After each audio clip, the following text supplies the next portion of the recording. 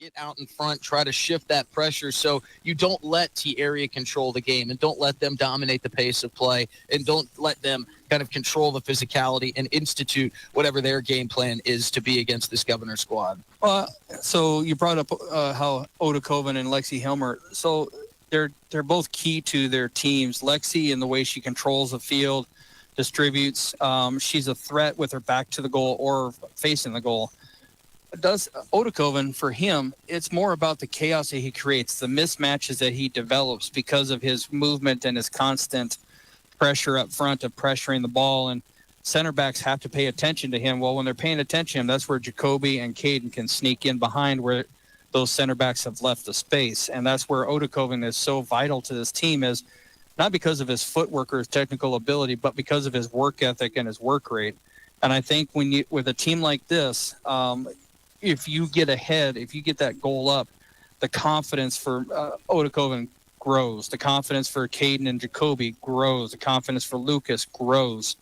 And right now, I think the confidence is one of the bigger things. When you're coming off a game where you should have won, but you tied late, another game that you probably should have won based on the standings, but you lost, the pressure right now, I think, is on the Governors more than anything, more than T, because T's like, we traveled out here.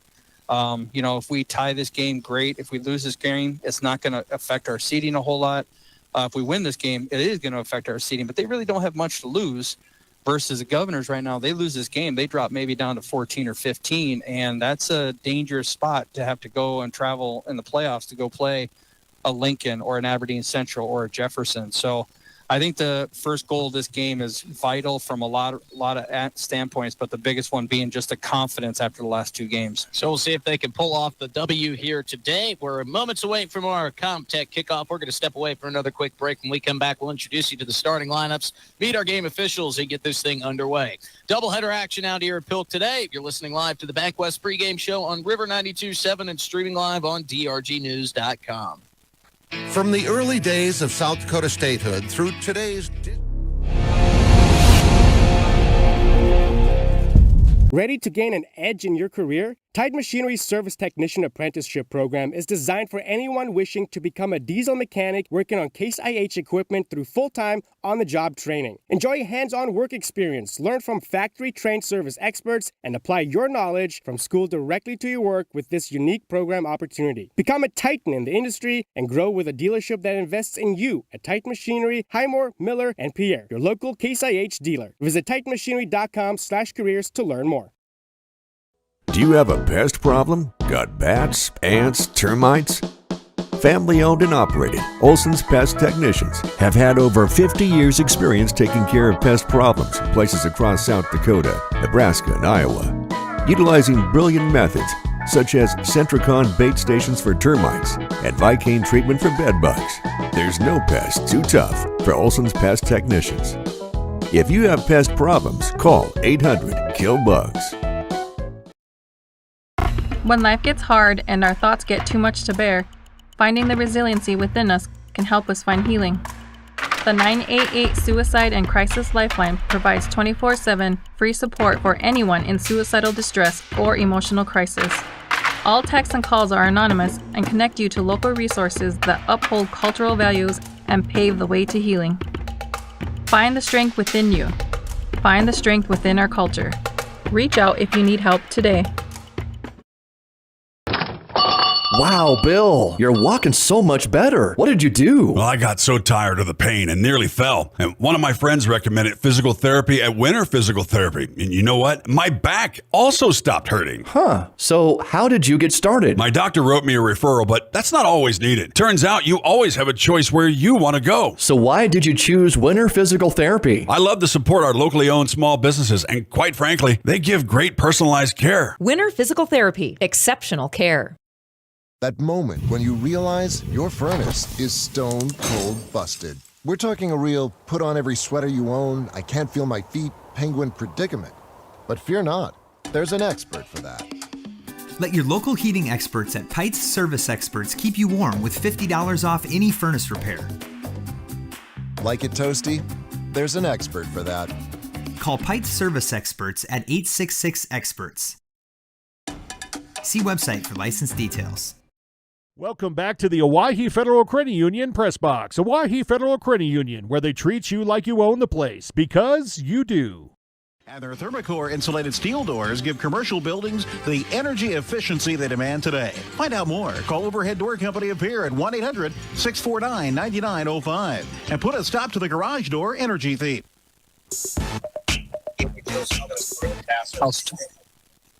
I don't have it or anything. Welcome back into the BankWest pregame show, getting set for kickoff here moments away. Captains and officials meeting at midfield. I'm Justin Coward alongside Chris Derry.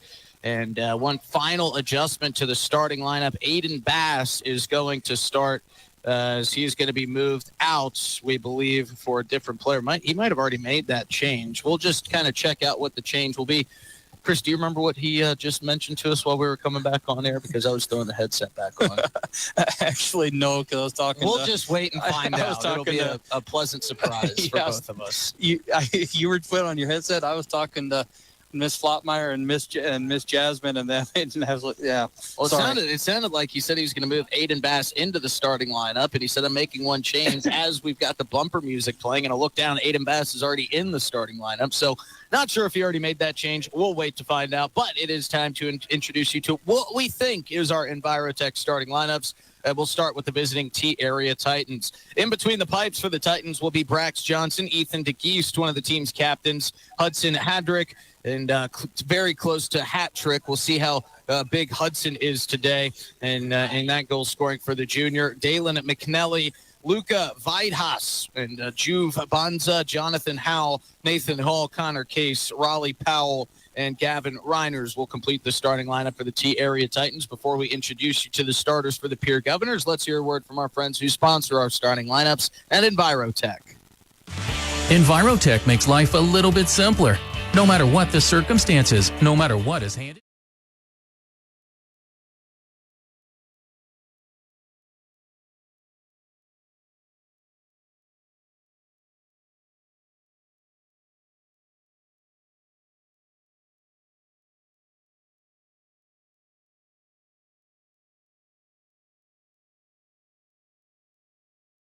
The Corner Station Convenience Store and the Crossing Pub are both conveniently located on Pleasant Drive in Pierre, South Dakota. At the Corner Station, grab your favorite hot and cold beverages and snacks while filling your vehicle up with Cenex brand gasoline. The Corner Station also features a super tunnel car wash to keep your vehicle sparkling clean. At the Crossing, grab a cold beverage and check out their selection of appetizers while watching the Stanley County Buffaloes and Pierre Governors live on their big screen televisions. Best of luck to all area students from the Corner Station and the Crossing.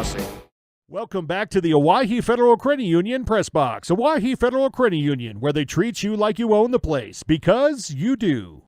Susceptible to this type of scam, sit down and talk with them about these issues before it happens to them. If you or a loved one have been scammed in this manner, please reach out to the South Dakota Office of Attorney General's Consumer Protection Division at 800-300-1986.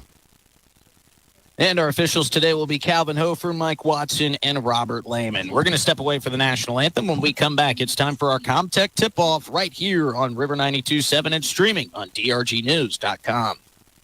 Superior DRG Media Group Sports is the official voice of the Pierre Governors. Our hash mark over the middle and wide open at the 30-yard line. Carter shuffle by and touchdown. Here's Olsen, plenty of time, 3 seconds, gets to shoot, and it's good for 3.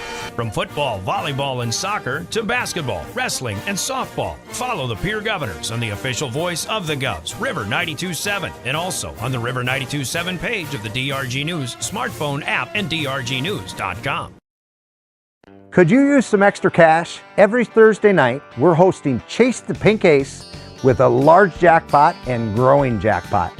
I'm RF Bowie, the founder of Team Bowie Cares. 100% of the profits go to local cancer patients fighting their fight. You can get your tickets at any business inside Al's Oasis or online at chasethepinkace.org. Drawing is held every Thursday night at 8:08 p.m. at the Last Chance Saloon inside Al's Oasis. Thanks for caring.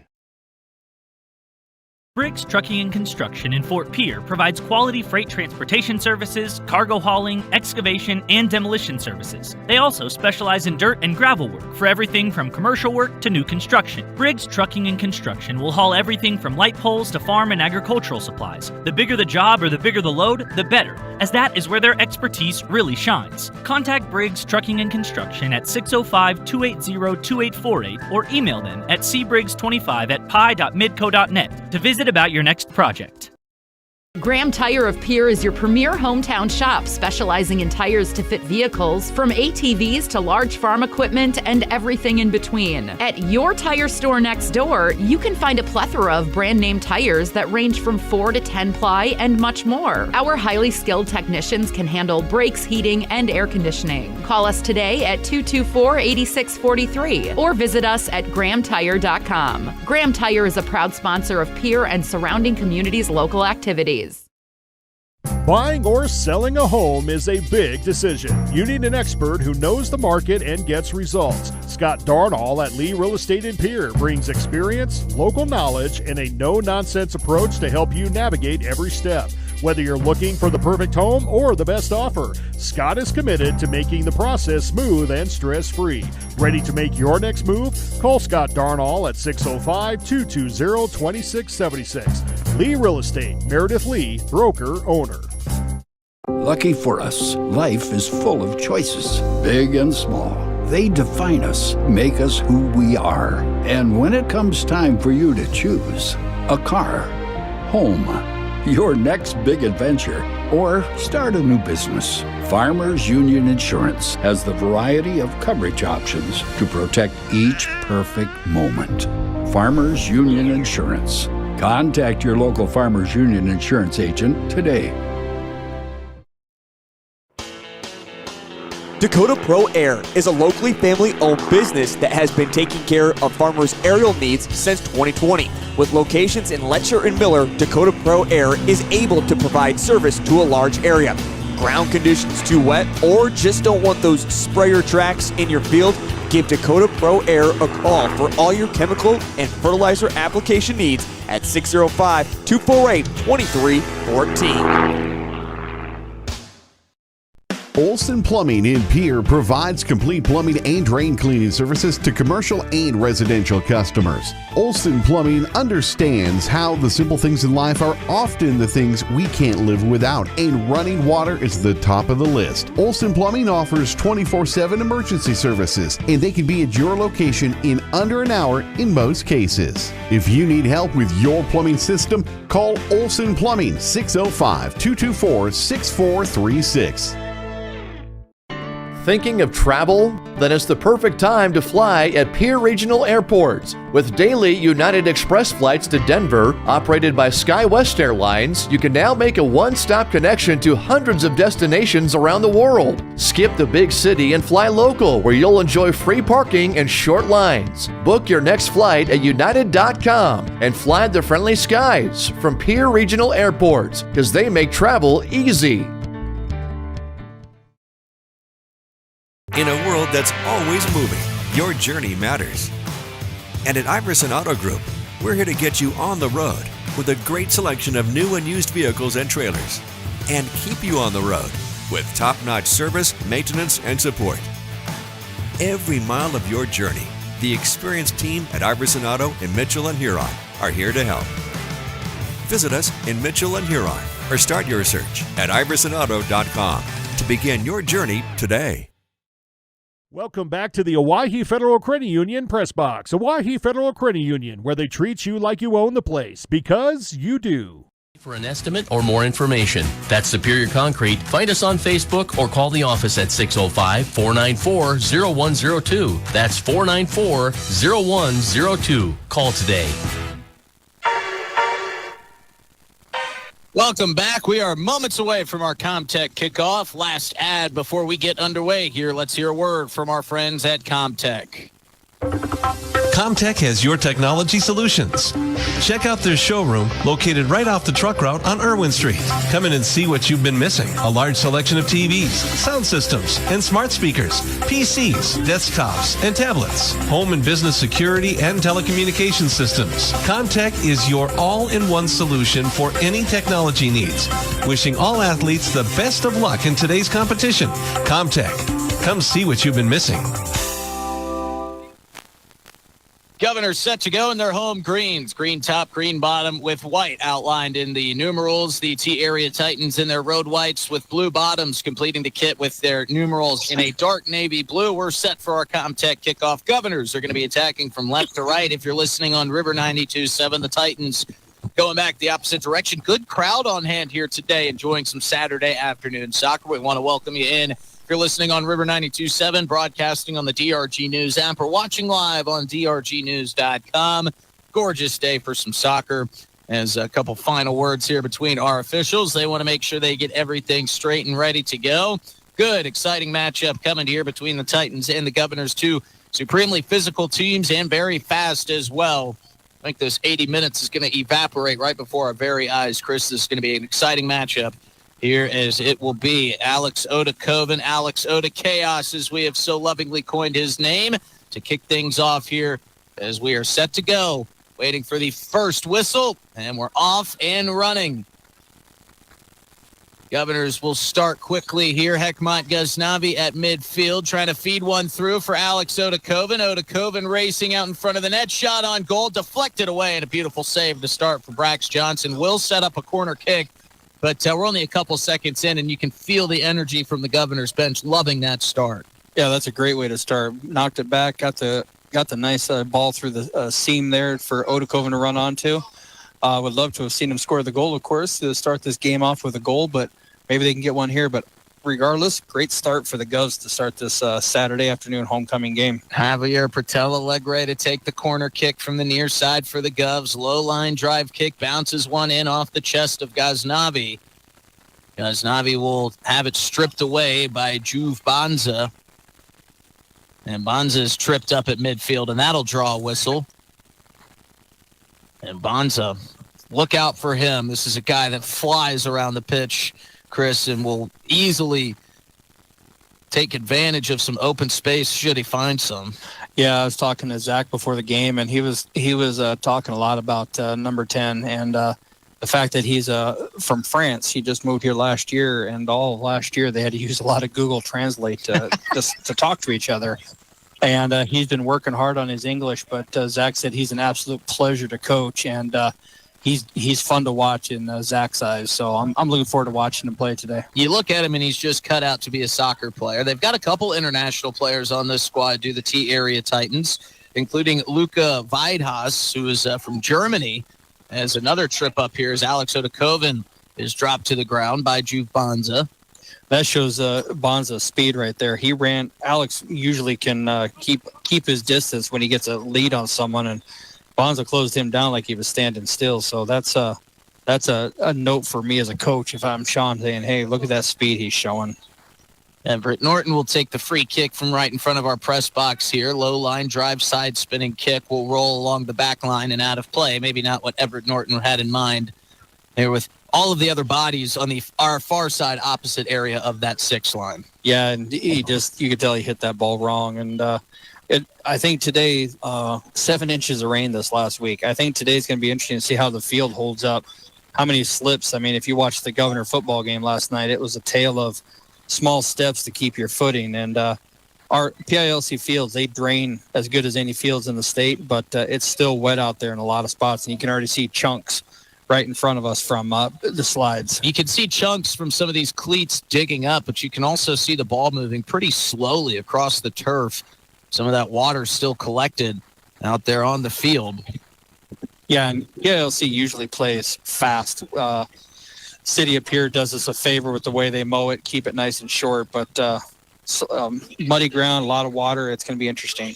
Everett Norton hopping over the leg of Banza, feeding it down to Hekmat Ghaznavi. That'll go off the foot, it looks like at first, by Gavin Reiners, and should set up a corner kick for the Governors.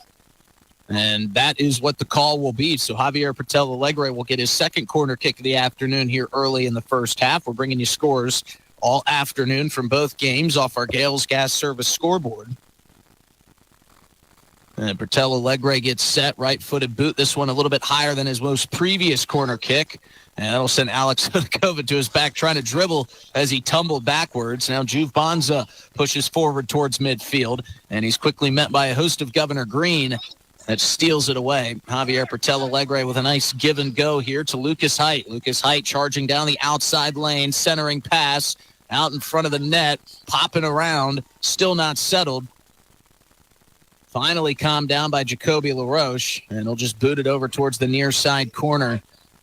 And that turf is going to just not hold it up enough as it rolls out of play. That almost came to rest in the near side corner, but it'll be a goalie kick for Brax Johnson. And something to watch, the center back for T, number 21, watching him stride out. Looks like he's carrying a little bit of an injury there. Again, just little notes as a coach. You're watching how things start in the first part of the game to see where can we take advantage of. And he doesn't look as quick as he normally does on film, so that'll be something to watch. 21 you speak of, that's Gavin Reiners for the T-Area Titans, and maybe he is dealing with a little bit of a bump and bruise, and I think most of these guys probably are at this point in the season, but he's in a pretty important spot, and it's been exploited here to start early for the Govs. Yeah, like I said, playing center back right there, he guarantee he's a tough kid, and he's gonna gut through it. But there's something for Sean. If I'm a coach over there, I'm watching, going, maybe there's something there we can take advantage of, especially on this ground when it's a little bit slick. Speaking of the double, Gavin Reiners will kick the free kick away, gets all the way to the back line of the Governors. Over to our left, Governors control. Lucas Height pushes it down to the near side corner, trying to find Hekmat Ghaznavi streaking up along this outside lane. Booted out by Brax Johnson. Settled by Juve Bonza. Bonza running, working ever so hard on Everett Norton there, as this one is still along the back line of the Governors. Kicked our direction, almost saved by Hekmat Ghaznavi. He saves the broadcast crew from that ball coming our direction. And the throw-in will come here from Ethan DeGeest. DeGeest will heave it overhead. Everett Norton and Bonza battling in the near side corner off to our left now. Centering pass cut off by Patel Alegre. And sent out of harm's way by the Governors' back line. Here comes Alex Odakovic flying down. I think that was supposed to be a clearing pass, and Alex Odakovic chased it all the way down to this near side corner, winning a possession for the Govs. Kicked out by Reiners. Throw in for the Govs into Ghaznavi.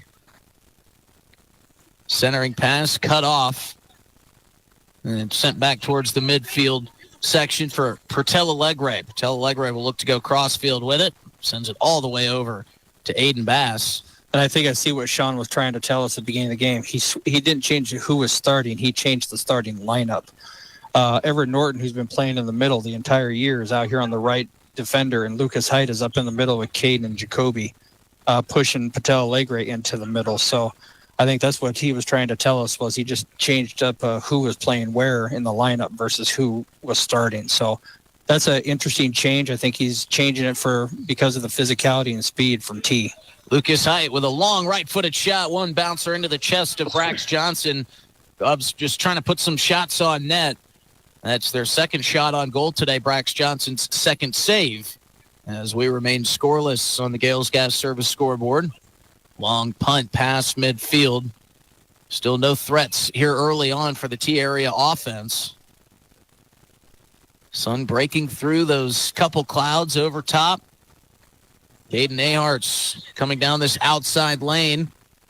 Here on the near side, centering pass deflected out of play by DeGeest, and that'll be a throw-in for the Govs. But I think early what we're seeing is them trying to exploit those outside lanes and open some space up in the middle of the field.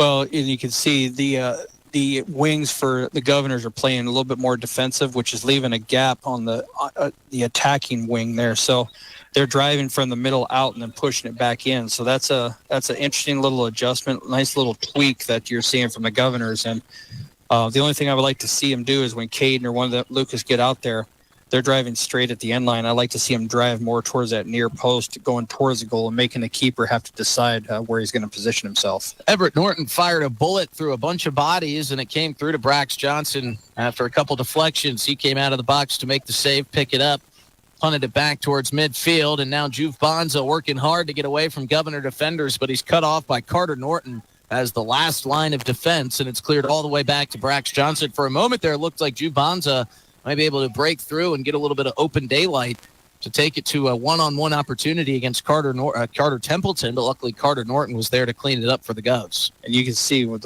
the ball just is sticking to his feet, so that's hey, we don't need to dive into him. Just be patient, stand him up, and see what you can do.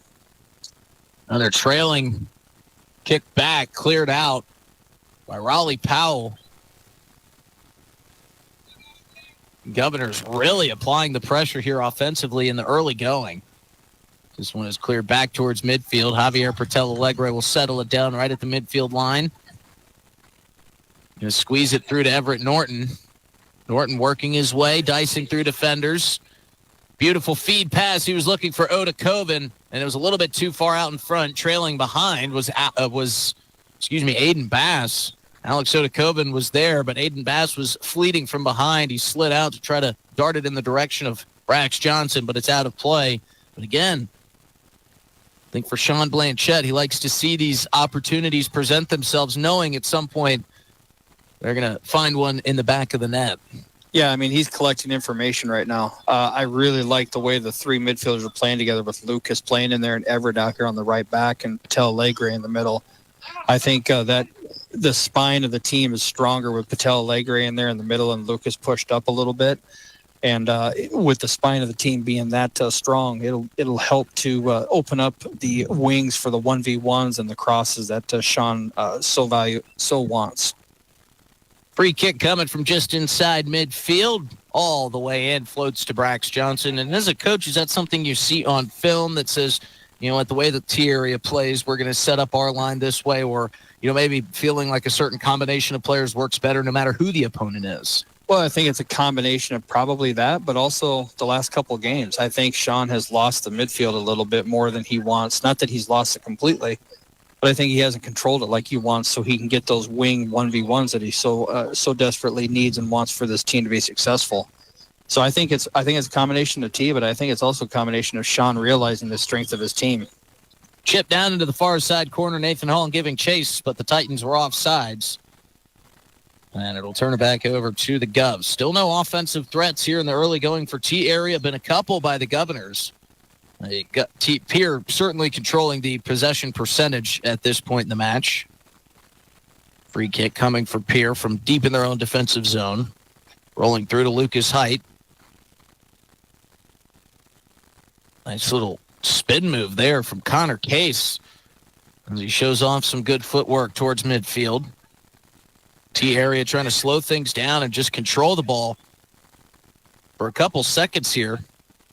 Getting offensive rhythm going. Yeah, it feels like they're, sorry to cut you off, Chris, feels like they're relying on Drew Bonza to do a lot on that offensive push. Well, and I think that's what their game plan has been all year, is to depend on him to do some things. As Everett Norton pushes one and pops one into the thighs of Ethan DeGeese, that'll bounce along the back line and out of play. So a corner kick coming for the Govs. It'll be their third here in the first half. Javier Patel Alegre will take it. Normally we see Jacoby LaRoche taking these corner kicks, but with a shift in things, now it's Javier Patel Alegre. Yeah, and I think it's just more getting your scoring threats and on the end of these kicks versus your scoring threat taking the kicks. Javier Patel Alegre's corners one in, bounces out in front of the net. Shot coming from Jacoby LaRoche, deflected away, settled down by Oda Coven, still loose out in front of the net, and popped back towards midfield. Juve Bonza fighting with three Governors at the midfield circle, popping back and forth. Now settled down. Whistle. Trevin Schwartzel came flying in. Got moved off the ball by the shoulder of the Governor defender. And will set up a free kick just inside the defensive zone of the T area Titans at midfield. And you got to say hello to Coach Yasmin there for a moment. Yeah, Yasmin and I have been friends for a long time. He just wanted to... Long kick coming in. We'll hold that thought there, Chris Derry. First scoring opportunity, true scoring opportunity there for Nathan Hall. Pops a little bit high, maybe a bit of a mistouch on the shot. Stays in play, comes floating our direction, and bounces through. And it comes right to the broadcaster. I got a free ball here, Chris Derry. Ball thrown in, cleared out, and that will bounce all the way back to Brax Johnson. I think for as many home games as we've had, we've been pretty lucky not to get one of those flyers coming in and taking our head off or taking any equipment out. For those of you that are listening on the radio, we're set up right here in front of all the action, only a couple feet from the sideline. So we are certainly in harm's way, but we got the best seats in the house, so we're not complaining. No, this is best view is to be able to watch it, and see, other than a little bit of an elevated position, but other than that, this is I love this view here to see both teams and what they're doing. And it helps having you on the call because I'm sure you have all of these thoughts that you would love to get out when you watch soccer matches. Now you actually have an outlet to do so. Yeah, it's, if I'm not coaching, I'm usually sitting at the end of the field just talking to myself, watching games. So this is fun. I'm glad River 92.7 asked me to help out. I'm honored to, and hope I can help educate a little bit while I'm out there watching these games. Certainly helped me, educated me quite a bit. I didn't know two things about soccer coming in calling these games as Juve Bonza settles things down. Rolled through, picked up by Weidhaus. Weidhaus with a long kick that flies to the right, our right of Carter Templeton, his left, and out of play. And Carter Templeton has really just been able to kind of be calm, cool, and collected back there. Really haven't called on him yet. No, and shots from distance aren't going to threaten Carter too much. The only thing I would say right there is the Governors need to watch. They had 4 or 5 guys collapse on Bonza there, and he seems to be technically proficient. You collapse on a kid like that who's good with his feet, he's going to find the open players, and that could be trouble for the Governors if they don't watch that, how many players are collapsing on him. Cleared from that back line, bounces once all the way to Templeton. Bonzo was giving chase, and I think there for Gavin Reiners, he was upset with how much juice he put behind that kick. Put his head in his hands immediately after he kicked it, seeing it trundle all the way back to Carter Templeton. Govs with the possession here at midfield. Everett Norton chips it ahead. Past Gavin Reiners, Jacoby LaRoche giving chase, but Brax Johnson gets to it first. The T area goalkeeper picks and punts. And I'm not sure if we'll have a Coca-Cola bottling water break here in this first half. Certainly warming up, but not blistering hot like we've had at a couple of these home games. But the only reason I bring that up is, will these coaches have an opportunity mid-half to make some adjustments? I don't see it with the temperature today and the shade and everything. I don't see them having a halftime break, but I could be wrong. Governor's looking for something here in the offensive zone. Jacoby LaRoche gives it back to Lucas Height. Lucas Height with a right-footed shot, curls out of play and bounces out along that back line over towards the Porta-Johns over there on the far side of the pitch. Hekmat Ghaznavi checking back in as he will sub out player soon to be named. It's Mr. Aiden Bass. Going to take a seat, coming away from his new assignment this week. Brax Johnson boots it away with the right foot. Caught it a little bit off the side, so it doesn't get all the way back to midfield. Settled down by Jacoby LaRoche. Carter Norton along the back line, surveying. Rifles one through to Lucas Height. Beautiful pass to set up this offensive possession, as that pass a little bit too far out in front for a chasing Joseph Blaha. As good of a pass as that was from Carter Norton to Lucas Height. Lucas Height sent it a little bit too far out in front of Blaha. I think he wishes he had that pass back. Yeah, I mean, the idea was right. I would tell him to find that seam and get the ball a little bit more texture on it, but still the idea was right. And if the idea is there, fixing the texture is easy. Ball bouncing at midfield. And we got a whistle. And a little bit too physical there for T area against Hekmat Ghaznavi. So the Govs will take the free kick. So we're probably getting to that halfway point here in the first half. I'll check the time here in a moment, but certainly feels like the Governors have had control of this game on really both sides of the ball. That back line has been playing great, and the Govs front lines have been finding some good offensive opportunities. It's just about capitalizing on that one. Yeah, no, I think the Governors have controlled this first part of this first half with a lot of possession, especially in the middle. I think they've been owning the middle part of the field. The only thing I would say is that the wings out here, they need to be ready to go instead of waiting and reacting. They just need to be anticipating and expect that ball to be there. That's probably one only thing I would adjust from the way they're playing. But otherwise, it's been. I think Sean would be should be pretty happy with the fact that they've controlled it. They just need a reward for all their work. Yeah, maybe some of that sophomore inexperience showing for Joseph Blaha here on the wings, not anticipating that pass. And you can hear Sean Blanchette off to our left saying, Joseph, you have to be ready for that. You have to anticipate that. Maybe that's just one of those things that comes with not having as many years of experience at this varsity level playing with these guys, but good teaching moments taking place here for Sean Blanchette and some of his younger players.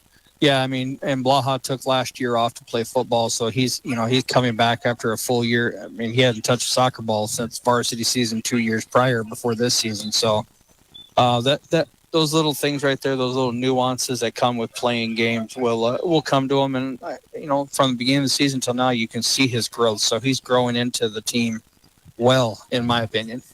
I'm sure Sean Blanchette was happy to see him, kind of putting some other sports under his belt, but certainly happy to see Joseph Blaha back in a soccer kit for this Pierre Governor squad, that's for sure. While he is young and still learning, he is a very valuable asset for this Governor team. Yeah, and it's I know Sean before the season, he told me with a smile on his face, Blaha came back to play, and he had a huge smile on his face because he knows what Joseph can do. So I know Sean's happy to see him out there, and it looks like he's been doing well this season. And like I said, you can see his growth from beginning to now of where he's at. Crossing kick for Everett Norton from Javier Pertel Alegre.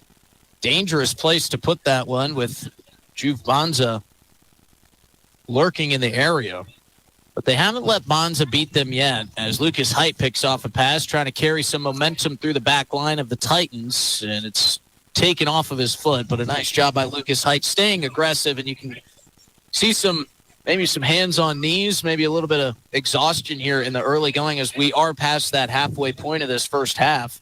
About 19 minutes and some change to play. As Carter Norton gives this one up, opportunity here for the Titans as it's crossed by Nathan Hall, but nobody there on the opposite side receiving end of it. Dangerous moment there, stolen away by Carter Norton. But he did a good job in recovery to try to force Nathan Hall down further along that back line, not giving him an angle to put it on Carter Templeton. But the Titans will regain the possession here. Ethan DeGeest will throw in from in front of the Governor's bench. That's such a valuable thing for coaches to watch with their players and help their players out. So many times the wings or the outside players, when they're driving that end line, they're driving straight at that end line when they should be angling towards that near post. So they're facing the goal, a much easier cross versus having to completely cross your hips up to try to get a ball across the face when you're driving straight at the end line. So just a little bit of an angled run, a 45-degree run, or if you like to call it that, but it's an important way of playing for your wings. Long clearing kick from Carter Templeton gets all the way back to midfield, settled down by LaRoche, moved back towards the middle of the pitch for Carter Norton.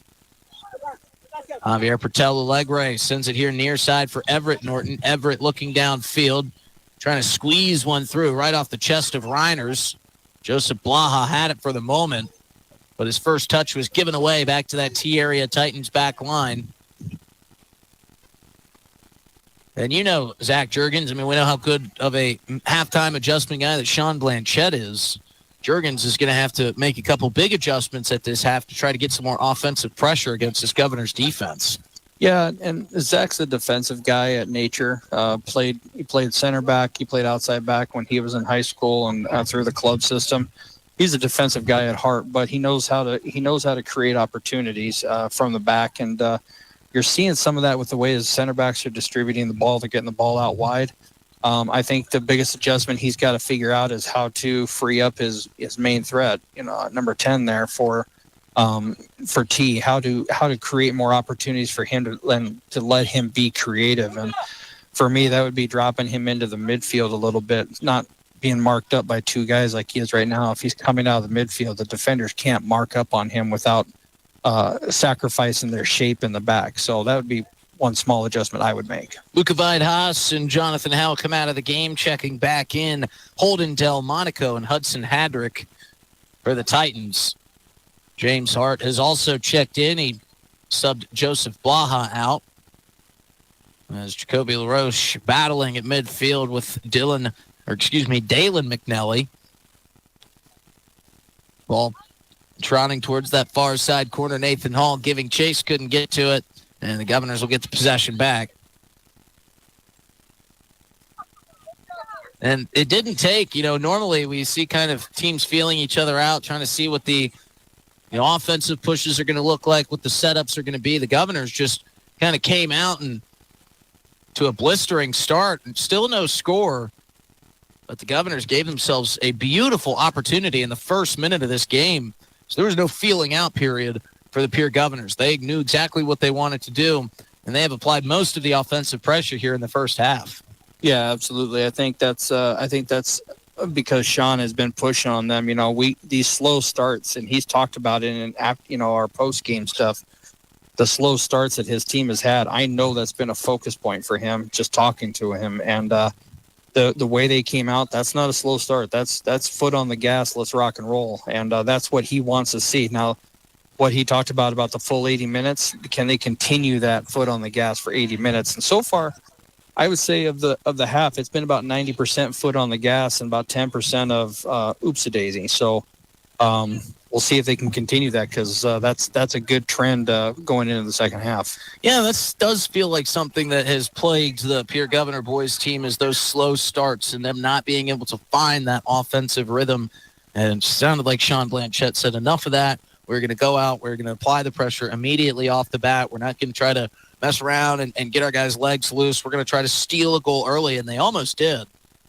Still at no score here on our Gales Gas Service scoreboard, but the opportunities are presenting themselves as Delmonico takes it down into the far side quarter, has that one picked off the laces by Javier Portela Alegre. So much fun to watch Portela Alegre fly around the field. He is just one of the fastest guys you will see on the pitch. Gubs and opponents, whoever they play, he is going to match the speed of just about anybody out there. Yeah, and he's been solid in the back line, and I'm very interested to see how this game goes with him playing at the center back spot, because I think honestly watching him play center back fits the way he plays quite well, and he could be a solid center back distribution wise and shutting off angles of the opponents. Checking in Holden Delmonico a couple moments ago for the T-Area Titans. One thing he gives them is a size advantage. Delmonico is a big young man. I don't know, Chris, what do you think? Standing about 6'4"? He's all of 6'4". He looks like a lineman out there. He sure does. You look at Caden Ahart's out there, who I believe is 6'3", 6'4", and he's taller than him. So he's definitely got some size and some girth to him, and and he moves well. He already made a run down the wing that I thought was impressive for as big of a kid as he is. So it's interesting to see kids like that who show their athleticism, especially out here on the pitch. Yeah, he is indeed, Holden Delmonico, an athlete. And he's fleet of foot, even at his size. The reason I bring up his size is that can offer a bit of a disadvantage for some of these smaller players, in terms of getting your body. And you have to kind of pick up your speed when you want to get around a guy of that size, because he can simply block you out so easily.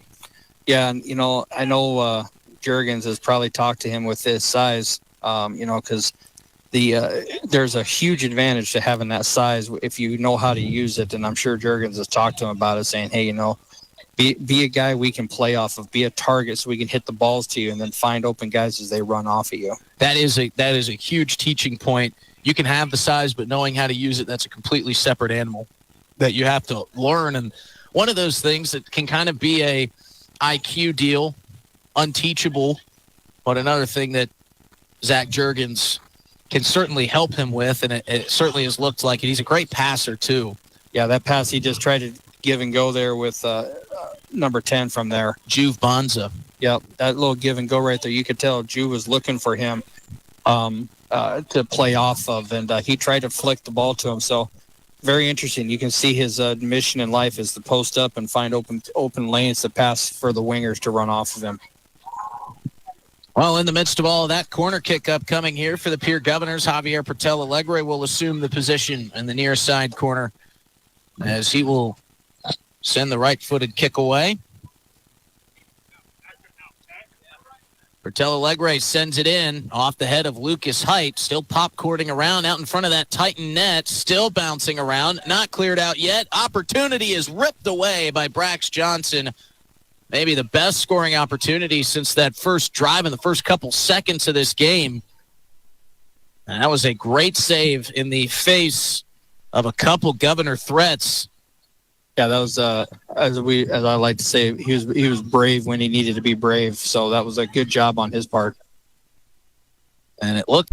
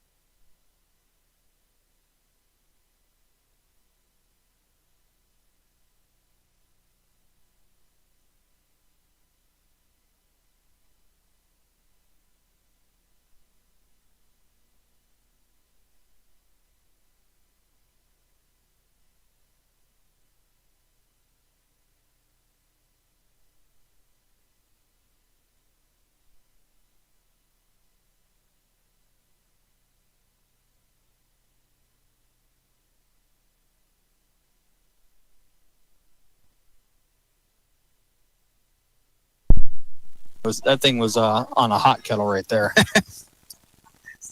Indeed, it was. Governor's got to feel like with all of these opportunities, something is going to get into the back of the net. What you don't want to do is, continue with these great opportunities as Hekmat Ghaznavi works down in that far side quarter. Clearing kick, a little bit too soft. Going to stay with the Govs.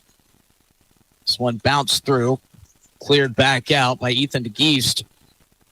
And what you worry about, I think, as a coach, maybe I'm wrong, is you have all of these opportunities, you can't score, and then on the opposite end, they get some sort of cheap goal, a lapse in judgment or a lapse in your back line, and then next thing you know, when you feel like you should be up 2-0, you're behind 1-0. Certainly something I'm sure Sean Blanchette wants to avoid. It's something you think about quite often. When you are getting opportunities, you want to capitalize on at least some of them.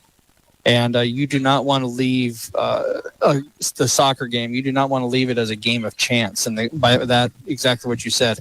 One mistake and all of a sudden you're down versus we've dominated this game. We should be up. Under 9 minutes to play as Juve Bonza on the attack, shot on goal, and right on cue, just as we said, the T-Area Titans taking advantage of a broken defense. It's Juve Bonza who finds himself on the board and gives the T-Area Titans a 1-0 lead. Yeah, and that's exactly what we... the announcer's jinx is true. We just spoke that into existence. Yeah, great run by him. He carved off the back shoulder of Portel Alegre there, and the defenders didn't position themselves correctly in front of him, allow him to run in between them, and he's been a threat all year for T for a reason, and you saw it right there. Nice, calm finish, far low 90. You couldn't ask for a better finish from a goal scorer. And probably why they feel comfortable not needing as many bodies along that front line offensively when you've got Juve Bonza. He just showed that great ball handling. And when he got one-on-one with Carter Templeton, credit Templeton, he made a great attempt at it, but Juve Bonza just put that where Templeton couldn't get to it. And the Titans lead 1-0 on our Gales Gas Service scoreboard. Governor's trying to answer down on the offensive end. Alex Odakoven with a give and go to Caden Aharts. Aharts trying to center one, pops off the chest of a defender. Aiden Bass came flying through, but it was Brax Johnson to get to it first. And now this is going to come down to the battle of will right now. The Governors have pressed this half. They have won this half in every aspect of the game other than on the scoreboard. So can they keep their foot on the gas? Can they keep the mindset? Can they keep pushing? Can they not get frustrated? All those things that they're going to need to be successful in this game are going to be tested right now. And that was kind of that frustration factor we were talking about. You have so many opportunities, and you just can't seem to piece one together for a goal. And then the T-Area Titans kind of on the back end. And it was no cheap goal. Juve Bonza earned that one. But, again, it was one of those things where you had command and control of this game. You feel like you should be leading. You should have a couple goals on the board, but you find yourself trailing 1-0 here in the final couple minutes of the first half. Still plenty of time for the Governors, and they've had those offensive opportunities, but they've just got to capitalize. As Jacoby LaRoche will have it stripped away by Hudson Hadrick at midfield. This one will be chipped along towards that back line for Carter Norton. He'll let it roll to Templeton. And it doesn't feel like there's many offensive adjustments to make if you're Sean Blanchette, maybe addressing some things on the defensive end. But this is, take the scoreboard out of it. This has been a pretty clean first half for the Pierre Governors. Yeah, I mean, the biggest thing that needs to get cleaned up right now on the offensive end is just the final product. The run, not straight to the end line, but towards the near post. The goal-scoring runs. How many times this half have we called Odekoven? Joseph Blaha trying to feed one in to a cutting Caden Aharts, but got to Brax Johnson before it got to Aharts. So he'll dive on top of that one. I'll tell you, Brax Johnson has been busy, but he has been perfect here in the first half. Made a couple outstanding saves for the Titans. Yeah, he hasn't given up any rebounds. There hasn't been any mishandles, bobbles, anything like that. Everything's been clean on his part. And you, as a defensive-minded coach and defensive-minded team, that's what you need your keeper to do. Nathan Hall rolls it back to Delmonico. Monaco using that size to his advantage and some pristine footwork at that. Centering pass out in front. Shot on goal, and what a save from Carter Templeton. My goodness, Trevin Schwartzel put a heat-seeking missile on net, and Carter Templeton with both hands makes the Rounds Financial Services right on the money highlight for the boys game. What a save to keep this a one-goal match for Carter Templeton and the Pierre Governors. Yeah, that was talk about pressure-packed save right there. He needed to make that save, and great positioning, got his hands up, parried it over the goal for a corner kick for the Titans, but great job on his part. Corner kick will be cleared out. Again, that was our Rounds Financial Services right on the money highlight. Rounds Financial Services, where your money works for you. OSAIC member SIPC. Carter Templeton delivering our first Rounds Financial Services right on the money highlight. And that's a highlight reel type of save there for Carter Templeton as Lucas Height and Caden Ahart's trotting down. Lucas Height kind of towards the back of the center, cleared towards the center for Everett Norton. Norton missed touch on the first time around, but Jacoby LaRoche comes back to clean it up. He's got it towards midfield, feeds inside for Patel Allegre. This one will be rolled back towards midfield. Everett Norton through for Lucas Height. Centering pass, a beauty. Out in front, Odekoven ties up the game. We finally called his name, and what happened? That's Odekoven right there. Great job on being open in between the two center backs. Beautiful feed inside. Alex Odekoven cleaned it up himself, and he's tied the game on our Gales Gas Service scoreboard. What a goal there by Alex Odekoven, creating a little Alex Oda chaos out there on the pitch for the Governors. We're tied at one apiece. And that started back here with Lucas Height driving the middle there, pulling a defender towards him, and Odekoven found a space in between the two center backs because that center back had to step to Lucas, and that's what I'm talking about. You got to drive at that near post there. Make those defenders and keepers make a decision. When you can do that, you will create opportunities. And right there, Odekoven found himself between the two backs. Lucas pulled him out, put the ball into the space that he abandoned, and Odekoven put it away nice and calmly underneath the keeper. Brax Johnson's been good, but he was going to have to be perfect to make that save. Odekoven was one-on-one right in striking distance, and he paid it off. So Carter Templeton, this goes back to that Carter Templeton save that kept this a one-goal game. If it wasn't for those great hands by Templeton, this is still a deficit for the Pierre Governors, and all in that one fell swoop. Templeton makes the save. Governors clear it out off the corner kick, and then they get the offensive pressure on the other end and an Alex Odekoven goal. So we're tied at one apiece. final couple minutes here of the first half. Yeah, and you can't talk about how pressure packed that save was, and it was. And now you're starting to see a little bit more active Odekoven, which is, again, I think the reason why the Governors are successful is when he becomes puts on the cape and becomes Oda Chaos out there. So a fight here at midfield. Waning minutes of the first half. Sean Blanchette, at least to take a little bit of a sigh of relief, knowing that they're tied at one apiece. Definitely some things to address in the halftime break. Make sure you stick around for our halftime. We'll recap all of this first half action in our Wealth Partners Ameriprise Financial Halftime Show. Governors maybe trying to find one final score here for the end of the first half. It'll be a turnover as the Titans will throw it in deep from their own zone. And what's your mentality if you're Sean Blanchette into this halftime break, Chris? Well, I think we have to make sure, number one, we're understand where number 10 for T is. We need to make sure we understand where he is. We also need to understand number 17. He's a big kid, but he's light on his feet. He does have good footwork, and they're obviously playing off of him. So we need to understand that what they're trying to do with him up front and play off of him. And then final thing is hey, foot on the gas. If we got to turn on some nitrous to get us some extra boost, that's fine. But we got to keep our foot on the gas. We got to stay aggressive. We got to win the physical battle. And you're seeing right now, Pierre Governor is starting to win the physical battle, and T's looking around going, hey, ref, are you going to call a foul here? Well, it's not a foul. It's just you got out-physicaled. So that's something that is going to be interesting to watch as the game goes on here. You mentioned Delmonico and trying to make sure his size doesn't get the best of you as this one squeaks through, and now it's Kirkula with a shot on goal and another nice save by Carter Templeton. Bill Kirkula checked into this game just seconds ago, and he already made an impact. And now, in the midst of all that, Holden Delmonico has earned a yellow card.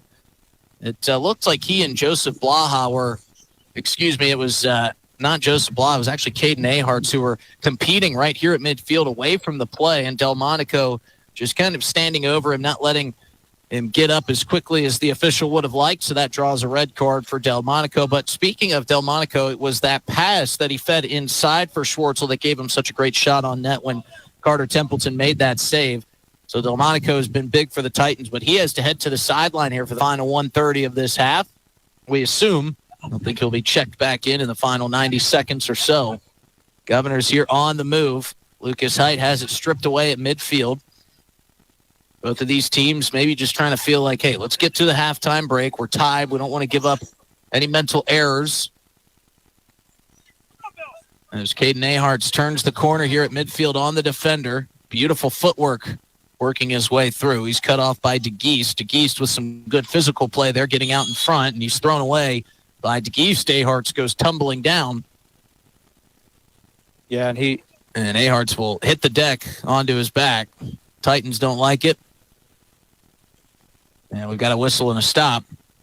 And they're going to go check on Caden Aharts. Yeah, Cade was just getting a little bit grabby, a little bit physical there, and the Titan defender was doing a great job of holding him off and doing what he needed to do. And Caden's been pushing the envelope out here. He's been battling hard. That yellow card that started 5 minutes earlier when him and Caden were going, chest to chest, kind of talking to each other. I don't think he's used to seeing anyone out there his size, and Caden is not quite as tall as him, but right there with him. And this game has potential, like we said at the very beginning. This is going to be a physical matchup, and you're starting to see a little bit of that physicality starting to come into this. And I think that's going to set up for an interesting second half with if the level of physicality keeps coming up. Who pushes that envelope right to the edge but doesn't get in trouble, and who goes over that edge. Well, they're going to assist Caden Aharts back to his feet, so that's a good sign. He's favoring that right leg, and there's 44 seconds remaining here in this first half. The free kick will come from Gavin Reiners. As Aharts is shuttled off the field by the Avera medical cart. Gavin Reiner is going to boot this one away from just outside of the box. Reiner's with a long kick, bounces Back towards Everett Norton. He'll just shuffle it back to Carter Templeton, who returns the favor, kicks it back towards midfield. Final couple seconds working here as it's settled down by Aiden Bass, but kicked out of play. And a lot of players peeking over at this Gales Gas Service scoreboard. They know that water break is coming up here quickly. This will be a throw in here for the Titans at midfield. Give and go along that far sideline, centering pass towards Templeton. He'll catch it on the fly. And he'll just heave it forward. And that'll be the end of our first half. Very exciting and electric first half. Goals for either team. Juve Bonza got the Titans on the scoreboard first. Alex Sotokoven came back to tie it up. And we head to our Family Dental of Pierre and Gettysburg post-game show tied at 1 goal apiece. Game 1 of 2 in our doubleheader action here on River 92.7. We'll step away for a short break. When we come back, we'll recap the first half, look ahead at game number 2, and get you set for the second half of action here between the T-Area Titans and the Pierre Governor Boys on River 92.7 and streaming on drgnews.com. At Jan Bussey Ford & Highmore, they've been building partnerships for life by treating customers right, offering a low-pressure sales process, no haggling over price, passing low overhead savings on, and providing a Ford-certified service department fixing it right the very first time. If you're looking for a new Ford, a quality pre-owned vehicle, a new or used ATV, or a trailer, stop by Jan Bussey Ford & Highmore and experience the difference. Jan Bussey Ford, building partnerships for life.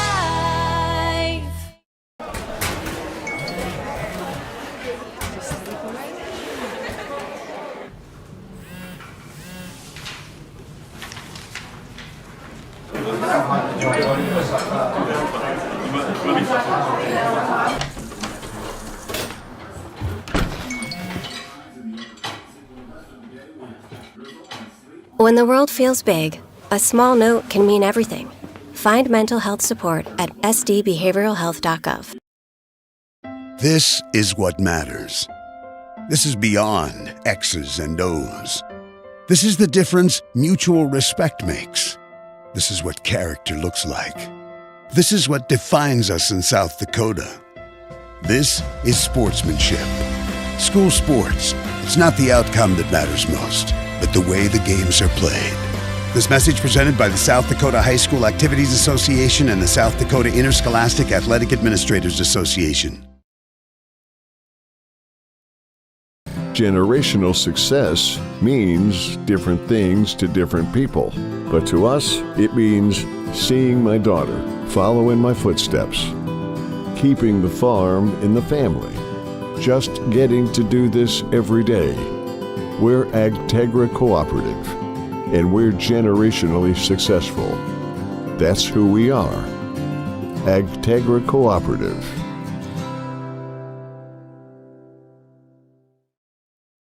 Hey Josie, why so glum, chum? I can't find a way to get my whole group to one spot without taking all these cars. You haven't heard of Denwall Transportation?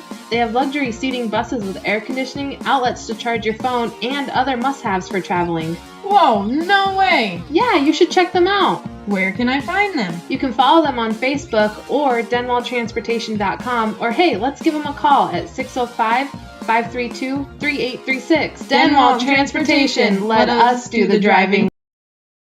Now's your chance for a great deal on smoking fast fiber internet from Venture Communications. Upgrade to the speed you need, up to 1 gig. And with whole home Wi-Fi included as part of your service, experience no-lag gaming, your favorite music, web surfing, HD video streaming, and connect to the latest smart devices. If you're ready for an upgrade, call or visit Venture Communications online. Allied Plumbing and Heating is your contact for business, farm, commercial, and residential plumbing needs located in Pierre. No job is too big or small for Allied. Put our over 50 years of experience to work for you. At Allied Plumbing and Heating, the only surprise we want for our customers is how fast they get the job done. That's why we offer free estimates on every single service, no hidden charges. Give them a call today at Allied Plumbing and Heating. Remember, you can rely on your allies. John Hoffman Electric is your neighborhood electrical service contractor and so much more. No job is too big or too small for our team of professionals. We pride ourselves on keeping up with new technologies such as Aerial, an augmented reality visual tool used to customize and experience a finished space before breaking ground. So whether you're building new or renovating a home, farm, or commercial space, let John Hoffman Electric light the way. John Hoffman is a proud sponsor of all local activities broadcast on Live Ticket TV. Welcome back to the Owyhee Federal Credit Union Press Box. Owyhee Federal Credit Union, where they treat you like you own the place, because you do. Find that first goal, and it was kind of funny. We were talking about that. You have so much command. You have such a grip on the game. You don't want to let a soft goal kind of give it up and let your back line make a mental error or maybe something like that. But Juve Bonza, a great athlete, kind of turned the tides on the Pierre Governors. But it was the save by Carter Templeton, the save and defense on the corner kick, and then the Alex Otokoven goal that matched it up at one apiece. What is Sean Blanchette telling his team in that halftime huddle? Right now, I'm guessing he's telling them, hey, we won a lot of aspects of that game. We're not winning on the scoreboard. The reason why we're not winning on the scoreboard, we're not taking advantage of our opportunities. We're not taking advantage of our opportunities because we're not making ourselves dangerous. And I think that's probably a lot of ways talking about, on top of the fact of the, understanding what Bonds is doing up front. We can't collapse 4 or 5 guys on him because he'll find the opening play off of guys, and he'll find that little gap in between players, which is what he did to get his goal in the first half. So a lot of positives, just a few tweaks here and there, and otherwise it's a good half for the Governors. So as we look ahead to the second half for the Pierre Govs, you see how good Sean Blanchette is at making these halftime adjustments, and certainly there are going to be some things that he might want to move around, but I think from the offensive point of view, there's not much that the Governors could have done differently, but if you're Sean Blanchette, what do you do defensively to try to limit some of the success that Juve Bonza has had? I know that might open up some alleyways and some avenues for some other players, but he has certainly been the biggest piece for the T-area Titans that the Governors have tried to shut down. Yeah, I mean, you can do a lot of different things to shut down an opponent. The best thing you can do is by cutting off service to him, making it hard to get him the ball. And then the other thing is just stand him up. Don't give him the space. Make him, if he's got his back to the goal, make him keep his back to the goal. So that's some small things he can do. But overall, just keeping his touches down would be the biggest thing. And as we look ahead to game number 2, it'll be an equally as physical game. 2 good teams in T area. Both teams maybe feeling a little bit unfortunate. Maybe some games that they lost that they feel like they could have won. But we don't just have the boys' game today. We've got the girls' game for all those viewers at home. What can they expect in game number 2? I think game number 2 is going to be similar to game number 1. T area plays a high-paced, physical game. Yasmin Sumek, who's a coach for the team, Yasmin likes to get up and down the field. He played over in Europe when he played growing up. He's been coaching a long time. His coaching style is aggressive, and that could potentially feed into the Governors and the way they like to play, and could be a big for the T area Titans if they play too aggressive against a team like the Governors, who, when they attack in droves and they attack viciously. So I think it's going to be a very interesting matchup. I think it could be a similar to this one here, where you see some physicality, you see some back and forth, but the way Yasmin likes to play, I think is going to feed right into the way the Governors like to attack. All that coming up, including the second half of the boys' game. You've been listening to the Wealth Partners Ameriprise Financial Halftime Show. We'll be back in 2 minutes with the start of the second half here on River 92.7. Protect what matters most with the Brittany Schaffelbein Agency, American Family Insurance. Our personalized insurance solutions ensure you're covered, no matter what life throws your way. From home and auto to farm, commercial, and life, we tailor policies to fit your unique needs. With our dedicated team and exceptional service, you'll have peace of mind knowing you're in good hands. Contact the Brittany Schaffelbein Agency, LLC. Best of luck in today's competition to the Pierre Governors from Black Sheep Agronomy, your local agronomy experts. Black Sheep Agronomy wants you to have a successful farm plan, and they're focused on products and practices that work in this region. As community members themselves, Tyler, Tice, and Austin support area students who work hard in their school and extracurricular activities. Good luck, Governors from Black Sheep Agronomy. Call 842-6104 for all your agronomy needs. Stay in a beautiful Black Hills vacation home, the Summit on Dancing Sky near Leeds, South Dakota, in the popular Powder House Pass development. It's a modern rustic design with over 5,000 square feet, 6 bedrooms, and 5 baths for you to enjoy. You'll get gorgeous views of the Terry Peak Mountain Range. There's a community pool to enjoy, and you're close to all the attractions like Deadwood, Sturgis, Spearfish, and a whole lot more. The Summit on Dancing Sky. Visit them at dancingsky.com. Agriculture is like no other business, which makes Farm Credit Services of America like no other lender. Owned by the farmers and ranchers we serve, our customers have a voice in how we work, a stake in what we do, and share in our success. Discover a lender that works for you at Farm Credit Services of America.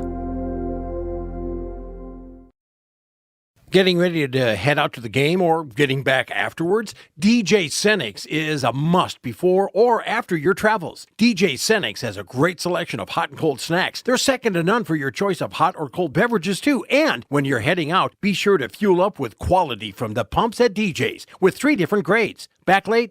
No problem. DJ's features pay at the pump convenience 24 hours a day. DJ Senix, 507 West Sioux and Pierre. Your choice for quality service and selection.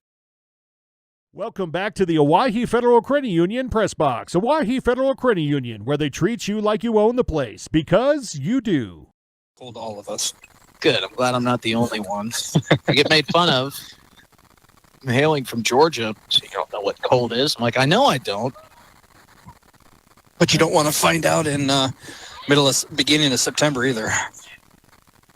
Battle at midfield going, and they're going to say that the Governors win that battle. Hekmat Ghaznavi trying to direct one towards that far side corner.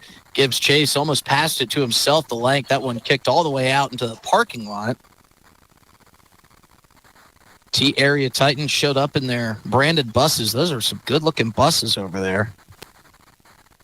And as the Governors trying to take one here, trying to earn themselves a home postseason game, and this is kind of a must-win match for the Governors today, it feels like, as this one's centered out in front. Shot by Odakoven just over the top of the crossbar.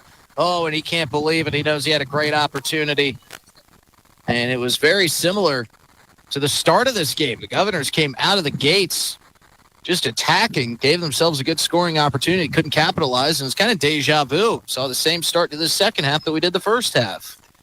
Yeah, and equally as dangerous of an opportunity. Now let's keep the foot on the gas and keep pressuring that. Back line shields off an attack there from Nathan Hall.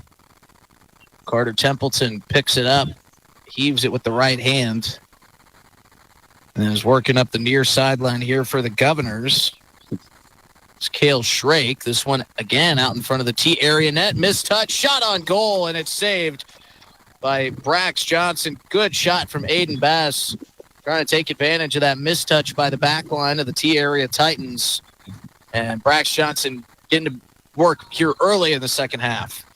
And I think that right there you're seeing is the result of, I think he's carrying that right leg a little bit at the center back spot, and I think you're seeing a little bit of that. He was favoring it a little bit in the first half, and already a mistake in the second half with it.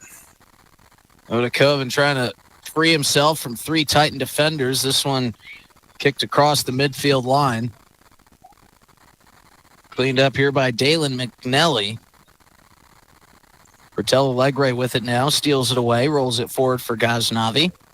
Ghaznavi trying to win the foot battle with Juve Bonza over there. That's a tough thing to do. Bonza is incredibly fast. Hekmat Ghaznavi incredibly fast as well. Been a good display of speed from both teams here this afternoon.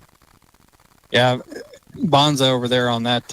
Now he's on the far side from us. It was a pleasure watching him right in front of us. Now we get to watch him from a distance. And he's for anyone who hasn't watched him play in person, he is fun to watch. He's active. He's strong on the ball. He's creative. He's all the things you'd like to see in a soccer player. So it's fun to watch him play. Low bullet kick covers the length of the field from Gavin Reiners and gets all the way back to Carter Templeton. So Templeton will roll it out for Carter Norton. And it was pretty clear that Sean Blanchette's message to his team in that halftime break was attack, and attack they have done just that. 2 quick scoring opportunities in the first couple minutes of this second half. And attack is one part of it. Attack smartly is another part of it. And don't get over aggressive where you overrun the ball. Find your space, run into it, and attack it with precision and pace. Odakoven lets that one get through to Lucas Height, and Lucas Height kicks that one all the way out, almost to the recycling facility. Sean Blanchette probably not too pleased with that shot attempt, but Lucas Height just trying to put something on net there, I guess. Yeah, he just got a little bit. His technique on that strike was a little bit off. He needed to get that knee over the ball, toe down, and drive that ball versus the way he did. He plant foot behind it, and by the time he struck it, his foot was on the upward swing, so that's why it lifted like that. So, he had the right idea, just the wrong technique. James Hart will check in for Hekmat Ghaznavi. This one will bounce a couple times, and here's an opportunity for the Titans as Nathan Hall puts a shot out in front of a diving Carter Templeton, and it will roll out of bounds past the net. Juve Bonza was trailing. I'm not sure if Nathan Hall was trying to feed it to Juve Bonza or put a shot on net, but first scoring opportunity there for the T-Area Titans comes up empty. I think the way Bonza was running, I think he was looking for that ball to be fed to him on the backside, and he had position if he would have been able to get there. Governors pushing down the field.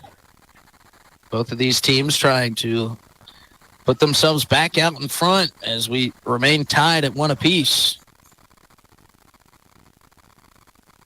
Just short of 10 minutes played here in the second half.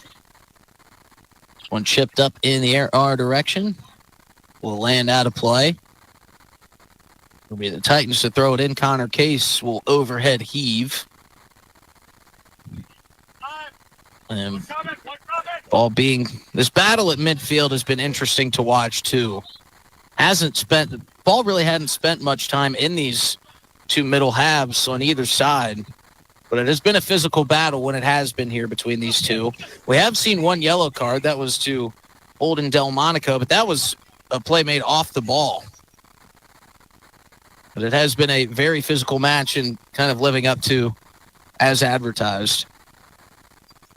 Yeah, and right now, what you're seeing right now is 2 teams who are going at it really hard, aggressive on the attack, and the defenses, they understand they're under pressure, so they're just clearing it. So you're seeing that, as you called it, tennis effect, the back and forth, volleys back and forth. Centered pass, played away by Pertel Allegre. Left-footed shot from Hudson Hadrick sends Templeton down to his left side. The Templeton blocks that one perfectly. Up the far sideline goes Everett Norton. Norton being hassled by Juve Bonza. And he's worked off the ball beautifully by Bonza, and T-Area earns the possession back. He can do it on defense and offense. Yeah, we call it a ball hawk. He's a ball hawk. That ball's near him. He wants it, and he's going to fight for it. And you better be ready for the physicality he's going to bring in fighting for it. And Everett Norton just found that out, firsthand there, trying to shield him off. And for Zach Juergens, he may be hoping for the same just kind of opportunity to present itself throughout these final 40 minutes and say, hey, you know what? We found it in the first half. We'll find it again in the second half. Just keep playing our game. We'll force them to make a mistake, and we'll capitalize on the error on the backside. I think so. I think he knows he's pretty one-dimensional with Bonza up front, and that's not that one dimension is pretty doggone good. So play solid defense, be patient, and look for the mistake. And when you find the mistake, punish him for it. Punish him with the goal. So I don't think he's unhappy with anything right now. Great give and goes here from T-Area to get it out of their deep defensive zone into the Governors' defensive zone. But just like that, Governors work it back. And that battle ensues again at midfield. chipped through for Aiden Bass. Booted high over our canopy, out of play. Governors will get the throw in. Throwing it in will be Caden Aharts. Throwing off to his left, over the head of Aiden Bass.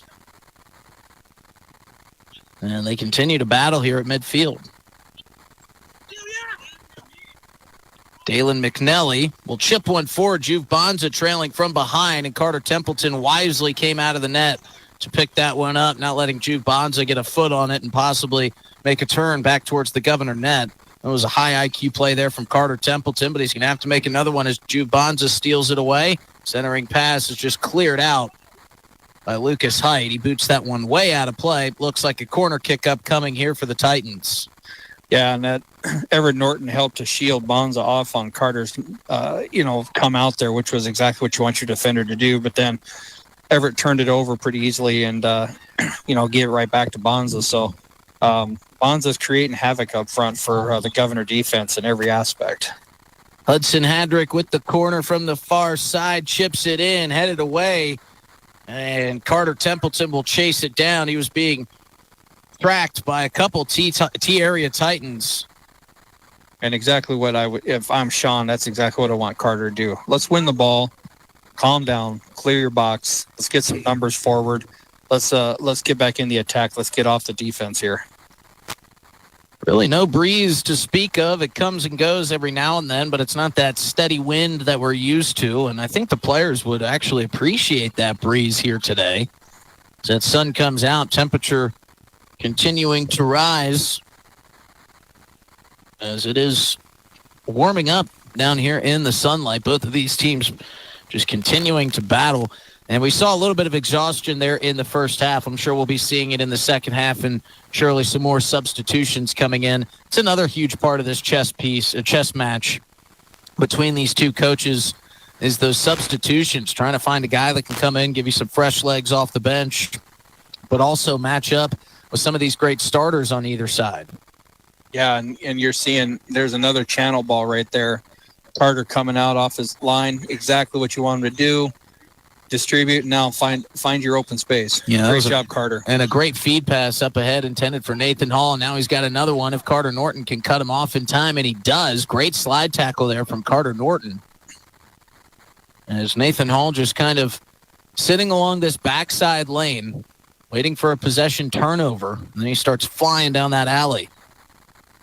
Yeah, and you can see right now, Bonds is over there working one wing. You got the T area number 12 over there. Nathan Hall, yeah, doing the same thing, and that's what he's looking for. Obviously, Zach wants a counterattack style of play right now, so we're going to play solid defense, and then we're going to look for the quick counterattack, and the counterattack is going to be quick, fast 1v1. Tied at 1 still on our Gales Gas Service scoreboard. Carter Norton boots this one out of play in the way of had a couple Titan defenders in his direction. Throw in coming here from Connor Case. Looking for Nathan Hall along the sideline to this near corner. Hall will center it, and it's booted out of play by Pertel Allegre out in front of the Governor net. T area corner kick up coming. Yeah, and that was the right idea by Pertel Allegre, because right behind him in wide open space was Bonza, and that ball gets to him, Carter's in trouble. So great job. Just clear the box, and get matched up. And let your defense get set and get some bodies on Bonza. Hadrick will take the corner. He slips on the kick. It's over the head of Carter Templeton, headed out of the direction of harm's way by that back line for the Governors. Templeton got a little bit too far out in front of that one, and it went past him, and I'm sure his stomach dropped knowing that he was leaving the net wide open, but his defense assisted him. That one out of play, much to the chagrin of Zach Juergens and his coaching staff. And a couple substitutions coming in. Joseph Blaha and Hekmat Ghaznavi will check in as James Hart and Aiden Bass hit the bench for the Govs. Is it just me, or do you feel looks to me like the level of physicality and speed and intensity has doubled from the first half right now? You're seeing two teams right now who want to win this game, not tie it, not lose it, win this game, and they're playing like it. Yeah, it feels like both teams are just throwing caution to the wind on either side. And just kind of saying, you know what, we've only got, I don't know, we'll get a time check here in a moment, but really only a couple minutes left remaining.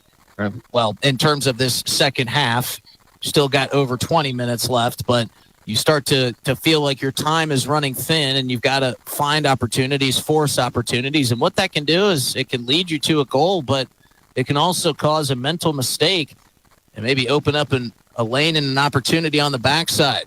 Here comes Hekmat Ghaznavi trying to chase down that loose ball, but he grabs onto the arm of Connor Case, and that'll draw the whistle as he restricted his path of play. So it'll be a turnover deep in the defensive zone for the Titans. And it'll be Gavin Reiners to boot it away. Yeah, and for Pierre right now, like we talked about, they want a home playoff game. The home playoff game comes with a W, and the W comes with beating this team. And there's with T sitting right now in 8th spot and Governors sitting in 12. There's a lot of seeding points here for the Governors to get with a W here against a team that's over 500. That could push them from 12 up to 9, possibly 9, maybe even higher. But they want those seeding points. They want that home playoff game, and they know it starts with this game. So I think that's part of the reason why you're seeing, hey, we're gonna dump everything forward. We got to play with a sense of urgency right now and every game going forward. And it's probably not something you tell your team as a coach, but it's certainly something that's in the back of the minds of all these players out there. All the players all know it. With technology today, they all know where they're standing. They know what is important to them. The coach, so it almost doesn't even need to be said. Yeah, the coach doesn't need to harp on it. It's a fact, and the players all know it. Corner kick coming in here for the Titans. This one sent out towards the semicircle, headed out. Long strike coming in, but just out of play by Connor Case. Put a nice touch on it, but it sailed to the wide side of the net. Carter Templeton happy to watch that one sail out of play. But even on this back line, pressure being applied. And another quick shot on the turnover off the foot of Dalen McNelly, and another save by Carter Templeton. And even after those first couple minutes, those first 2 minutes in which the Governors found 2 quick shots on goal, feels like the Titans have settled in defensively and have started to apply their own offensive pressure here in the second half. Yeah, and right now Pierre's turning it over needlessly, trying to go through legs, trying to do things that isn't going to be successful. You heard Sean telling Carter, hey, we're not going to mess around with a short pass right in our own top of the 18. It needs to be out of there. We need to get the ball wide. We need to get on the offensive half, not stay on our defensive third. He tried to just softly feed that one to Carter Norton, and it ended up as a turnover and a shot on goal. So Templeton trying to learn from that play. Nice move here, but it's stolen away by Pertel Allegre and kicked out by Carter Norton. That was Luca Vidhas, who was controlling out in front of the Governor box. Throw in coming here for Connor Case. Field still holding up nicely. We're seeing a couple slips here and there on this wet pitch. But both teams having to deal with it. Throw in off the head of Bonza. Opportunity out in front. And a floating Nathan Hall coming in, trying to get it off the deflection. Couldn't get it in the direction of Carter Templeton in the Governor's net. Sails out of play, but they're going to say it went off a Governor, and a Titan corner kick upcoming. And to take it will be Hudson Hadrick. You can tell in Sean's voice right now, he feels his team needs some help. They're struggling right now. They're grinding. Low line drive kick. Deflected out of harm's way, out in front of the Governor's net. Will roll back to Reiners. Reiners controlled, being hassled by Pertel Allegre. Carter Norton deflects it out of the defensive zone with the thigh. That'll roll all the way past midfield and give the Governor's defense a second to catch their breath and regroup. But you're starting to see some of that exhaustion settle in. We saw Caden Aharts on the last substitution with hands on knees. And kind of in these breaks, we could look across and see Javier Pertel Allegre bent over trying to catch his breath. But it's kind of a combination of the heat and the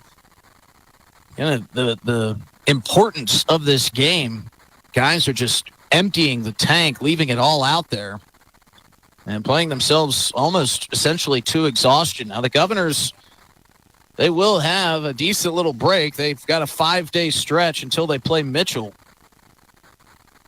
But for T-Area, it is quickly back to work. They play against a good Sioux Falls Jefferson team on the 23rd, 3 days from now. Jefferson sits at 7-1-1 on the season. So the Governors will get the benefit of a couple extra days off after this match here. But they would love to head into that time off with a win. They don't want to draw this one. They want to get all the seed points that are out there for the taking. Pertella Alegre sends it in off the head of Lucas Height, but it bounces right to Brax Johnson. Good thought, get the ball on net. And it just feels like little cracks in the dam for both of these sides. Sooner or later, something's going to break. That was a great ball by Lucas Height right there. Found that seam between the left center back and the left back there, and those seams are there. I think right now, if I'm Sean, I'm telling my wings, start wide and angle your run into that seam there, because the two outside backs, they're not staying tight with the two center backs, so the channels there are wide open if they can get those balls in there, and then the wings run back in at an angled run behind them and take advantage of it. So they'll set up for a throw-in as our officials get things situated here. This is going to come deep in the T-area defensive zone. Yeah, and I'm not sure what they were talking about there or even referring to. But they got it figured out. Governors will throw it in. And it's headed back towards midfield, cut off by Jacoby LaRose. She pinwheels, turns 180 on a dime, sends a centering kick in for Alex Odakoven, deflected away by Reiners. Reiners did a good job preventing that from getting to Odakoven. But Kaden Ahart's trying to feed it through for Jacoby LaRoche. Centered out in front, just over the head of Hekmat Ghaznavi. That was a nice centering pass there. It looked like he's calling them offsides on the far side there. Gotcha. The pass was excellent. The pass from Lucas Height to Caden was excellent, and Caden's ball was great. Just a second too late, which caused Aiden to run off sides as he was trying to run into that space. So about 20 minutes to play here in the second half. Both teams have been finding offensive opportunities. Feels like the T-area Titans' opportunities have been a little bit more efficient and a little bit more high percentage. But still, we sit 1-1 tie on our Gales Gas Service scoreboard here in about the final 20 minutes to play. Dawood Toto going to check into this game for the Titans. This is the first time we see him. And we thought now he's going to toss the penny. Yeah, he ran a bit of confusion if he was checking in or not there. Well, his teammate ran off the other side, and he didn't know what to do with the penny. He's like, do I run it to him or throw it here? Put it in my pocket? Yeah, the coach is like, just leave it. Drop it. Dawood Toto, a junior midfielder. Some fresh legs coming in. Another guy that has been a good piece here for Zach Juergens. Both teams flying around. This speed of this game started at 100 miles an hour, and they have not let off the gas. Neither side has. Critical importance for both teams to try and get out of here with a win. That worst case scenario, for the Govs, they give up another goal, don't score again, lose this game. They were fine with a draw, but both teams want the win here. And I think that's silly to say what coach doesn't want the win, but in terms of this point in the season, playoff seeding, coming down the final stretch of the regular season, got to get points wherever you can get them. Centering pass for Alex Odakoven, settled down by Ghaznavi. He puts a quick shot on goal, but it's right to Brax Johnson. Another good opportunity for the Governors' offense. It comes up empty. But you keep putting balls on net, good things will happen. Yeah, and right now the Governors, they're creating opportunities on that backside. If they can continue to make those runs, get the ball to the wing, and then cross to the PK or the 6-yard box, the opportunities are there. They just need to recognize them. And I know that's what Sean, I have watched their practices. That's what they practice. Getting that ball wide and then across back to the PK marker, the top of the 6. And it's there. It's been there several times. And Hekmat on the backside here has had 2 opportunities. One, he overran it and the ball went over top of his head, and the other one he just didn't get a clean shot on it. So if they can continue that, that's where you're going to be dangerous. That's where your bread is buttered, so to speak, for them to get more opportunities, get more dangerous opportunities. And with the final 17 minutes here, it looks like it might be a case of who is conditioned better. Those teams just pushing the throttle down as this one is cleared through, and a shot on goal, and it finds the back of the net for Juve Bonza, his second of the day. Perfect centering pass, and Bonza was on the receiving end, and a soft first touch left him wide open out in front of the net. His second of the day makes it 2-1 Titans. Yeah, perfect ball from the wing to him. He settled it. One touch, second touch was a shot. Caught Carter cross-footed there, and that's unfortunately that's what they've been looking for, is that get the ball to him. And I said they're one-dimensional, but their one dimension's pretty doggone good. Yeah. So they're can you shut him down? Well, he's got 2 goals, so the answer right now is no. But Governors can't sit on that. They need to now more than ever. They need to press. They need to get the ball forward. They need to get the ball wide and get the ball into a dangerous opportunity, and then finally finish the dangerous opportunities. Yeah, and this is a T area team that's built to play from ahead. And this is kind of the situation that Zach Juergens, I think, was hoping to find his team in, leading with just about 15 minutes or so to play. Long shot put on net there from Caden Aharts from way outside, is saved by Brax Johnson. I'll tell you, the Govs have been putting some shots on net, but Brax Johnson's like a ball magnet. They're all going directly into his frame. And that's partially because of where the defenders are. It's a little thing for keepers. If you see the defenders right there and the defenders got the, one side of the goal shut off, you kind of cheat towards that other side there. And that's what he's been doing. He's cheated towards the side where those shots have come almost every single time. So, number 1, he's reading the play correctly. Number 2, his defense is helping him. And number 3, he's made the saves cleanly with no rebounds. So we'll see the Govs try to start to force the issue a little bit more here.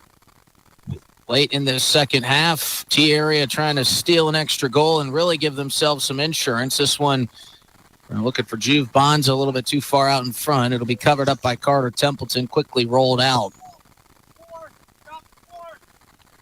And you can hear Zach Juergens say from his bench, we're dropping more, as they try to go into protection mode. Yeah, they're just keeping everything in front of them. Just keep numbers behind the ball. Challenge them to break you down, because they haven't broke you down yet. So that you're now dealing with Zach's wheelhouse of defense. Loose ball out in front for Wyatt Nicholson. He is pushed off the ball, and we've got a whistle and a PK possibility coming up. It will be. Yeah, that's exactly right. They got a little bit too aggressive on the stop there, came through the back and knocked him over, and Governor's got the right call right there, the PK call. Now, who's going to take it, and are they going to finish it off? Big moment here in this game for the Pierre Governors. Wyatt Nicholson, who had just checked in, found himself inside the box. I believe it might have been Gavin Reiners who pushed him over. And Reiners was trying to plead his case, but it was pretty cut and clear. And it looks like Jacoby LaRoche will be the one to take it. It was pretty clear, but, sometimes referees, they have a hard time being brave to make that call, and this referee did, because it was the correct call. It was a foul through the back. So now Jacoby just needs to put it away. We'll see if he can. Clock stoppage. We'll check the time here after this PK ensues. Jacoby LaRoche waiting patiently. We'll see which way he decides to go. Can Brax Johnson guess correctly? Making himself big. LaRoche approaches, puts it in, and it's saved by Johnson. Brax Johnson, understandably fired up, hopping up and down and celebrating with his teammates after he dove to the left, saved it low from Jacoby LaRoche. What a play from Brax Johnson. Might have just saved the game there for the T area Titans. Yeah, he read that. He read that play correctly from the beginning. So the great job by him on the PK stop, and showing Carter Templeton he's not the only one who can save PKs. Yeah, absolutely. Carter Templeton has been lights out on penalty kicks this season. Brax Johnson making a huge save there for the Titans. And the biggest thing was he didn't give up a rebound on that. He made the save, no deflection, able to stop it in its tracks and not allow the Govs to come in and pick up a loose ball and put it in the back of the net. So he keeps it a 2-1 lead on our Gales Gas Service scoreboard for the T-Area Titans. Yeah, he's been clean all day. And what do I mean by clean? Nothing has been off of his hands. There's been 0 rebounds, 0 bobbles, 0 anything. If it's come into his body, he has not given up any opportunities for a second chance. So that's excellent training that he's been receiving. Excellent job on his part under some pressure-packed situations. So we'll see what the Govs do now. And a corner kick coming for the Titans. Hudson Hadrick will take it for the T-Area Titans here from the near side corner. Low line drive kick. Deflected and turned out of harm's way. Going to roll all the way back here to Connor Case. Case will dump it back to Hadrick. Hadrick centering. High floating kick over the head of Carter Templeton. And out of play, and Templeton will kick it away as we fall down. Little over 13 minutes to go here. Crunch time for the Govs. We've seen some late game heroics and theatrics here at Pilk all season long from both boys and girls teams. And the Governors are going to have one of those late game saves if they want to get out of here with a draw, maybe even try to steal a win here late. You got to get one. And we'll see if they can find it. Fed forward for Ghaznavi. Ghaznavi coming down the outside shoot. Going to roll it in. Tried to center one for Alex Odakoven. And Brax Johnson will just dive on top of it. Take his time getting up. Knowing that each second that wanes away is getting the Titans closer and closer to another victory. Yeah, and they're going to need, right now, they're going to need to press numbers forward. They've had opportunities. They haven't been able to finish them. A PK, you can't. You need these seeding points if you're the Governors. You at least need a tie, but a W is what you really need. And so right now, it starts with one. You got to get the first goal. Once you get the first goal, can you get another one? So you say that you have to start pushing numbers forward, but that doesn't feel like something that's really out of the wheelhouse for the Pierre Governors. Certainly something that they are a little bit more comfortable with, I guess you could say. But it does open things up along that back line. But now, if you're the Govs, you're saying, what is a 2-1 loss versus a 3-1 loss? We've got to really force the issue and try to find an equalizer here. Right, and I said that the last game with the girls when they played Stevens, lose 2-1, lose 3-1, it doesn't matter. It's a loss is a loss. So right now you're down a goal. Just start belting numbers forward and see what can happen. See if you can create another either goal scoring opportunity or another PK, because the way the Titans are playing, they're playing a physical style of play. You could very easily get another PK if you press the issue. This one booted out of play our direction. Nice touch there by my color commentator, Chris Daria. Couple nice touches there from Daria and the ball boy. You almost think you've spent your time around a soccer ball, Chris. I can still juggle a little bit. Throw in, cleared out by Gavin Reiners all the way past midfield. Carter Norton will give chase, as will Holden Delmonico. Delmonico showing off some of that big frame speed. And he works Carter Norton off the ball and wins the possession back for the Titans. Tell you what, Delmonico was way behind Carter Norton, and he never gave up and continued his chase. And best case scenario in that chase for Delmonico, Titans get the ball back and get a chance to kill a little bit more time.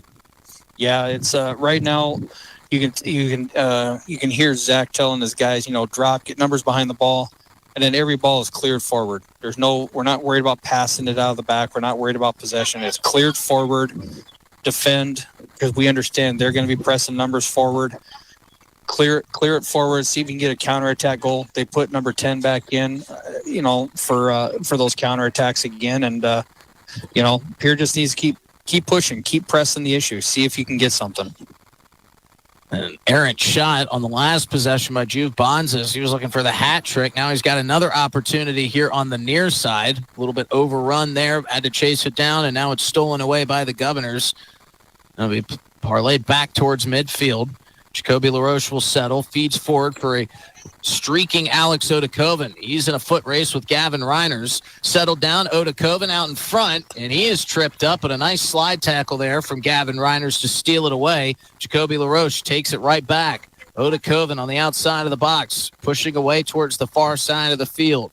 Down into the far side corner. He's worked off the ball by DeGeest, and a nice slide tackle by DeGeest stops that offensive push for Pierre. Yeah, I don't know why Odakoven, you're dribbling away from the goal. You know, just get at him. You're taking yourself out of the play and out of the danger area by dribbling all the way to the sideline. So, just find the space there. Caden Ahart's, Jacoby LaRoche need to run off of him a little bit.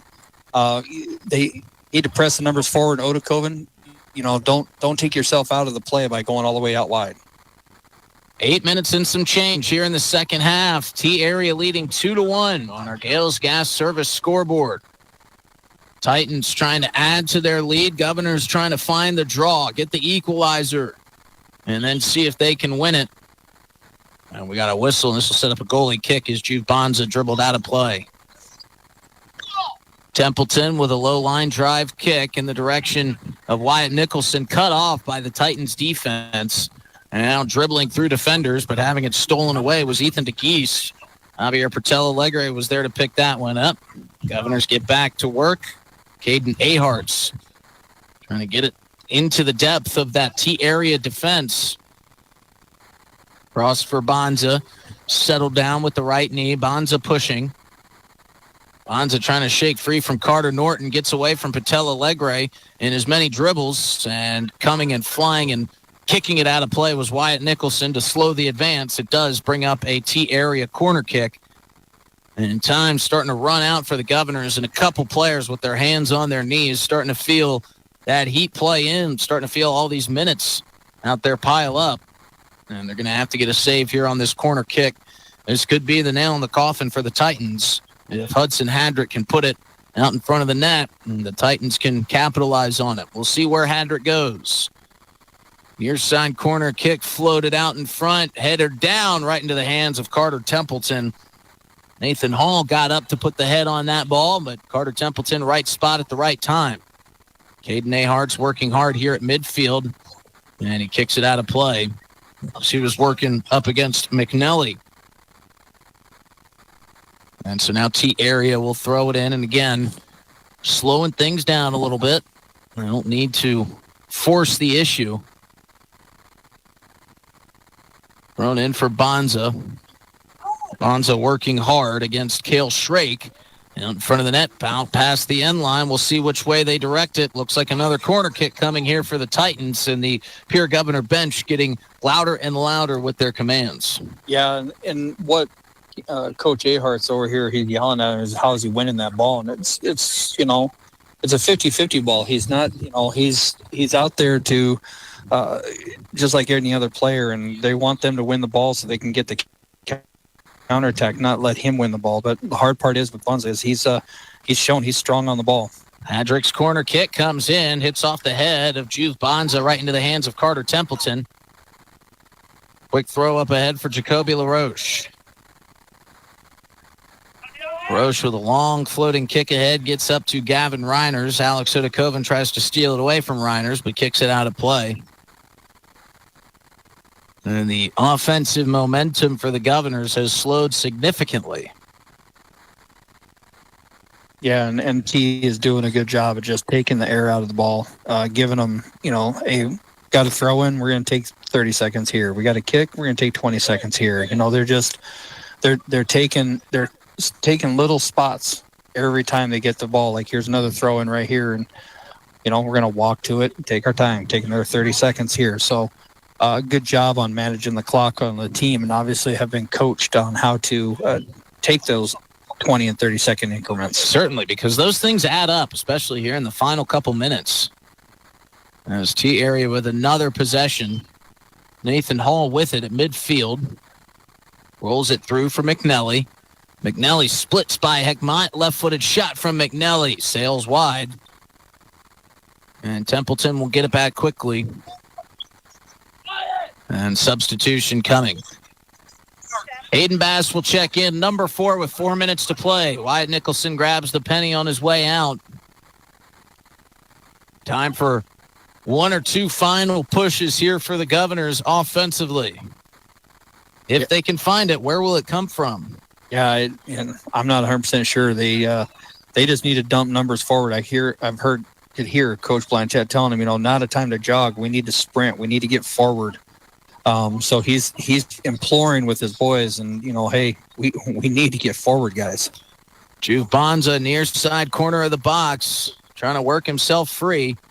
Pinwheeling, working against 2 Governor defenders. Javier Patel Alegre finally works him off the dribble and plays it forward for Ghaznavi. Ghaznavi trying to center it towards midfield for Odakoven. Odakoven gives off to Bass. Bass along the far sideline, turning the corner on the defender. Centering kick, and it's going to come right to Brax Johnson, maybe his first rebound opportunity of the game, and he just kind of chases it down, lets Alex Odakoven think he's going to have a shot on it, and then emphatically jumps on top of the loose ball. Yeah, that was just a plan. He took it off his chest to waste 20 seconds. We're going to get the ball, jump on it, get up, take our full 6 seconds, 8 seconds to get rid of it. So excellent coaching from the T coaches there. Sean Blanchett is incensed over on his bench. Not pleased with what he's seeing here in the second half of this second half from his team. A lot of stabbing at the ball, says Blanchett. And they have been. Bonza up front up there, he's created a lot of havoc just by guys coming in at him recklessly and sticking a foot in instead of just bodying them up and making them play negative. So, as a coach, it frustrates you watching something you practice a lot in practices and not executing it in games. This one booted down into the near side corner. Juve Bonza will get to this one first, and he's going to turn his back on Carter Norton, let Norton kick it out of play. Looks like a corner kick coming here for the Titans as they continue to waste time. A little over 2 minutes left to play here in the second half. Dalen McNelly will take the corner kick here for the Titans. It's actually a throw-in. He'll softly get it into Delmonico, and now Delmonico will use that huge frame to block out Heckmont Ghaznavi. And they'll waste another 30 seconds or so with the throw-in. And I wouldn't be shocked if he just tries to keep it pinned and coffin-cornered down here to the near side. This will be the third straight throw-in. That one thrown off the hand or off the chest of Alex Odakoven. Scrum for the ball in the near side corner, and it finally comes free. Alex Odakoven will kick it back towards midfield. Caden Aharts pops it over the defender, Reiners. Working free, trying to play it forward for Everett Norton. Maybe the last good opportunity here for the Govs. Norton on the far side corner of the box, trying to center it free. It's deflected away. Good job by Ethan DeGeest. DeGeest strips it free. Bass puts it back behind the net and out of play. Yeah, and that was a great job by Katie Hartz to find Everett. Everett did everything he could to get forward there again. Just looking for the contact, but also looking to see if he could create a dangerous opportunity and another wasted opportunity for the Governors in the 18-yard box. Pertell steals it away for the moment at midfield. It's forced forward. We'll get all the way back to Carter Templeton. And now is the time for the last push for the Governors. About 60 seconds to go. We'll bounce around Everett Norton. Pops forward for Nathan Hall. Hall will try to work it along that far sideline. Keeps it in play. Keeps that kind of continuous back and forth going. Kicked forward looking for Juve Bonza. Gets over the head of the defender, Cale Shrake. Bonza working on Shrake in the near side edge of this box for the Govs. Bonza working free. And now they'll just try to stall it along the sideline. Comes out free is McNelly. And there's the whistle. And that'll do it for the Govs. They fall 2-1. Titans get the win. Juve Bonza with 2 goals. And the T-Area Titans are victorious. Stick around for our Family Dental of Pierre and Gettysburg post-game show. We'll talk big play of the game. We'll get a T-shirt handed out, and we'll get set for game number 2 of our doubleheader here on River 92.7. Final score on our Gales Gas Service scoreboard, T-Area Titans 2, Governors 1. We'll be back with the post-game show after this short break on River 92.7. Dr. Ryan and his team at Family Dental.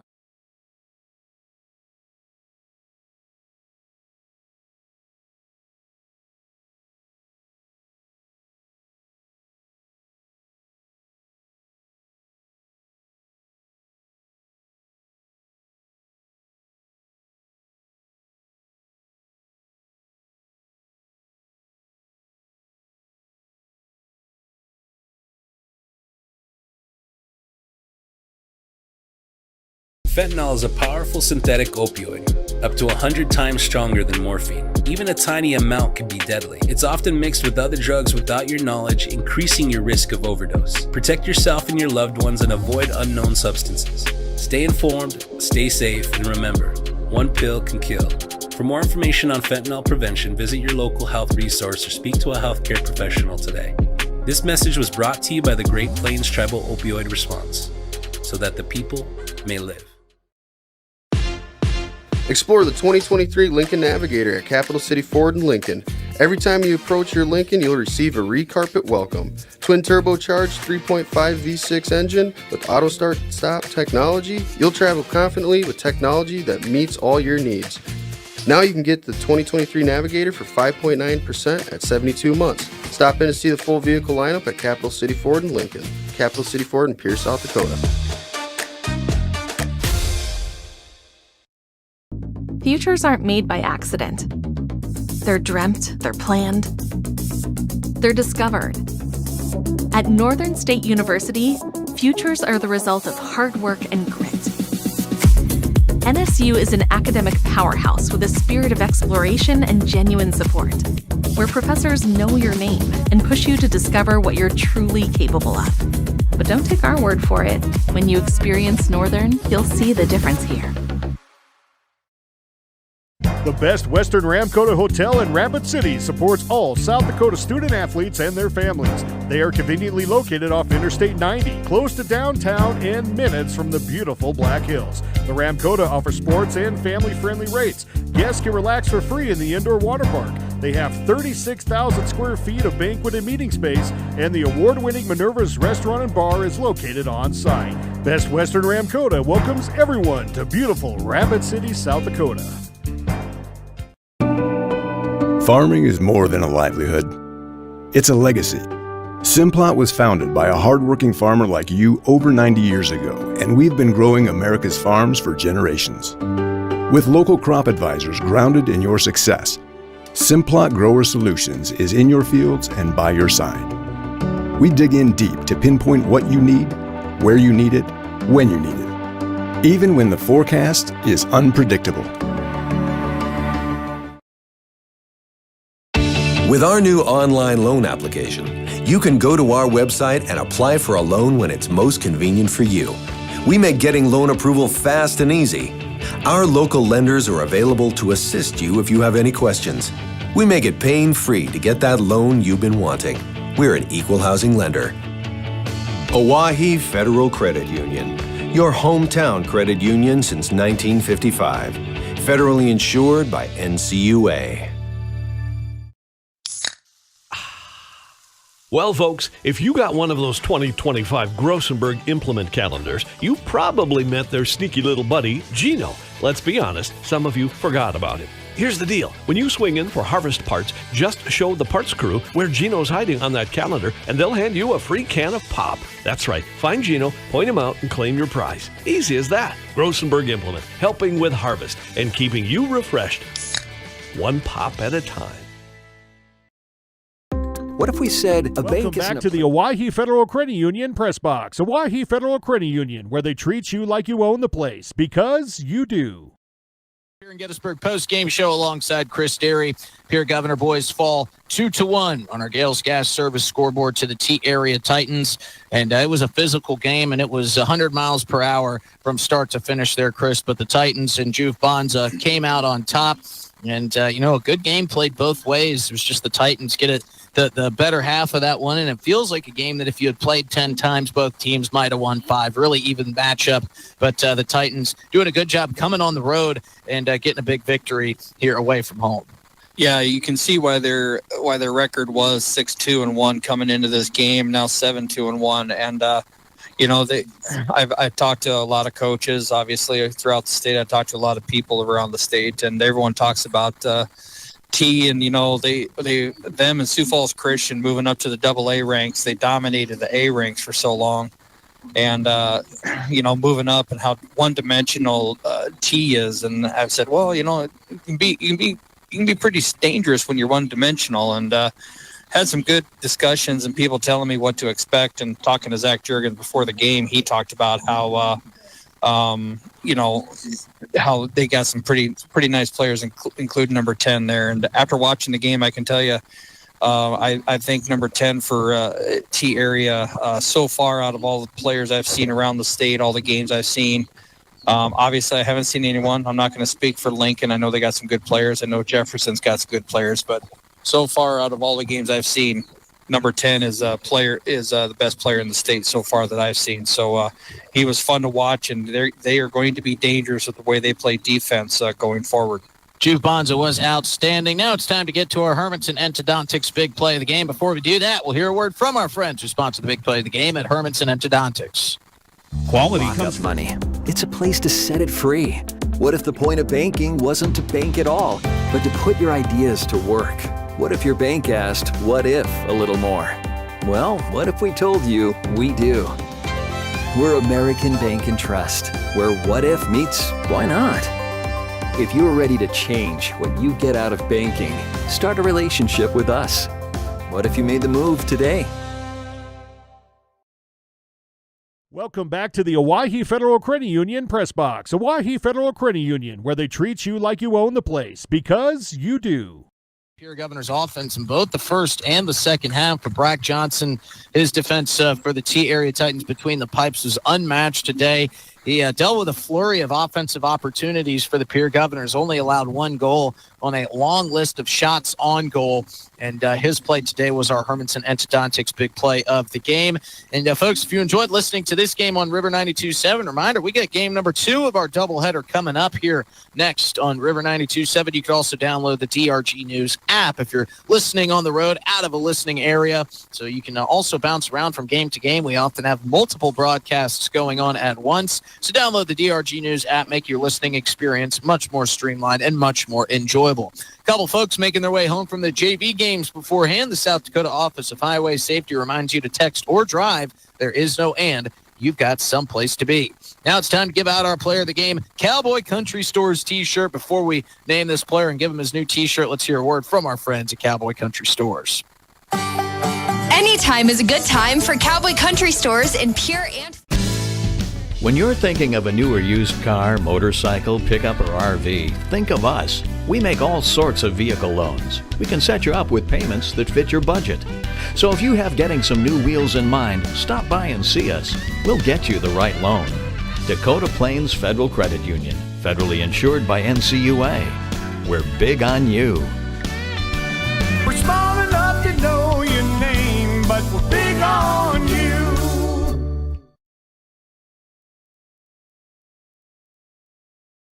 Welcome back to his the play amongst everybody else, and with 2 goals, Juve Bonza is our Cowboy Country Stores player of the game. And as Chris mentioned, he's one of the top players in the state. We would be remiss if we didn't mention that the senior boys and girls are being honored at midfield right now. So we'll give a big shout out to Aiden Bass, Lucas Height, Javier Pertel Alegre, Alex Odakoven, and Carter Norton. The great senior class for this boys team.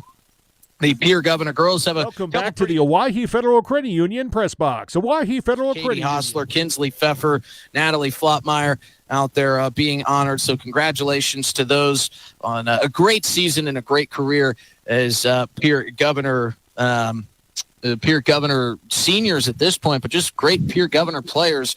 And as we mentioned one more time, Jasmine Yost, Katie Hostler, Kinsley Pfeffer, and Natalie Flottmeyer. Great seniors, great leaders on both the boys and the girls team for them. Some tears being shed. Very emotional day, and the Pierre Governor boys would have loved to have ended it on a win here, but they will have one more home game coming up, and hopefully a couple more home games with the possible playoff berth. And in the seeding, if they can find their way into the top 8, that would be fantastic. Of course, it's going to be tough after today's loss with the seeding points, but we'll keep you updated on all of that. We're going to take a quick break before we get you set for our Bank West pregame show for the girls' game. We're going to use the facilities here, get a couple concessions in us, make sure we've got enough energy. Now, that first game might have taken it out of you, but don't worry, we've got game number 2 coming up. One final look at our Gales Gas Service scoreboard from game number 1. Pierre Governor boys fall to the T-Area Titans 2-1. Like I said, we're going to take a quick break, come back with the Bank West pregame show ahead of game number 2 of our doubleheader here on River 92.7. We'll be back after this on River 92.7 and streaming on drgnews.com. The innocence of youth. Is there anything any better? But soon they'll be in high school and facing all the same challenges you faced. How to make friends, how to fit in, how to be cool. We want our children to have everything they'll need to live fulfilling and productive lives. Make sure the kids in your family are among the more than 57,000 participants here in South Dakota who take part in high school sports or activities. At Ringneck Energy, their mission is to produce renewable energy that adds value to grain and livestock production, enhances the income of their investor partners, and provide a safe, rewarding work environment. Located at 901 Redwood Avenue in Oneida, South Dakota. Call 605-945-6900 or check ringneckenergy.com. A proud supporter of local schools and wishes all students the best of luck in all their activities during the school year, creating economic opportunities in our community.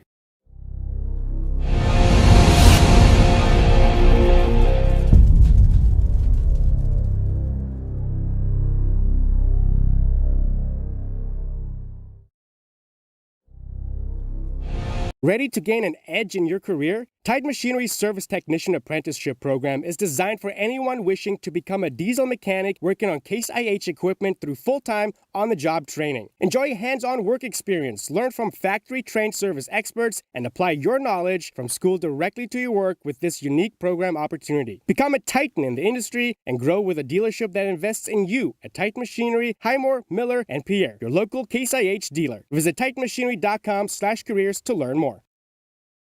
Do you have a pest problem? Got bats, ants, termites?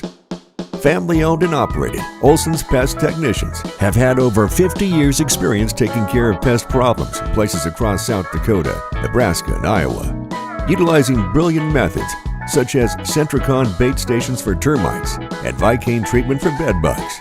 There's no pest too tough for Olson's Pest Technicians. If you have pest problems, call 800-KILL-BUGS. When life gets hard and our thoughts get too much to bear, finding the resiliency within us can help us find healing.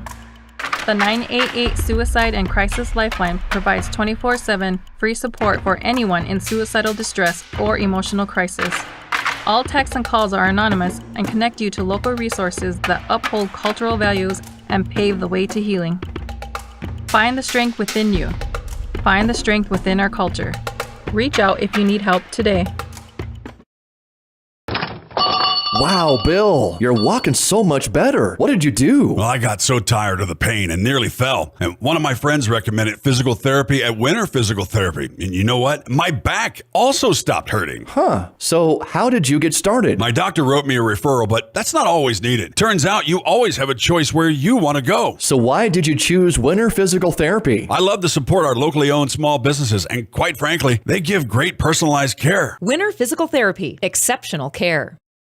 That moment when you realize your furnace is stone cold busted. We're talking a real put on every sweater you own, I can't feel my feet, penguin predicament. But fear not, there's an expert for that. Let your local heating experts at Pites Service Experts keep you warm with $50 off any furnace repair. Like it toasty? There's an expert for that. Call Pites Service Experts at 866-EXPERTS. See website for license details.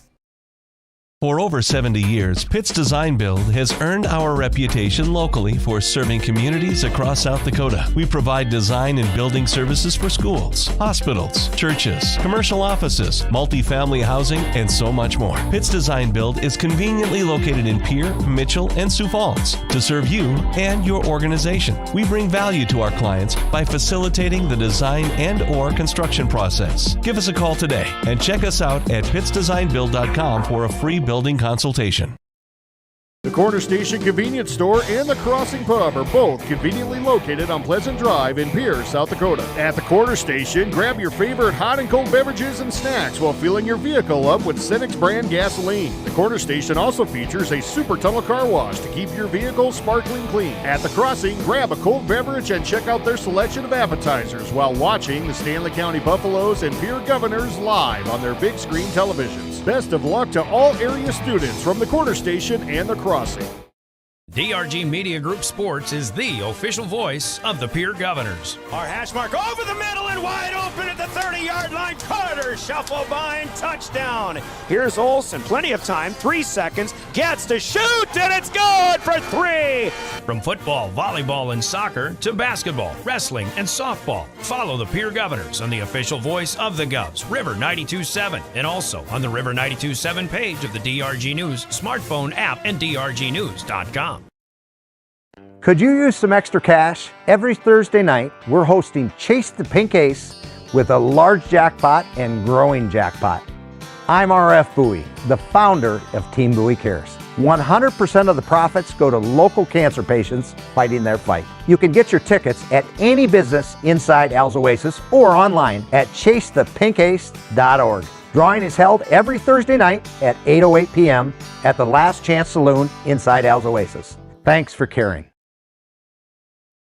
Briggs Trucking and Construction in Fort Pierre provides quality freight transportation services, cargo hauling, excavation, and demolition services. They also specialize in dirt and gravel work for everything from commercial work to new construction. Briggs Trucking and Construction will haul everything from light poles to farm and agricultural supplies. The bigger the job or the bigger the load, the better, as that is where their expertise really shines. Contact Briggs Trucking and Construction at 605-280-2848 or email them at cbriggs25@pi.midco.net to visit about your next project. Graham Tire of Pierre is your premier hometown shop, specializing in tires to fit vehicles, from ATVs to large farm equipment and everything in between. At your tire store next door, you can find a plethora of brand name tires that range from 4 to 10 ply and much more. Our highly skilled technicians can handle brakes, heating, and air conditioning. Call us today at 224-8643 or visit us at grahamtire.com. Graham Tire is a proud sponsor of Pierre and surrounding communities' local activities. Buying or selling a home is a big decision. You need an expert who knows the market and gets results. Scott Darnall at Lee Real Estate in Pierre brings experience, local knowledge, and a no-nonsense approach to help you navigate every step. Whether you're looking for the perfect home or the best offer, Scott is committed to making the process smooth and stress-free. Ready to make your next move? Call Scott Darnall at 605-220-2676. Lee Real Estate, Meredith Lee, broker, owner. Lucky for us, life is full of choices, big and small. They define us, make us who we are. And when it comes time for you to choose, a car, home, your next big adventure, or start a new business, Farmers Union Insurance has the variety of coverage options to protect each perfect moment. Farmers Union Insurance. Contact your local Farmers Union Insurance agent today. Dakota Pro Air is a locally family-owned business that has been taking care of farmers' aerial needs since 2020. With locations in Letcher and Miller, Dakota Pro Air is able to provide service to a large area. Ground conditions too wet, or just don't want those sprayer tracks in your field? Give Dakota Pro Air a call for all your chemical and fertilizer application needs at 605-248-2314. Welcome back to the They currently sit at 2-7-1 on the year. The Pierre Governors at 7-2-1 should certainly feel like a winnable game for the Governors. Governors are coming off of a tough loss to Rapid City Stevens, 3-1. They would win against Brandon Valley 2-1. Their most previous loss was to undefeated Harrisburg. But before that, they ripped off 4 straight wins against Yankton, Rapid City Central, in which they came back from a 2-goal deficit in the final 6 minutes. Watertown and Spearfish, as the T-Area Titans have tied to Brandon Valley. No score in that one. And they lost to Aberdeen Central. They lost to Sioux Falls Roosevelt. They lost to Sioux Falls Washington. They haven't scored in their last 4 matches. And the Governor's defense maybe trying to kind of bring the same energy here today. Want to keep them scoreless, much like Harrisburg had done to their opponents. Hadn't let up a goal. I think a good goal today for the Pierre Governor girls be to play strong defense. Don't allow any goals to this T-Area Titan team. I want to welcome you back in. Of course, if you're listening on River 92.7, you can always download the DRG News app to make your listening experience much more streamlined and much more enjoyable. And a lot of folks still here at Pilk, but those making their way out to the game here this afternoon. South Dakota Office of Highway Safety reminds you to slow the drive, arrive alive. You've got someplace to be.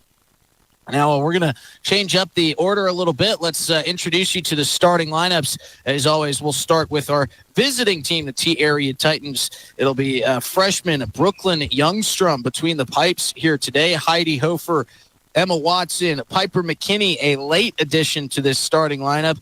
Janessa Kuipers will be coming off the bench. Sydney Stahlecker, Elena Mann, Olivia Johnson, Kate Giles, Sage Hoffman, Ada Clemish, and Zoe Kreidler will complete the starting lineup for the Titans. Before we introduce you to the starting lineup for the Pierre Governors, let's hear a word from our friends who sponsor our starting lineup, Sid and Virotech.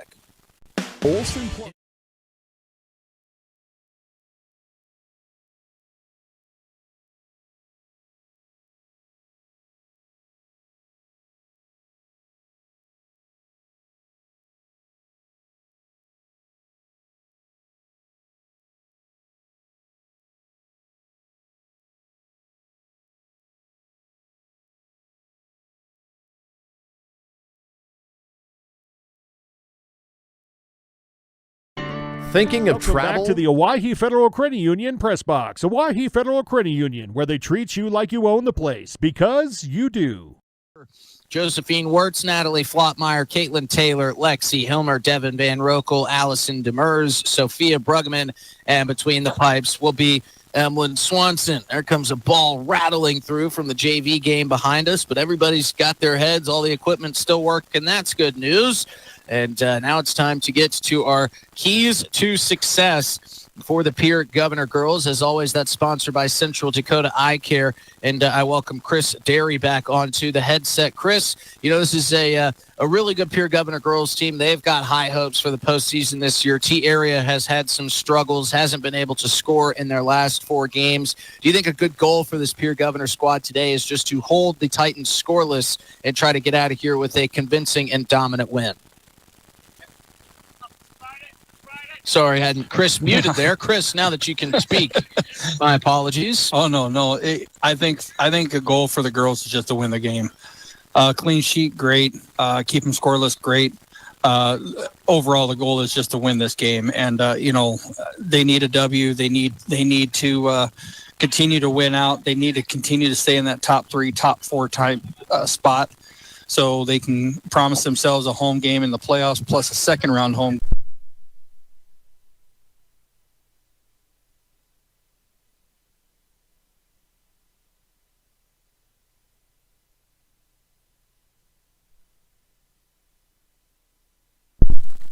They're going up against a very potent offense. How do they stop the likes of Lexi Hilmer, Natalie Flotmeyer, Josephine Wirtz, and those types of girls that kind of fly all over the field and can score on you in the blink of an eye?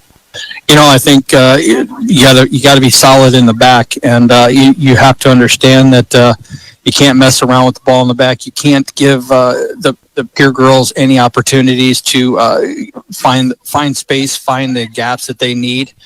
And you have to keep the shots from outside the 18 to give your keeper the best chance, especially when you have a young keeper like that, is to give her the best chances to keep those shots from distance on her. And it's not a big frame back there for the T-area goalkeeper, Brooklyn Youngstrom, but she is quick, she's got good hands, and she's going to need them today against this Pierre Governor girls squad. All right, we'll take one quick break. When we come back, we'll introduce you to the officials for today's match. We'll get you set for your ComTech kickoff, and we'll get game number 2 of our doubleheader underway here on River 92.7.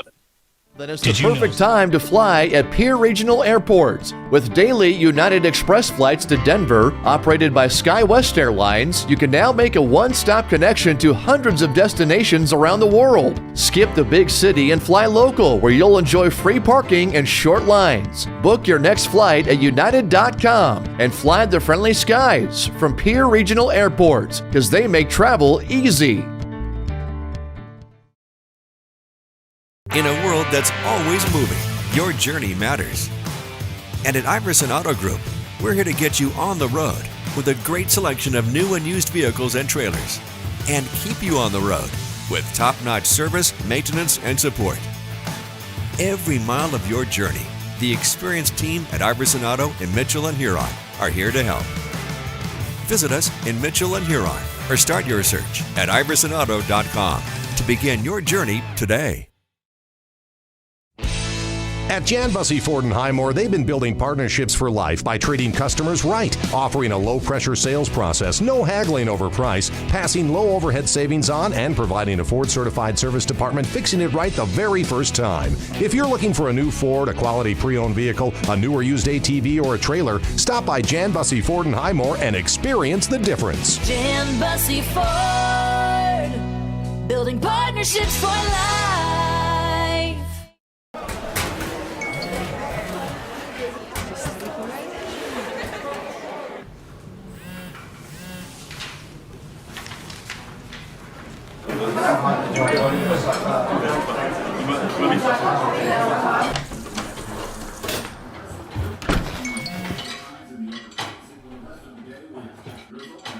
When the world feels big, a small note can mean everything. Find mental health support at sdbehavioralhealth.gov. This is what matters. This is beyond X's and O's. This is the difference mutual respect makes. This is what character looks like. This is what defines us in South Dakota. This is sportsmanship. School sports, it's not the outcome that matters most, but the way the games are played. This message presented by the South Dakota High School Activities Association and the South Dakota Interscholastic Athletic Administrators Association. Generational success means different things to different people. But to us, it means seeing my daughter follow in my footsteps, keeping the farm in the family, just getting to do this every day. We're Agtegra Cooperative, and we're generationally successful. That's who we are. Agtegra Cooperative.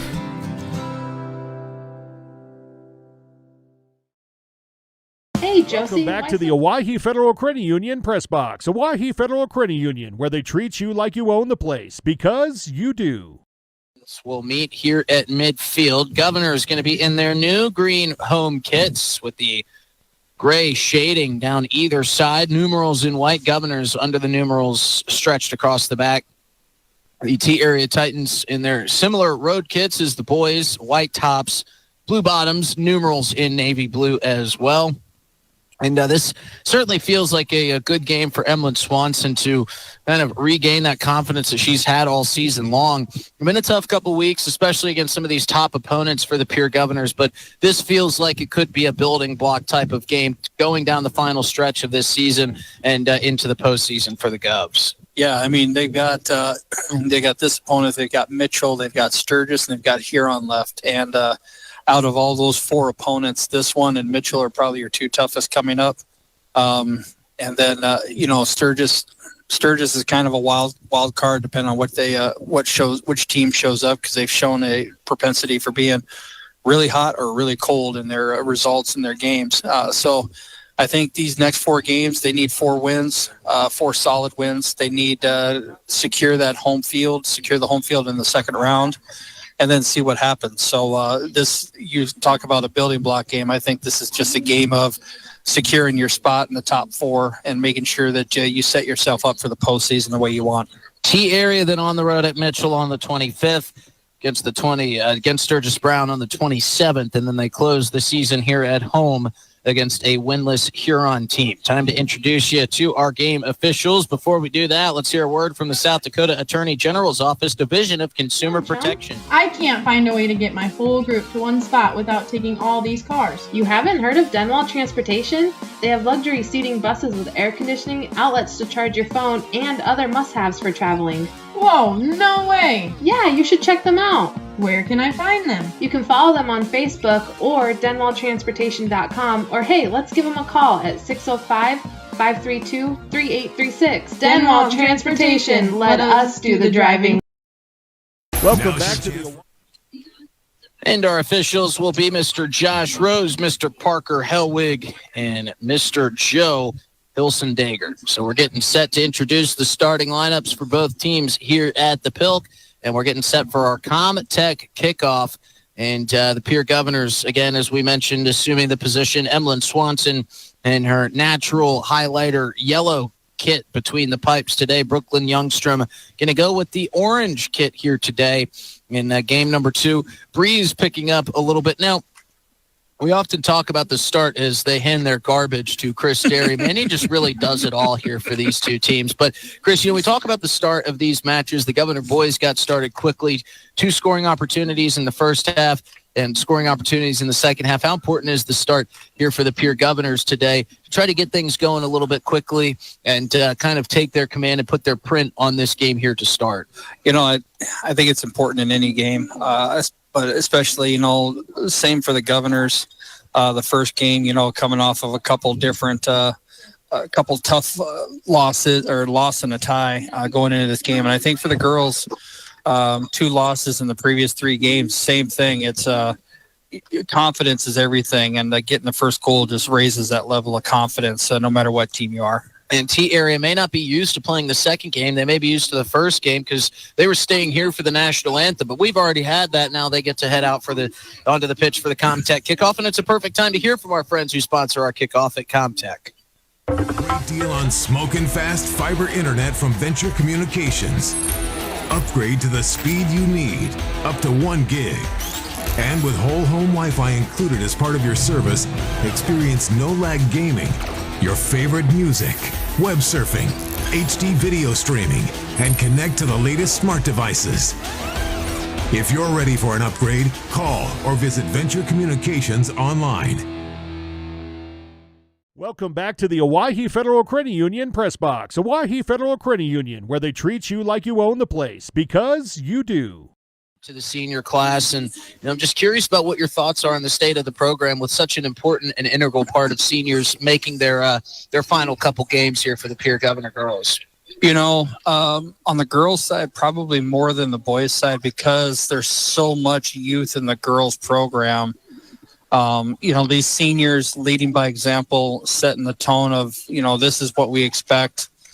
This is the example that you should set as a player. I think there's a lot of leadership that can be passed on for the youth of this program. That's on the girls' side. There's a lot of youth. So good on them for being out there. Good on them for being good leaders. Good on them for the example that they set. And it's fun to watch them passing the torch throughout the year on to these younger players and how the younger players next year will carry it forward. And it may be a disappointing end to last season. In the postseason, they were upset by a team that made a deep run in the postseason. Got to feel like it's important for these Governor Girls seniors to not let that happen again. They have a good feeling that they're going to be playing their postseason games at home, and they truly feel like they have something to answer for from the way last season ended. Yeah, I think they came into this season with a little bit of an attitude. There was some turnover in the players, and thus why you have the younger players that are coming forward now for the Governors. And I think they all have the attitude of we want a home game. We want a second round home game. And then when we get our home games, we will defend our turf. What was that old commercial, not in our house? I think they've kind of taken that mindset for this whole season of, we're going to defend our home turf. So the final handshake line has taken place. The starters getting set. T area huddled up out there at midfield. The Governor's entire bench is going to come together for one final rah-rah circle. And a lot of smiles over there for the Governor girls. And as they feel like this could be a very successful day. Yeah, it's good. This should be a fun game. I think the first game we expected high intensity, physicality, speed. A game that was going to go 100 miles an hour, and it lived up to hype. It was going 100 miles an hour all the way to the end. So I expect this game to be the same for the girls, high intensity, but a little different matchup considering where the T is right now versus the Pierre girls. So we'll see if the Pierre girls can bring home a W.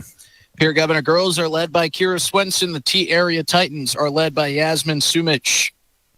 As both teams are set at midfield, we've got our whistle, and we are underway for game number 2 of our doubleheader here on River 92.7. Absolutely gorgeous day here in the state capitol, and it starts with a Lexi Hilmer steal right on cue. Hilmer traversing across, trying to feed it inside for Kinsley Peffer. That will get down along the end line, turned back towards the near side corner. Peffer will turn and play it back out towards the Jasmine Yost area of things. Crossed out in front. Natalie Flopmeyer turns. Shot on goal coming. Deflected away. A couple bodies tumbling down. And some new starters in some new positions here in this Pierre Governor roster. There's some new faces getting the seniors up to the starting line, all playing together. And, different looking lines. And you kind of develop a relationship, an unspoken bond with a lot of these starters throughout the season. And it can be kind of difficult maybe when you see some new names and some new faces out there starting with you. Yeah, it can be. But, a true test of the practices, the trainings, the coaches, the attitude, the team attitude, different faces, but it shouldn't affect the way you play just because there's different faces out there. If everyone's bought in and everyone's doing their job, it should be just one, next person up, so to speak. Titans will control it about midway between their box and midfield, as the Governors looking to come out with their foot on the pedal, really apply some offensive pressure and get a couple early goals here. As the T area Titans will start to kind of feel out and figure out this Governor offense. You got to keep an eye on Lexi Hilmer if you're the Titans. She can strike in an instant and has done so for the Governors all season long. Van Rokel controlling. Centering pass. Gets it into Maya Fravel, who got the start today. Josephine Wirtz trying to work free. She's being covered by Kate Giles. Jasmine Yost working her way back towards midfield.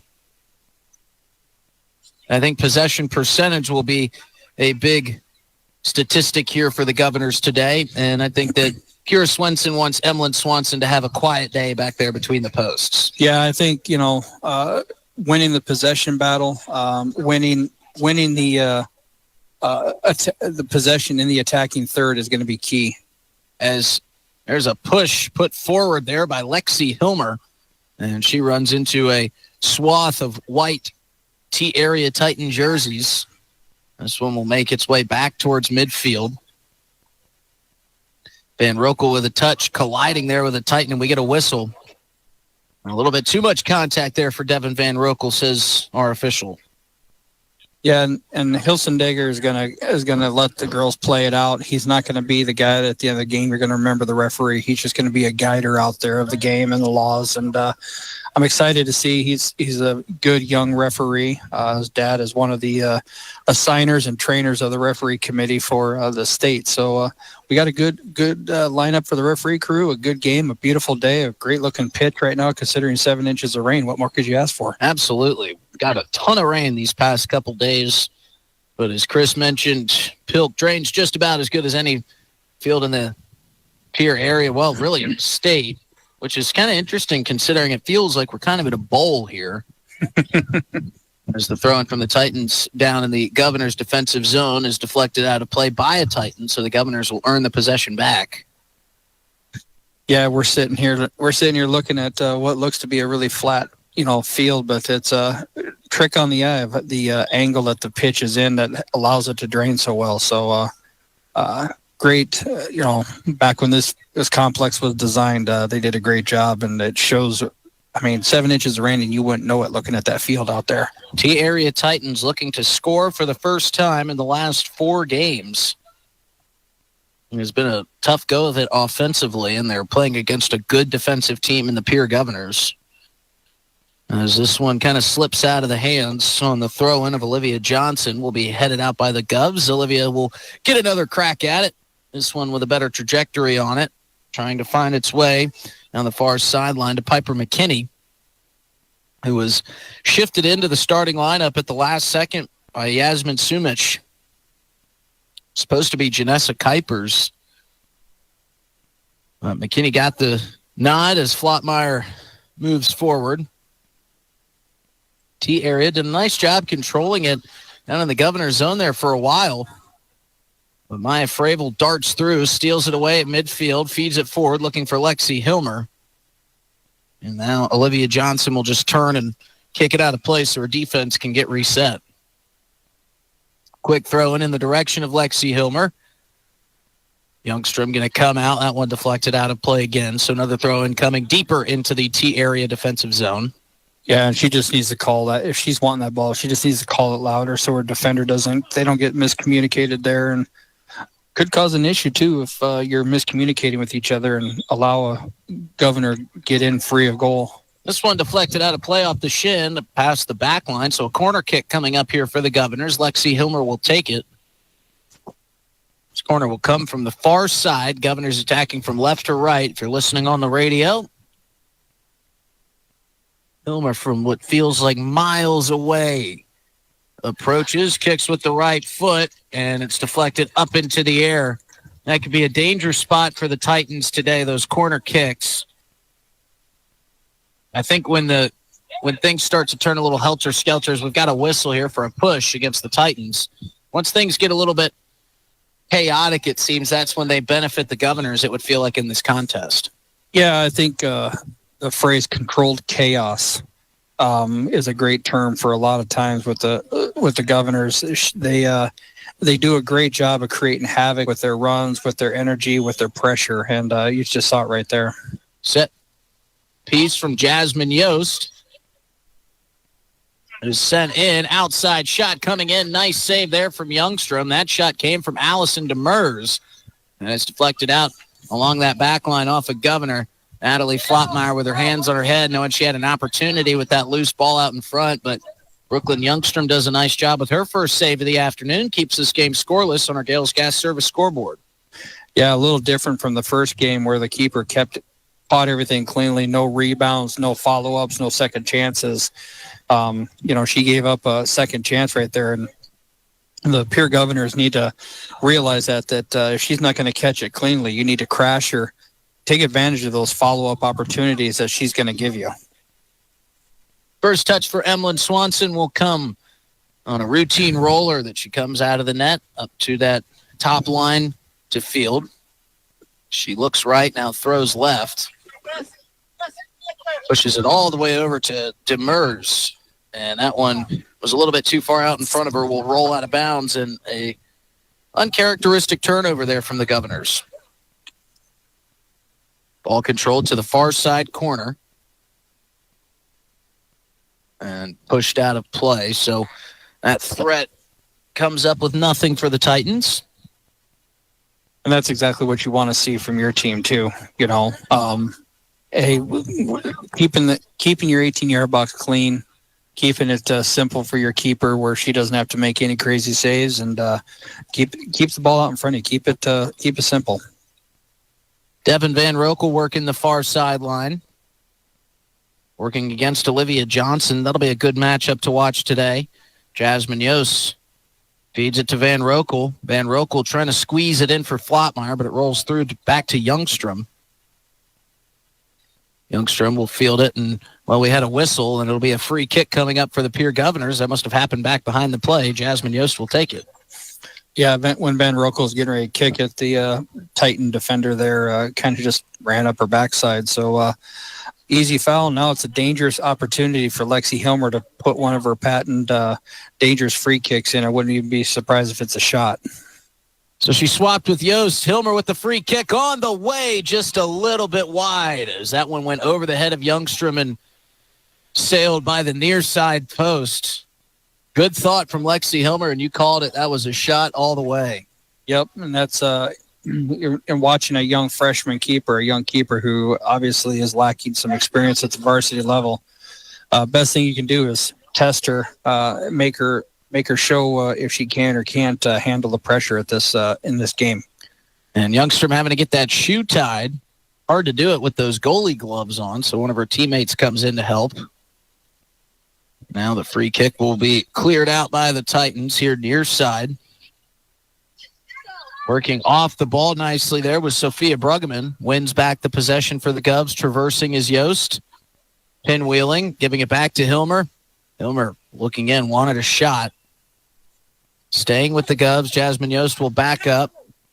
Works around the defender, Elena Mann, nicely. Still trying to work it free. Piper McKinney steals it away and clears it past the midfield line. Caitlin Taylor will trot back to it. Quickly worked off the ball. Beautiful play there from Elena Mann. Titans trying to get it out in front of the Governor's box. Unsuccessfully as Devin Van Roekel takes it away. Working forward is Maya Fravel.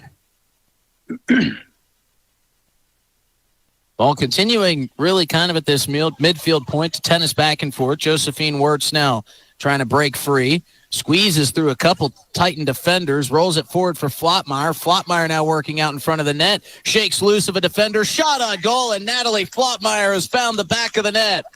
And it's a Governor's goal on our Gales Gas Service scoreboard. Natalie Flottmeyer gets the goal. So used to saying Lexi Hilmer scores it, but Natalie Flottmeyer puts it in, and the Governors lead 1-0. Great, calm finish by Natalie. She got the defender on skates there, got her going two different directions, and the keeper was left in Never Never Land of which way do I go, and she just calmly just passed it right in the back of the net, which is what you want your attackers to do. So great job, Natalie. Great pressure, and hopefully the start of many more to come for the Governors. Yeah, I did not envy Olivia Johnson in that position right there, having to kind of backpedal working against Natalie Flottmeyer, who had all the advantage. And Flottmeyer went left, then went right, then went back left, and finally came back right and put it right by Brooklyn Youngstrom for the game's first goal. And you can't take away anything from Josephine Wirtz with a great pass to open up that middle for Natalie to make that run and get that goal. Wirtz did a great job knifing through a couple T-area defenders to give the Governors that advantage. And the Governors pressing again. Trying to shake free is Maya Fravel. One of those younger talents up and coming that we talked about for the Pierre Governors. Natalie Flottmeyer working off the dribble. This one's going to be cleared here to the near side, but out of play. Will lead to a throw-in for Pierre. Yep, and Natalie there, you can see she had two players run off her, one on each side of her, and she just couldn't get the ball to them. But you can see the attacking mindset right there of the Governors. That was a great run by a couple players, and you can see they're pressing forward. They want goals. They want to put this game away early. Certainly feels like the Governors just kind of functioning in their normal game plan. Zoe Bowers checked in. And that one rolls out of play, but will stay with the Governors. Sophia Bruggeman will throw it in right here at midfield. Pumping around. But as I was saying, feels like the Governors can kind of operate under their normal game plan and feel like they should be able to win this game by multiple goals. Yeah, I mean, they're in the standings. You know, they're the number 3 seed. T's the number 17 seed. T's only won 2 games. One against Huron, who's winless, and then one against Brookings, who is sitting middle of the pack. So, this should be a game where they get their goals, they get their opportunities, and they should get the W. But any given Saturday, right? As Jasmine Yost tries to center one, this will roll along the back line. Couldn't be saved here by Heidi Hofer, and that'll lead to a corner kick here for the Govs. Lexi Hilmer will take it here from the near side. And another good opportunity for Pierre. We've seen Lexi score a couple unassisted goals on these corners where she's been able to bend it around the near side post. Won't do it here, but she gets a rebound, floats one in. Flottmeyer header out in front for Maya Fravel, and it's just a bit high over the crossbar. Man, that was some nice feeds for both Lexi Hilmer to Natalie Flottmeyer, who headed it in Maya Fravel's direction, just couldn't keep it low enough to get it in the net. Yeah, and she just, instead of heading it forward off the forehead like you should, she hit it off the top of her head, popped it up over. So, she's going to want that one back so she can get her varsity goal in this game. Maya doing a nice job with that head again, sending it back deep into the T area defensive zone. This will be booted out of play, so the Governors' Devin Van Rokel will toss it away. So Allison Demers will get the throw in. Rolls it back to Demers. Demers working back towards the middle of the pitch. Low line drive kick. Bounces off a T area defender. Still bouncing around. Now settled in the far side corner by Flottmeyer. Flottmeyer turns and surveys. Rifles a pass inside. Jasmine Yost will settle. Turns coming back here near side. Gives it off to Lexi Hilmer. And Governors here in early control, leading 1-0. Zoe Bauer will chase this one down, turns and gives it back to Josephine Wirtz at midfield. Wirtz with some nifty footwork, shakes free of a defender, but it's cleared out by the Titans. And it feels like T area is just trying to get it cleared out, trying to get it out of harm's way, let themselves get reset. I haven't seen them pressure the defensive zone of the Govs too much here early. Still plenty of time to go. No, and they're putting a lot of numbers behind the ball, just trying to keep the ball in front of them, keep it difficult for Pierre to score, see if they can frustrate them by packing it in. So you can see the mindset of the T team right now to play defensive, keep the score low, see if they can frustrate the Governors, and keep it close for late in the game or for a mistake to get a goal. 15 minutes gone here in the first half. Governors leading 1-0 on our Gales Gas Service scoreboard. Game number 2 of our doubleheader. The T area boys took game 1 at 2-1. Governors trying to split the varsity matchups here today. Governors have been in control from the start. Jasmine Yost will take the free kick from just inside the midfield line.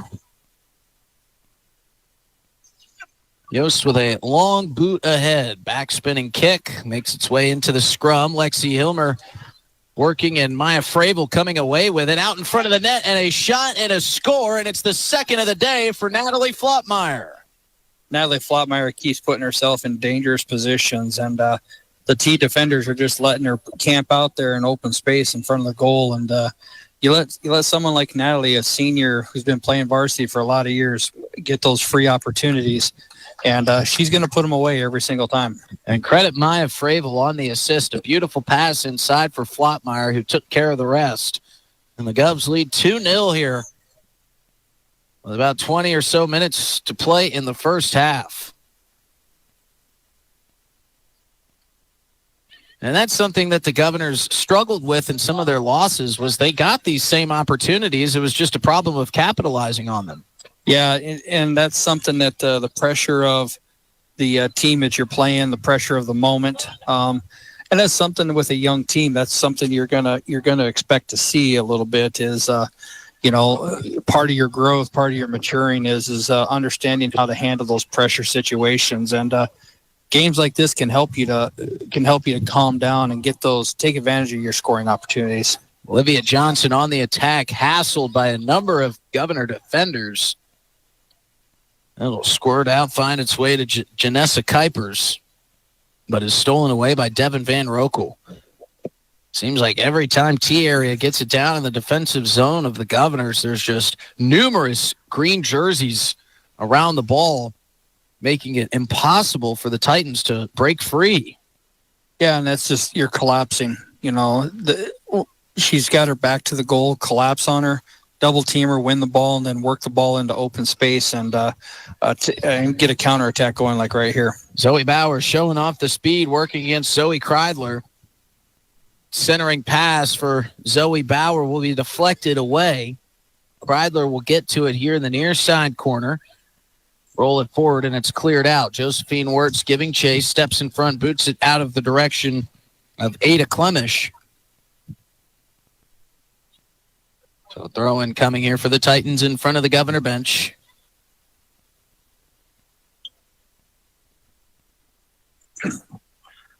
Titans. Kreidler will throw it in. Governor's defense trying to work it free again.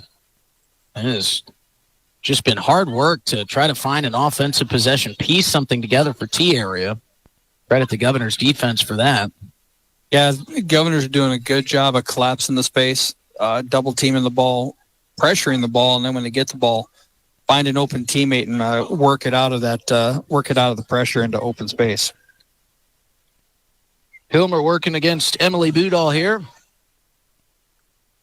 Picked up by Maya Fravel. Fravel's had a good look at a scoring opportunity today. She assisted Natalie Flottmeyer on her second goal of the afternoon. Caitlin Taylor will turn and push it back Devin Van Rokel's direction. We got a whistle. And it'll be a throw in here for the Titans down in the Governor's defensive zone. Well, like we said here, about through the first half of this first half, been a quiet day so far for Emlyn Swanson, much like Kira Swenson could have hoped. Yep, and that's nothing wrong with that. The only thing is to make sure that if something does happen, Emlyn's staying focused in the game. When she's called upon, doing her job, and I have no doubt she'll be able to do that. Yeah, if there's anybody that's not going to lose their focus out there, it's Emlyn Swanson, that's for sure.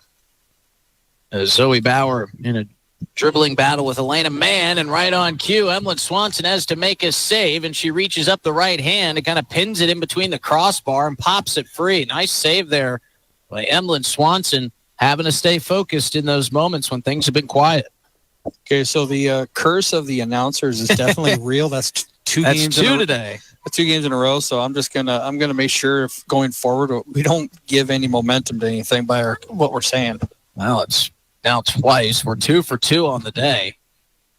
The last one was on a T area Titan boys goal when things were all in control for the Pierre Governors. Turned out to be a massive goal in that game. As Jasmine Yost turns, trying to feed it for Aubrey Fisher. And it will be deflected out of play by the Titans so they can get reset defensively. Natalie Flottmeyer will check Lexi Hilmer out for the first time today. Hilmer getting a well-deserved break.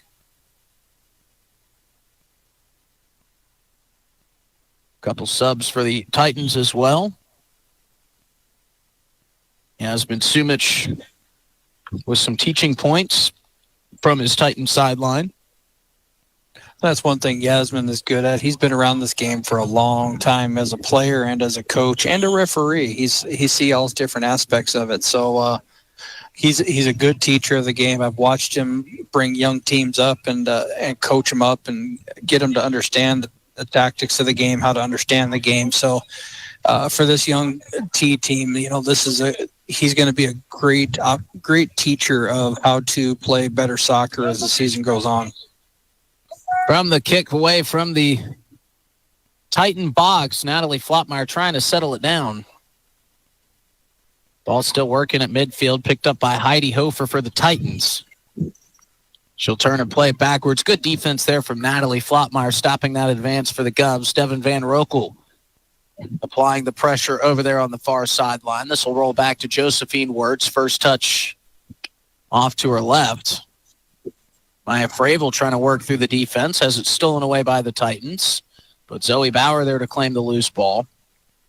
That one will roll out of play as well. Been a lot of battle here at the midfield section, Chris. Yeah, there has. And when the Governors have gotten the ball wide and they've made their slicing runs through the middle, that's when they've been dangerous. And they're being patient. Nothing wrong with that. Just need to do something with that possession when you got it. Scrum still going on, but kicked out of play. Sophia Bruggeman will throw it in for the Govs. High two-handed heave to Zoe Bauer. Off to Flottmeyer. And we had an official touch, so we'll stop it there. Free kick coming for Jasmine Yost. Joe was a keeper when our center referee was a keeper for Aberdeen when he played for many years. He was a 4-year starter at keeper for Aberdeen, so he's used to being in the way of the ball. Out in front for Aubrey Fisher. She couldn't get that first touch soft enough to keep it out in front of the net. It'll be rolled out of play. And another throw in coming. Looks like Jasmine Yost will get a breather. She'll be checked out by Micah Klinger.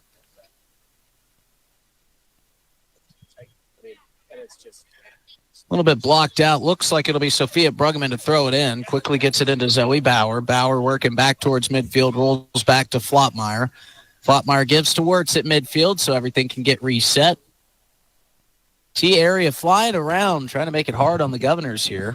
Govs leading 2-0. Under 20 minutes to play here in the first half. Thrown in for Klinger. Klinger dumps off to Flotmeyer. Flotmeyer working through, trying to feed it inside for Lexi Hilmer.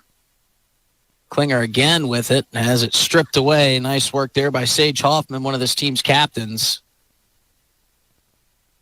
Yeah, it's been interesting watching the center part of the field for T seems to be their strength. Their center midfielders, their attacking midfielder, defensive center midfielders. But they're lacking out here on the wings, and if that's the way they play, Pierre needs to just keep attacking down these wings right now and taking advantage of it. As Sophia Bruggeman does, trying to feed it inside for Aubrey Fisher. Zoe Bauer coming in. Nice deflection back in the direction of Klinger.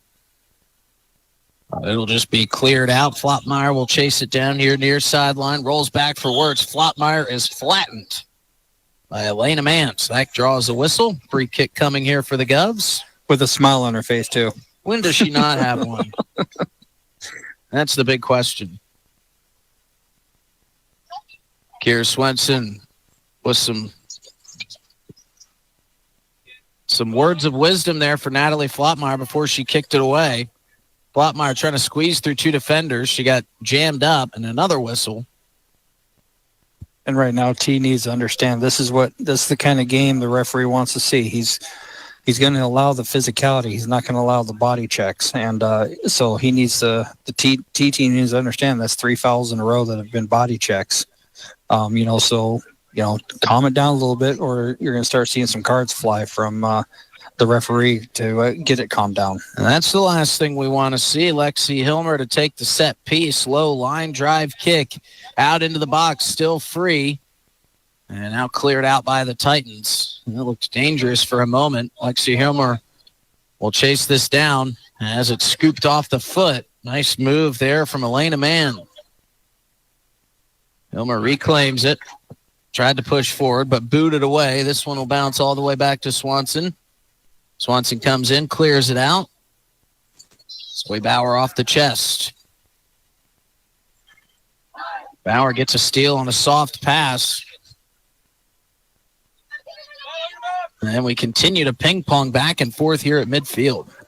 Yeah, and this is what T. I'm assuming T is going to want right here is this staying away from pressure, finding the keeping the ball going negative here. But Pierre's doing a great job of reversing fields, finding the open space. Once they find the open space, getting it down that wing. And like I've said now a couple times, the wing is definitely where Pierre has an advantage based on the first 25 minutes of play here, or however long we've been playing. But the wings are definitely an advantage for Pierre. Mass substitutions for the T-Area Titans. A whole host of new names coming in. About 13 minutes to play here in the first half. I wasn't too far off. You were almost dead on. Another corner kick coming here for the Governors. Natalie Flotmeyer looks like she'll take it. She tried to curl one in. It rings off the side of the net, so it's out of play. But a good thought there from the lead goal scorer today, Natalie Flotmeyer, who's got 2 for the Govs. And not a bad idea. Low near post. Keeper was standing middle part of the net there. So Natalie just tried to sneak one in, pull a Lexi Hilmer, so to speak, get that corner kick goal. So great idea, great try. Keep the keeper on their toes. As we were going to say, try to do our best Lexi Hilmer impression. As Brooklyn Youngstrom had to have her shoe tied again.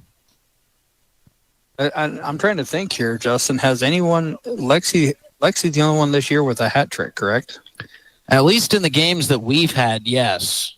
So, because they haven't on the road. So if Natalie's if Natalie can get another goal, she'll be our second Governor with a hat trick in a single game this year. Well, she's got a little bit under an hour of game time left to do it.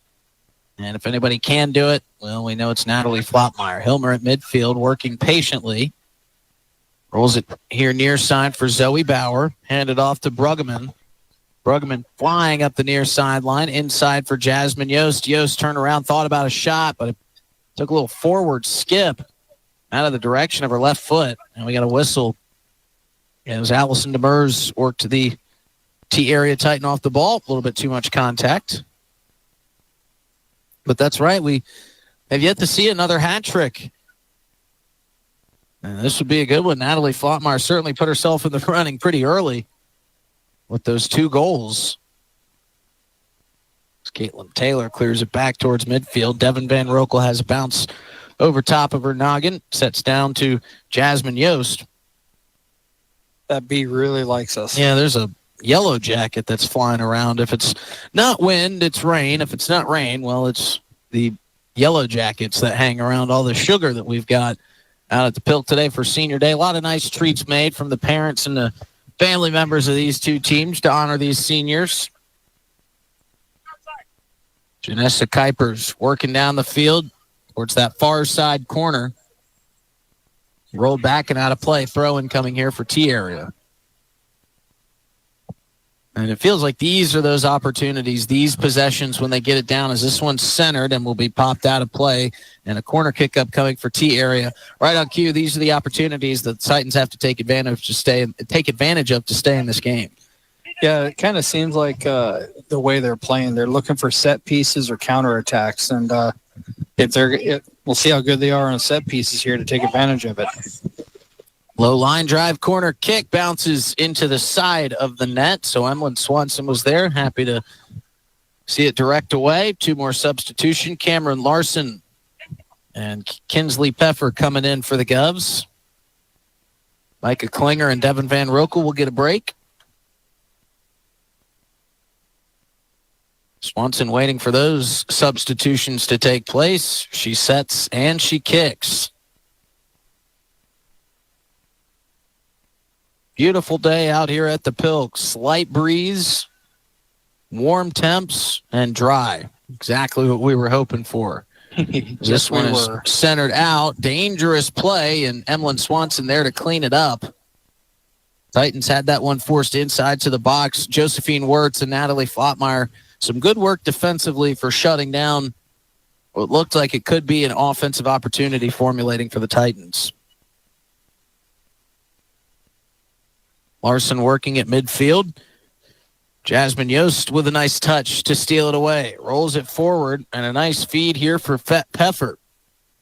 Yost trying to work it and center it. Deflected. Pfeffer chases it down, trying to keep it in play.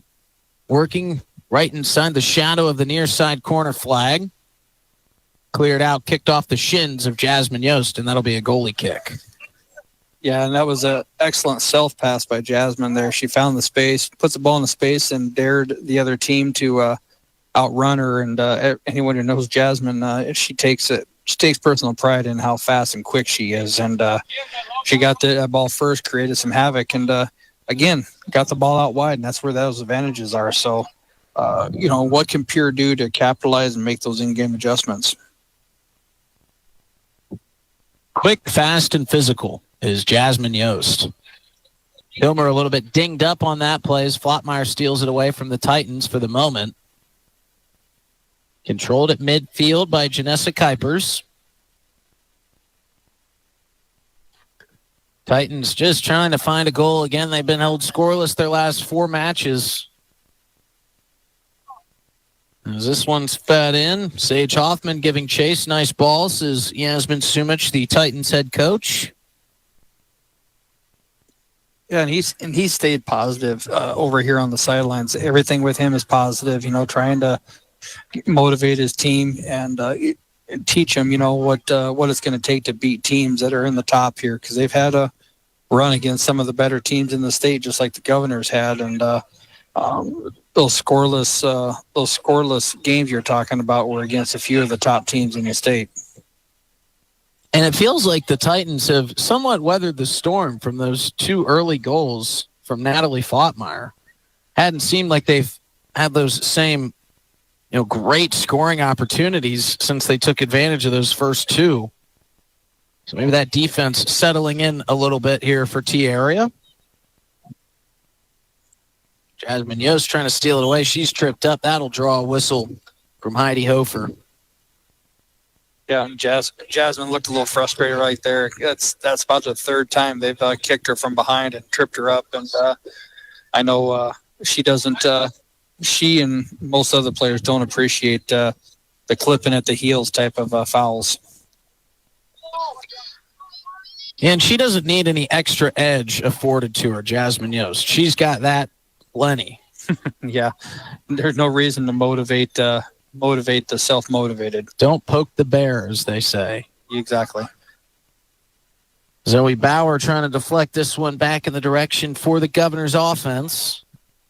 Settled by Bauer. Under 10 minutes to play here in the first half of our Wealth Partners Ameriprise Financial Halftime Show coming up. Yost working that far sideline. And maybe a little frustration out of Jasmine Yost on that foul. Well, what was that? Don't poke the bear? Can we call that an announcer's? We're 3 for 3. I hate to tell you this, but we got to be careful what we predict here. Free kick booted away by Sage Hoffman. And that'll bounce out of play. Devin Van Rokel and Maya Fravel checking back in. Fravel's got the assist on the second Flottmeyer goal today. Devin Van Rokel has certainly been working hard as well. And now she's going to have to come off. I thought I saw... Okay, now we're adjusting and we're getting set up correctly. Zoe Bauer and Devin Van Rokel assuming their correct positions. Yep, Zoe's been over there on that left wing, and we haven't really called her name yet much today because the ball's been in the middle or over here on the right side, and she's been playing those backside runs the whole game. Devin Van Rokel trying to turn the outside corner there against Veronica McGuckin. It's forced out of play by McGuckin, so a throw-in coming here quickly for the Govs. Natalie Flottmeyer settles. T-Area's backline has stepped up nicely here late in this first half. He's kind of slowing things down, not allowing as many great scoring opportunities. That's a nice job from Brooklyn Youngstrom coming out of the net, stopping it before it got to Lexi Hilmer's foot.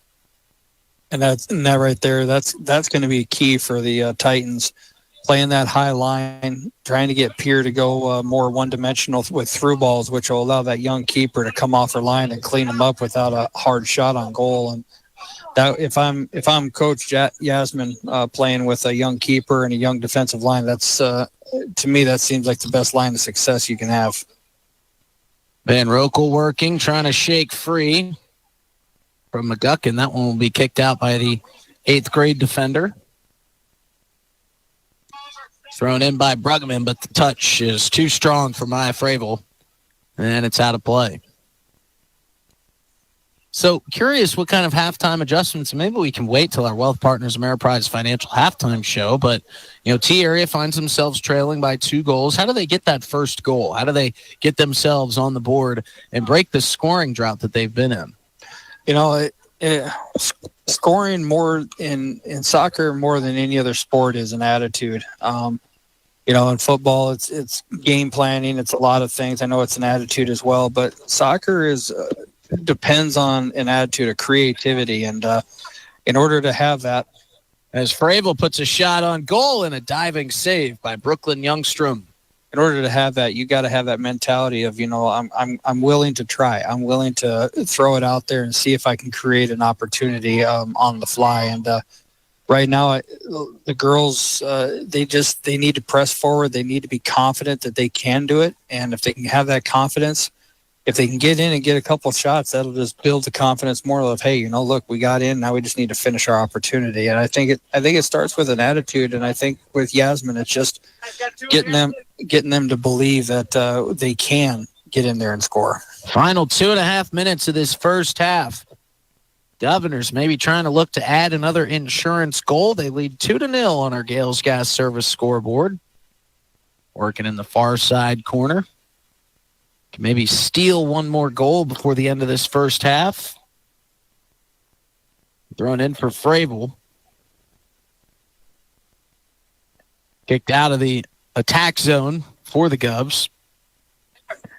Natalie Flottmeyer trying to slow things down. And on the flip side, you don't want to play such a dominant first half and then, give up one of those goals that we saw towards the end of the first half in the boys' game. Yeah, I mean, this game for the girls, for the Governors, as much of it is as a mindset for the T Area Titans to get a goal and try to break a streak of 4 games and going into their 5th. It's a mindset as well for the Governor girls of you got a team who's down. They're not showing a lot. They're not giving you much attack-wise. Don't give them any reason to get confident. Don't give them any reason to grow into the game and start getting dangerous opportunities. And that is as much of a mindset that the girls need to have as well. When you got your opponent down, keep them down.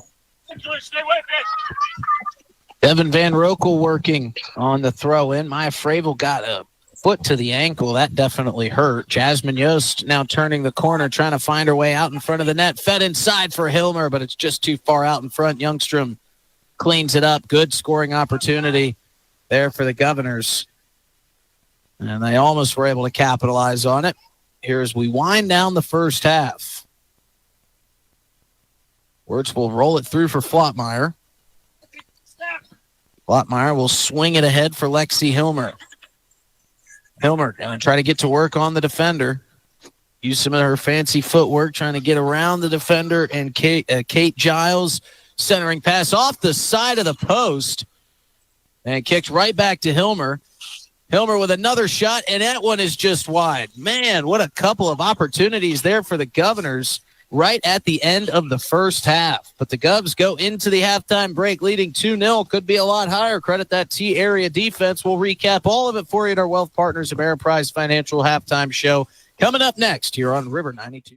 Allied Plumbing and Heating is your contact for business, farm, commercial, and residential plumbing needs located in Pierre. No job is too big or small for Allied. Put our over 50 years of experience to work for you. At Allied Plumbing and Heating, the only surprise we want for our customers is how fast they get the job done. That's why we offer free estimates on every single service, no hidden charges. Give them a call today at Allied Plumbing and Heating. Remember, you can rely on your allies.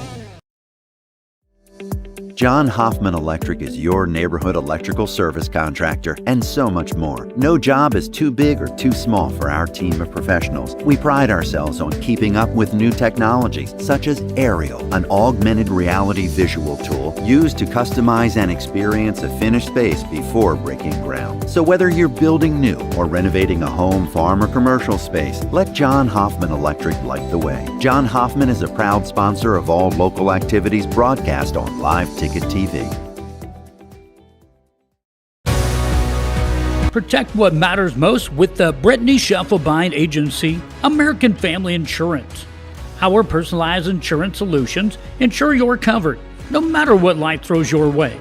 From home and auto to farm, commercial, and life, we tailor policies to fit your unique needs. With our dedicated team and exceptional service, you'll have peace of mind knowing you're in good hands. Contact the Brittany Scheffelbein Agency, LLC. Best of luck in today's competition to the Pierre Governors from Black Sheep Agronomy, your local agronomy experts. Black Sheep Agronomy wants you to have a successful farm plan, and they're focused on products and practices that work in this region. As community members themselves, Tyler, Tice, and Austin support area students who work hard in their school and extracurricular activities. Good luck, Governors from Black Sheep Agronomy. Call 842-6104 for all your agronomy needs. Stay in a beautiful Black Hills vacation home, the Summit on Dancing Sky near Leeds, South Dakota, in the popular Powder House Pass development. It's a modern rustic design with over 5,000 square feet, 6 bedrooms, and 5 baths for you to enjoy. You'll get gorgeous views of the Terry Peak Mountain Range. There's a community pool to enjoy, and you're close to all the attractions like Deadwood, Sturgis, Spearfish, and a whole lot more. The Summit on Dancing Sky. Visit them at dancingsky.com. Agriculture is like no other business, which makes Farm Credit Services of America like no other lender. Owned by the farmers and ranchers we serve, our customers have a voice in how we work, a stake in what we do, and share in our success. Discover a lender that works for you at Farm Credit Services of America. Getting ready to head out to the game or getting back afterwards? DJ Senix is a must before or after your travels. DJ Senix has a great selection of hot and cold snacks. They're second to none for your choice of hot or cold beverages too. And when you're heading out, be sure to fuel up with quality from the pumps at DJ's with 3 different grades. Back late? No problem. DJ's features pay at the pump convenience 24 hours a day. DJ Senix, 507 West Sioux in Pierre. Your choice for quality service and selection. At Dakota Behavioral Health, we offer comprehensive mental health services, including medication management. With offices in Pierre and Winter, we provide in-person and telehealth appointments to fit your schedule. Whether you're managing anxiety, depression, stress, or other concerns, our compassionate team is here to help. We are currently accepting new clients, so take the first step for better mental health today. Call Dakota Behavioral Health at 605-702-6769 or visit dakotabh.com to schedule your appointment. Fentonyl's back to the Chris Derry. It's a 2-0 Governor girls lead. Both goals scored by Natalie Flottmeyer. And Chris, we'll get to that action in a second, but there is a bucket run taking place here with a pretty interesting and pretty cool story. Not a cool story, but a heartwarming story about one of the Governor girls and Caitlin Taylor and her stepfather who is in a battle of his own right now. Yeah, Glenn LaRock, for anyone around Pierre knows Glenn. Glenn's been around the community a long time. Small bit, he just started a new business here not too very long ago, but back in 2021, he began his search looking for a kidney, and he's been in and out of hospitals. They've been on the kidney transplant list for a really long time. Glenn is a great guy. Has been together with Caitlin's mom, Danielle, for a few years now, and or for many years now, I should say. And seeing him go through the battle that he has gone through, and all the false alarms, and all the it looks like we're going to get it. Oh no, it didn't work. I don't know how many times I've seen that on Facebook for Glenn, and every time he gets his hopes up and has been let down, it's just been heartbreaking for the family and for Glenn. And this a couple days ago, it finally came through that there was one, and it passed all the tests. And by God, he was able to get his transplant a couple days ago. And I can't even begin to tell you how emotional a lot of people are and happy for him. A lot of people are, including myself. I can't say how happy me and my wife and I are for Glenn and Danielle and the girls and his sons. And so he's got a heck of a road ahead of him. He's going to have 6 weeks after the transplant at the hospital he's at, in and out. And, we all want to send our thoughts and prayers out to him. And so very happy that the operation finally happened and he finally got the transplant that he so desperately needed. But now the battle is getting him healthy again with the new kidney, and hopefully a healthy life, or as healthy of a life as he can ask for going forward after the transplant. Absolutely. And Glenn, if you're tuned in, we're all rooting for you. And the buckets, they are getting slap full. They actually needed to bring in another bucket because the first one was overflowing with donations from the Governor faithful and a couple T area fans as well. So everybody rallying behind Glenn, Caitlin Taylor, and that whole family. So best of luck to Glenn. happy to hear the good news, and I'm sure some good news for him too. Governor Girls leading 2-0. They kind of dominated the start of the first half. Natalie Flottmeyer with 2 goals, but it felt like T-Area defensively was able to dig their heels in and played some cleaner soccer towards the end of that first half. Well, I think they took advantage of the Governors. I think let down their intensity a little bit and had some sloppy touches, some bad passes, and T was able to capitalize on that and force some of those. And I think for the second half, the Governors just need to clean it up and keep the intensity high. You've got T beat right now. They're down 2-0. Just play solid defense. Keep your intensity high.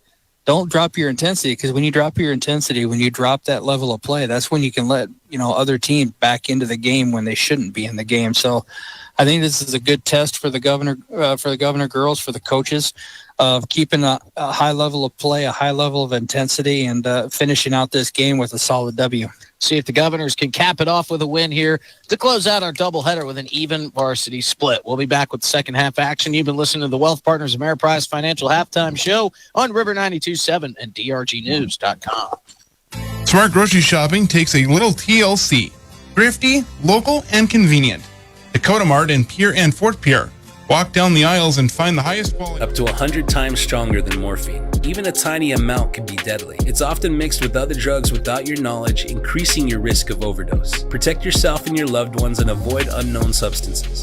Stay informed, stay safe, and remember, one pill can kill.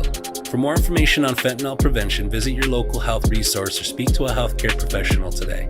This message was brought to you by the Great Plains Tribal Opioid Response, so that the people may live. Explore the 2023 Lincoln Navigator at Capital City Ford in Lincoln. Every time you approach your Lincoln, you'll receive a re-carpet welcome. Twin turbocharged 3.5 V6 engine with auto start-stop technology, you'll travel confidently with technology that meets all your needs. Now you can get the 2023 Navigator for 5.9% at 72 months. Stop in to see the full vehicle lineup at Capital City Ford in Lincoln. Capital City Ford in Pierre, South Dakota. Futures aren't made by accident. They're dreamt, they're planned, they're discovered. At Northern State University, futures are the result of hard work and grit. NSU is an academic powerhouse with a spirit of exploration and genuine support, where professors know your name and push you to discover what you're truly capable of. But don't take our word for it. When you experience Northern, you'll see the difference here. The Best Western Ramkota Hotel in Rapid City supports all South Dakota student athletes and their families. They are conveniently located off Interstate 90, close to downtown and minutes from the beautiful Black Hills. The Ramkota offers sports and family-friendly rates. Guests can relax for free in the indoor water park. They have 36,000 square feet of banquet and meeting space, and the award-winning Minerva's Restaurant and Bar is located on site. Best Western Ramkota welcomes everyone to beautiful Rapid City, South Dakota. Welcome back to the Owyhee Federal Credit Union Press Box. Owyhee Federal Credit Union, where they treat you like you own the place, because you do. Didn't think I'd be crying here on this beautiful Saturday afternoon with some great soccer, but how could you not with such a great story like that? And the Governors leading 2-0 here. Seems like everything is all good in Governor soccer land. They're going to try to close out this win. Good to see T-Area Titans with still some smiles on their face. It's been a tough last couple of weeks, but they come out, they're battling, and they're playing their hardest out here. And we'll see if they can stop this scoreless drought that's been plaguing them the past 4 games. Justin Cowart alongside Chris Derry, Achilles Willie White on the camera. William Wilson back in the studio. We've got the whistle, and we are underway for our 4th and final half of this doubleheader soccer Saturday. As the Governors will now attack from right to left on your radio dial. They found some momentum at the beginning of the first half, trying to do it the same here in the second half. Devin Van Rokel with a centering pass for Natalie Flottmeyer is cut off. Lexi Hilmer there to claim it. High floating kick just over the top of the crossbar as she was going to try to fit one in over the head of Brooklyn Youngstrom. It's caught it a little bit low and put a little bit too much juice on it. But again, a good start for the Govs to put some pressure on that T-area defense and give themselves another scoring opportunity. Yeah, and that's what you want. Like I said, intensity. You want to keep your intensity throughout this game, regardless of the score and regardless of the team, because that's what you're going to need in the tougher games that you play this season. So they need to keep their foot on the gas. They need to keep pushing. They need to keep T out of their goal and salt this game away as it goes. 40 minutes to play here in the second half. Governors looking for a win on their homecoming senior night. Had the seniors honored in between games 1 and 2. That cool breeze blowing across Pilk here, making it nice and comfortable here on this Saturday afternoon. Governor boys fell 2-1 in game 1. Governor girls, excuse me, leading 2-0. Had another bug fly.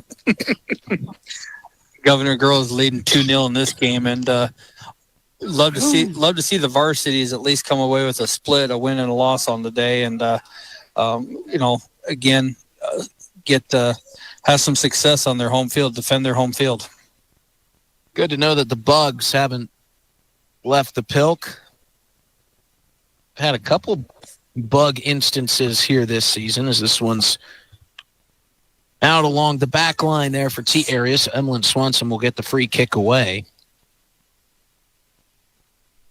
Swanson surveying, now placing. She always runs with such intent and pace to where she's going to place that ball down. Yep.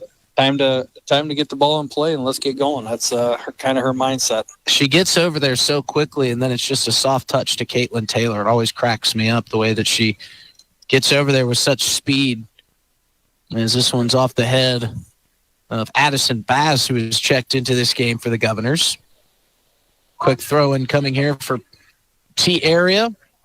It'll be Olivia Johnson to take it. Been a fun battle to watch Olivia Johnson and Devin Van Rokel battle it out along those sidelines and those outside lanes. Long outside shot on the way right to Emlyn Swanson. Kate Giles put a good strike on it. But it was destined for Emlyn Swanson's hands. She fielded it on the fly. And now she'll drop and punt this one back towards midfield in Addison Bass's direction. Bounces by her. Turn back the Titan direction. Foot race down to the near side quarter. Caitlin Taylor and Elena Mann chasing it down. Last touched by the Titans, so a throw in deep in their own zone for the Governors upcoming.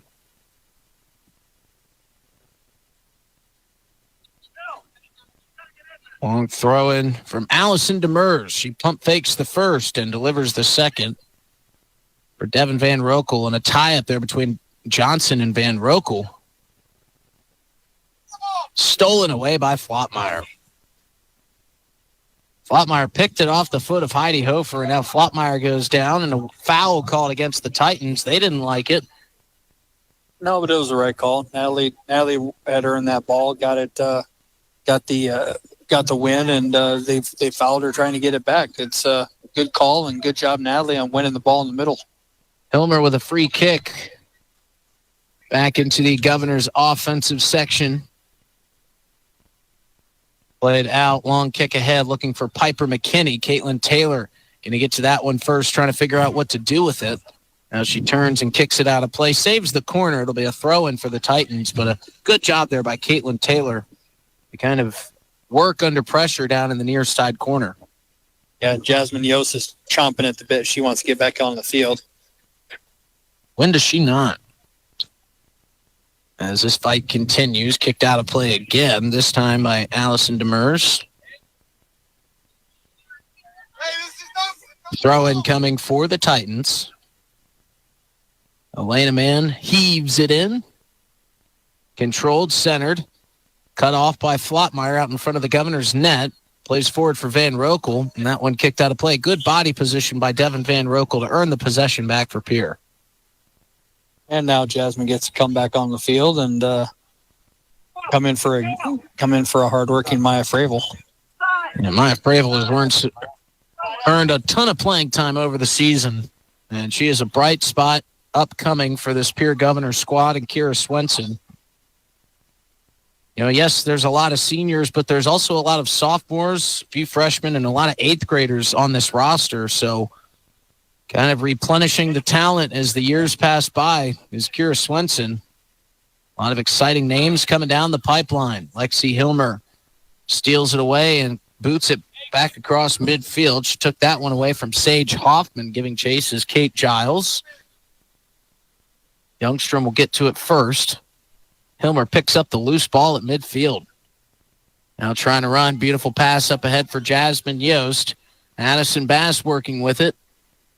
And that one's deflected. Chasing it down, out of play is Kinsley Peffer. She'll pick it up, throw it in quickly to Jasmine Yost. Yost trying to center it back out in front of the Titan net. That one's cleared out quickly. Flottmeyer there has it stolen away. And now Ada Clemish pushing forward, and a lot of contact between Clemish and Caitlin Taylor. And we have got a card coming for Caitlin Taylor, who doesn't even want to see it being pulled. She heads off to the sideline. Well, that was a tactical foul there. Caitlin knew what was coming. That was that's experience right there. Caitlin's a young player, but she's very experienced at defender, and that she had a head of steam coming at her. Caitlin was caught going to have to play chase or run down, and just decided to take the foul, stop the play, and let her team get recovered again. So can't fault Caitlin at all right there. If I was a coach, I'd high five her and say, best way to earn a yellow card is to help your team out and set them up for success after the foul, which is what she did right there. Yeah, Caitlin Taylor falling on her own sword there to stop a potential scoring opportunity from the Titans. It's our first card of this game. And it's earned by Caitlin Taylor. Pushed through for Lexi Hilmer. Devin Van Rokel flying up the backside lane, but Brooklyn Youngstrom gets to it first. That was a great feed from Lexi Hilmer. Just a little bit too far out in front of Devin Van Rokel. Youngstrom boots it back towards midfield. Josephine Wirtz there to kick it back the other direction. Fight for the ball. Kinsley Peffer there, and that's out of bounds off of her. So it'll be a throw-in by the Titans. Actually, a free kick by Jasmine Yost. I don't know how I got it that wrong, but the Govs have the ball. Fight for it. Finally coming out of it, popping it towards Devin Van Rokel. Van Rokel peeking at the net. Now going to turn and try to get it back out into the center for one of her teammates. Well, she was looking for Maya Fravel there. Fravel's a little bit too close to the net. Now more contact, and another whistle as Allison Demers collides with Piper McKinney. And a free kick upcoming for the Titans. Yeah, and someone might ask online if they're watching, why was Caitlin's yellow card and that one not a yellow card? That one's not a yellow card because it was away from the goal. There was two other defenders behind her. She was going away from the goal, not at it. As a long kick comes in, bounces once, and right into the hands of Emlyn Swanson. That was Olivia Johnson who sent it in. Good thought there from Olivia Johnson, just kind of get it into that cluster of white kits and see if something can get deflected in the back of the net. Yeah, to finish my last thought there, the good foul there by Caitlin Taylor, and just two girls running into each other on the other one. Thus the difference in stopping an attack versus two players both going for the ball and colliding. So that would be the difference if people are wondering why one was a yellow card and one wasn't.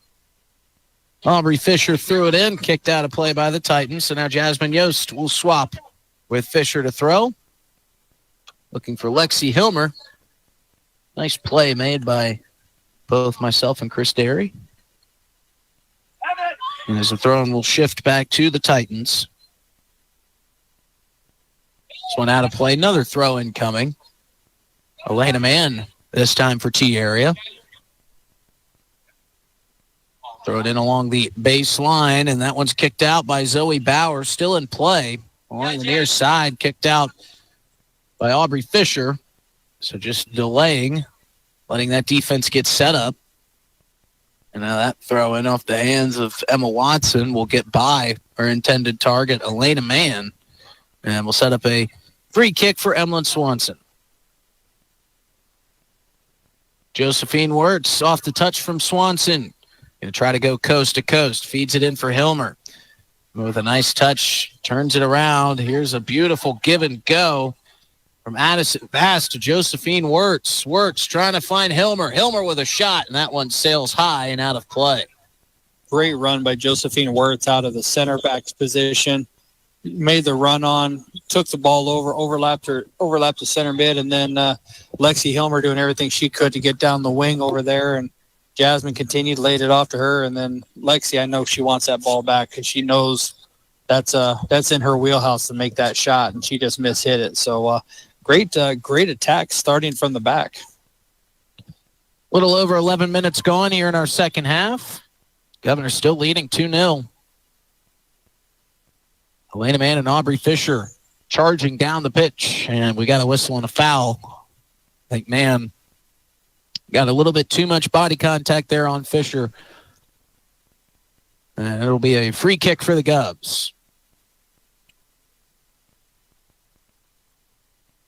Jasmine Yost will take it. And I don't really think that the Governors are trying to shift their game plan at all. It's not like they're in time-killing mode per se. No. But not looking for that more aggressive offensive push from Pierre, something that we saw a lot of early in the first half that we really haven't seen much of here since then. No, I'm not sure, I'm sure they talked about at halftime, and this is what they're trying to do is just, possess the ball, be patient with the ball now, trying to play a little different style. Obviously, Coach Kira and Coach Katie are thinking about the future and thinking about, sometimes we're going to need to be patient, sometimes we're going to need to be aggressive. We're winning the game in a lot of different aspects. Can we possess the ball? Can we control the ball and create opportunities by controlling it? Centering kick from Zoe Bauer out in front for Van Rokel, and she couldn't settle it down enough as that shot sails wide. Great job by Zoe Bauer turning the corner, getting it out in front of the T area net, giving Devin Van Rokel at least a look at it. That was going to be a tough one-time touch to get in the back of the net for Van Rokel. And now bad sign for the Govs. Lexi Hilmer is hobbling a bit, favoring that left leg.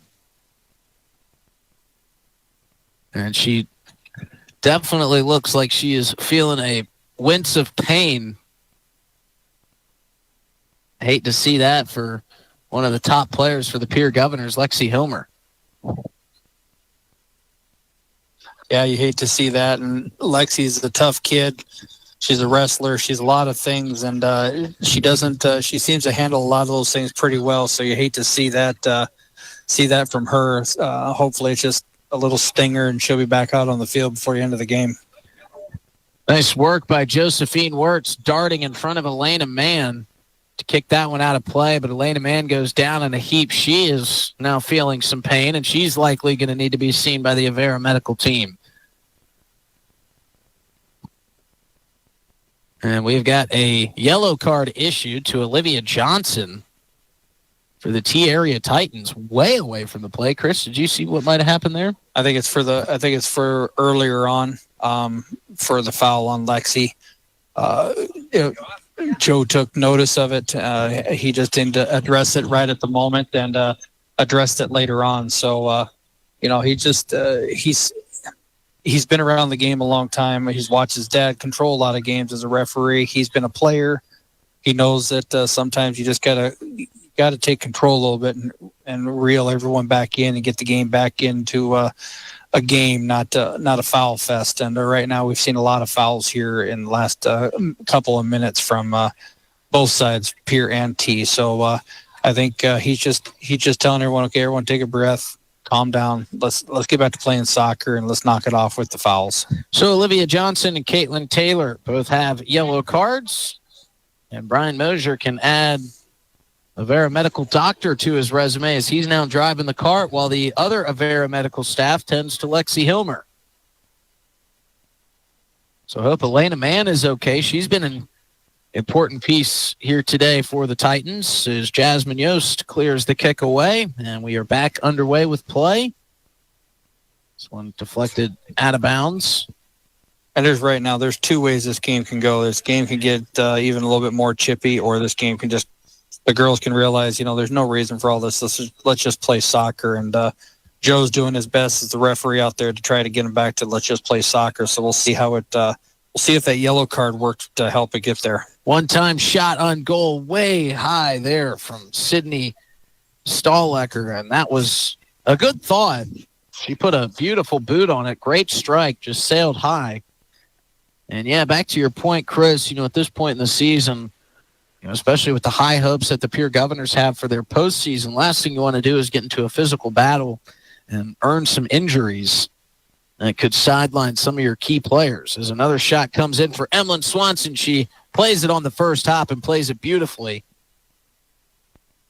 Yeah, there's no room for the injuries late in the season. They can take the course of a good season and turn it into a what if. And I know the Governors right now, they don't want the what if. They had the what if last year with that upset loss. They don't want the what if this year, and I don't think the girls are gonna stand for it as a team. They'll figure it out. Hey, we need to just calm down and play soccer here. Caitlin Taylor with a beautiful give up to Jasmine Yost. Yost trying to center out in front for Maya Fravel, still loose in front of the net and cleared out at the last moment by Kate Giles. Another sub coming in. Aubrey Norton now checking in for Addison Bass. But the Governors will get a throw in deep in the T area defensive zone. Yeah, and I don't know that we've seen Miss Norton on a varsity field this year, so interesting to see what she does out there for my first time watching her play. So excited to see some new blood out there and see what she brings to the table. Certainly feels like the first time we've seen her here at Pilk. And in a 2-0 lead, still certainly not in hand here for the Govs as this one's out in front for Miss Norton. Her first shot is saved by Youngstrom. But Audrey Norton doing a nice job, and they just tell her, keep shooting, keep that shot going. As that B wants to be a part of the broadcast just so badly. He will not leave us alone here at the press box. Ball over at midfield, throw-in coming for the Govs. Flotmeyer plays it. And it continues to ping-pong back and forth. As finally somebody for T area emerges with the ball. Devin Van Rokel giving chase down in the far side corner. Kicks it away from Janessa Kuipers. And a throw-in will come here for T area. As Heidi Hofer checks back into the game for the Titans. She'll give Emily Budall a nice break. So the Titans trailing by 2 goals, got to find something to go offensively. As Flotmeyer sends it back towards Norton at midfield. And, for Kira Swenson as well, you get to get some of these younger players in and get them some varsity minutes when they will be required. And, maybe weeks, but definitely years to come. And getting them some of those offensive and defensive minutes at this high level of play can be very beneficial. Not maybe right now, but down the road even. Yeah, I mean, depth of play in as this one sails high over the net. Emlyn Swanson. That was dangerous. Happy to watch that one sail high. It sure was. Trying to get a number there. I believe that was off the foot of Sydney Stahlecker. Yeah, getting back to that depth of bench when you're making a deep run in the playoffs, especially with teams giving you different looks, and you want to give teams different looks. Developing your depth is always key. And I know when I was a high school coach, a few decades ago, not to date myself, but that was one of the things I always felt was vitally important for our success was the depth of our bench. Shot on goal coming here. Sails over the head of Emlyn Swanson. Along the end line was Ada Clemish, and she put a good shot on goal. Swanson was there putting her big frame in the way. Had a little bit of a left-hand turn from the near side. And Pierre right now they need to get that attitude back, that edge back, as you called it earlier. That's 3 dangerous opportunities now T has had here in the last couple of minutes. And another one coming with the corner kick. Low line drive kick. headed out by Caitlin Taylor. Outstanding play defensively as it got over the head of Emlyn Swanson. Taylor was there to redirect it away from her goalkeeper. T-Area keeps it in their offensive zone. Settled down by Kuipers. Yeah, and Caitlin Taylor did a great job. That ball was in the net. If Caitlin doesn't head it, that's where Emily needs to walk over and say thank you very much, because Caitlin saved a goal right there with that brilliant header. Swanson's got her hands on it now as she looks for an option to go. About 22 minutes to play here in the match. High punt back towards midfield. Zoe Bauer deflects it forward with the forehead. Bauer feeding it inside for Norton. Oh, and a good play defensively from Emma Watson. Kept Audrey Norton from getting a good look at the net out in front. Deflected out of play by Watson. Corner kick up coming for the Govs. Yeah, and that's again, they're out on that wing. I said it many times in the first half. That wing is where the advantage is for the girls, and the getting it out of your defensive half. It's was down there for a long time. Let's keep it down on this half here for a little while, and put some pressure on the T area Titans and see what they can do. Yost sends the corner in, and as she comes from that corner position, she collides with a Titan defender, and the official having a conversation with Jasmine. A little bit too much body there. Yeah, Jasmine just kind of walking away going, well, that's the way I usually play. You must not have seen my play or seen my work. Yeah, that's just me playing, ref. Just when it's crossed back and forth across midfield, it goes. Settled down by Olivia Johnson. Johnson sends a high floating kick back into the Governor's defensive zone. Caitlin Taylor giving chase, and that one not going to have the momentum to get out of play, but Caitlin assists it out of play right in front of the Titan bench. Ava Otten will check into the match for the Titans. Governor's looking for possession in the middle of the field. They're wanting to win that battle. As Olivia Johnson sends one back in, Swanson will chase it away from her net, picks it up on her right side of the box. Underhanded roll, a little bit too soft, almost picked off by the Titans. Sophia Bruggeman was able to get it in her possession quickly, but it's out of play off of a Governor, and T-Area wins the possession back. Feels like the Titans have been controlling the possession battle here in the second half. Yeah, the second half, the adjustments Yasmin has made as a coach have worked, and whatever he's done, the Pierre girls haven't adjusted back to help out their defensive prowess in the second half. So they're setting it up for an interesting final 17, 18 minutes here of this game if they keep doing this. Pierre definitely does not want to play on their defensive third this entire second half. 18 to be exact. Are you running clock over there, Chris Derry? Well, you've been on it today. It's that coaching thing. A lot of my players and coaches will tell you, for some reason, that clock in my head works well during games. So my wife will tell you it doesn't work well any other time, but during games it works really well. Where it really matters, right? According to my wife, yes. Devin Van Rokel here near side. Trying to squeeze it through. Pops straight up into the air. Fell down trying to get the head on it. And it's cleared back towards midfield. Back to that back line for Caitlin Taylor, who dumps it back in. Back and forth, they continue to go. Had a couple touches roll our way here at the press box today, more than usual. As Allison Demers will take the throw in for the Govs. But we got the excellent ball shaggers here doing a great job. Yes, top of the line ball girls for this varsity matchup between the Titans and the Govs. Where it's slipping a little bit. There's a wet spot over just to the right of the Titan bench. That where it's slipped a bit as it's cleared out by Micah Klinger. That was definitely a concern, was the wet field after all the rain. Just glad to see no injuries, things of that nature, at least to this point. with some slips and falls and the legs going out from underneath these players. This one back deflected. Emlyn Swanson had to backpedal to that one that was floating through the air over towards her near side post. Stuck her hands up in the air, made the save. Swanson's certainly been busy in this second half, a lot busier than she was in the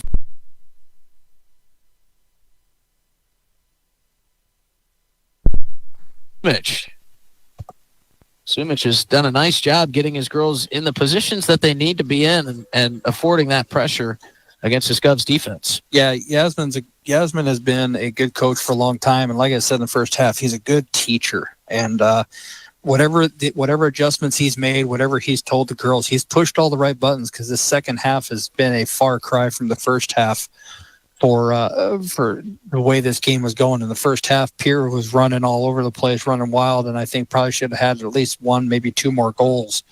This second half, I think T right now has been owed at least one goal, if not two, and the Governors seem like they're, instead of dictating, it seems like they're being dictated too. So it'll be interesting to see these last moments of this game. You know, does Pierre make an adjustment and lock it out, or does T keep pushing? Well, I think T is probably going to throw everything they've got at this Pierre Governor back line. And certainly some things that Kira Swenson will be able to teach from once they get the film on this game. As it's rolled through for Micah Klinger at midfield. T Arias able to work it away. More offensive possession for this Titans team as it's sent in for Ada Clemish here in the near side corner. Clemish trying to turn around the defender. Sent out in front of the net. Deflected away. Still bouncing around. Now Caitlin Taylor finally gets a left foot on it. And I got this one. Good touch. Thank you. So Olivia Johnson will throw it in here for the Titans. A substitution comes in. Josie Kuipers kicks out Clemish. High overhead throw in for Johnson. Makes its way to Devin Van Rokel. And it's given up immediately, and Johnson will float one high, looping kick all the way back to Emlyn Swanson and right to her. There haven't been many high percentage shots by T Area, but they've been making Emlyn Swanson work and stay on her toes and stay focused in the second half. Yeah, they're high quality or dangerous, take your pick, but they've been, I think, Emlyn has had to make sure that ball's not going in the net irregardless, and that's something that, again, one mistake and all of a sudden there's a goal, and then this game becomes, instead of a comfortable 2-0 win, which I don't know if there's ever such a thing said as a comfortable 2-0 win in soccer, but as comfortable can be in 2-0, goes to being a 2-1, and all of a sudden it's a pressure-packed, final part of the game. Well, we saw how that Rapid City Central game went for the Pierre Governor girls. They were behind the entire time, and then Lexi Hilmer took over. So you got to play the full 80 minutes, whether you're in front or behind. As this one bounces off of Zoe Bauer, possible opportunity forming here. Olivia Johnson says, not on my watch, clears it out with sheer intent. So it's kicked out of play. Throw-in coming for the Govs. That bee really likes us. Yeah, I don't know what it is. Might be this cupcake that was dropped off behind us. Who knows?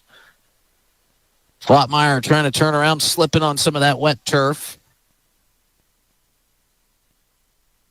Sun is kind of burned off all the clouds that were hanging over top as Lexi Hilmer tries to knife through some defenders here. Works by two. Far side corner of the box, working along the end line. Touched away for the moment there by Kate Giles. And now they're working in the corner. And Hilmer is forcefully pushed off the ball. But she was the last to touch. That'll be a Titan throw in once the substitutions are complete. So, Chris, tell us about some of those adjustments that Yasmin Sumich could make kind of from his own sideline here. He made some great halftime adjustments defensively. What do they do offensively to try to force the issue and find their first goal here in this game and put them one away from equalizing and tying it up?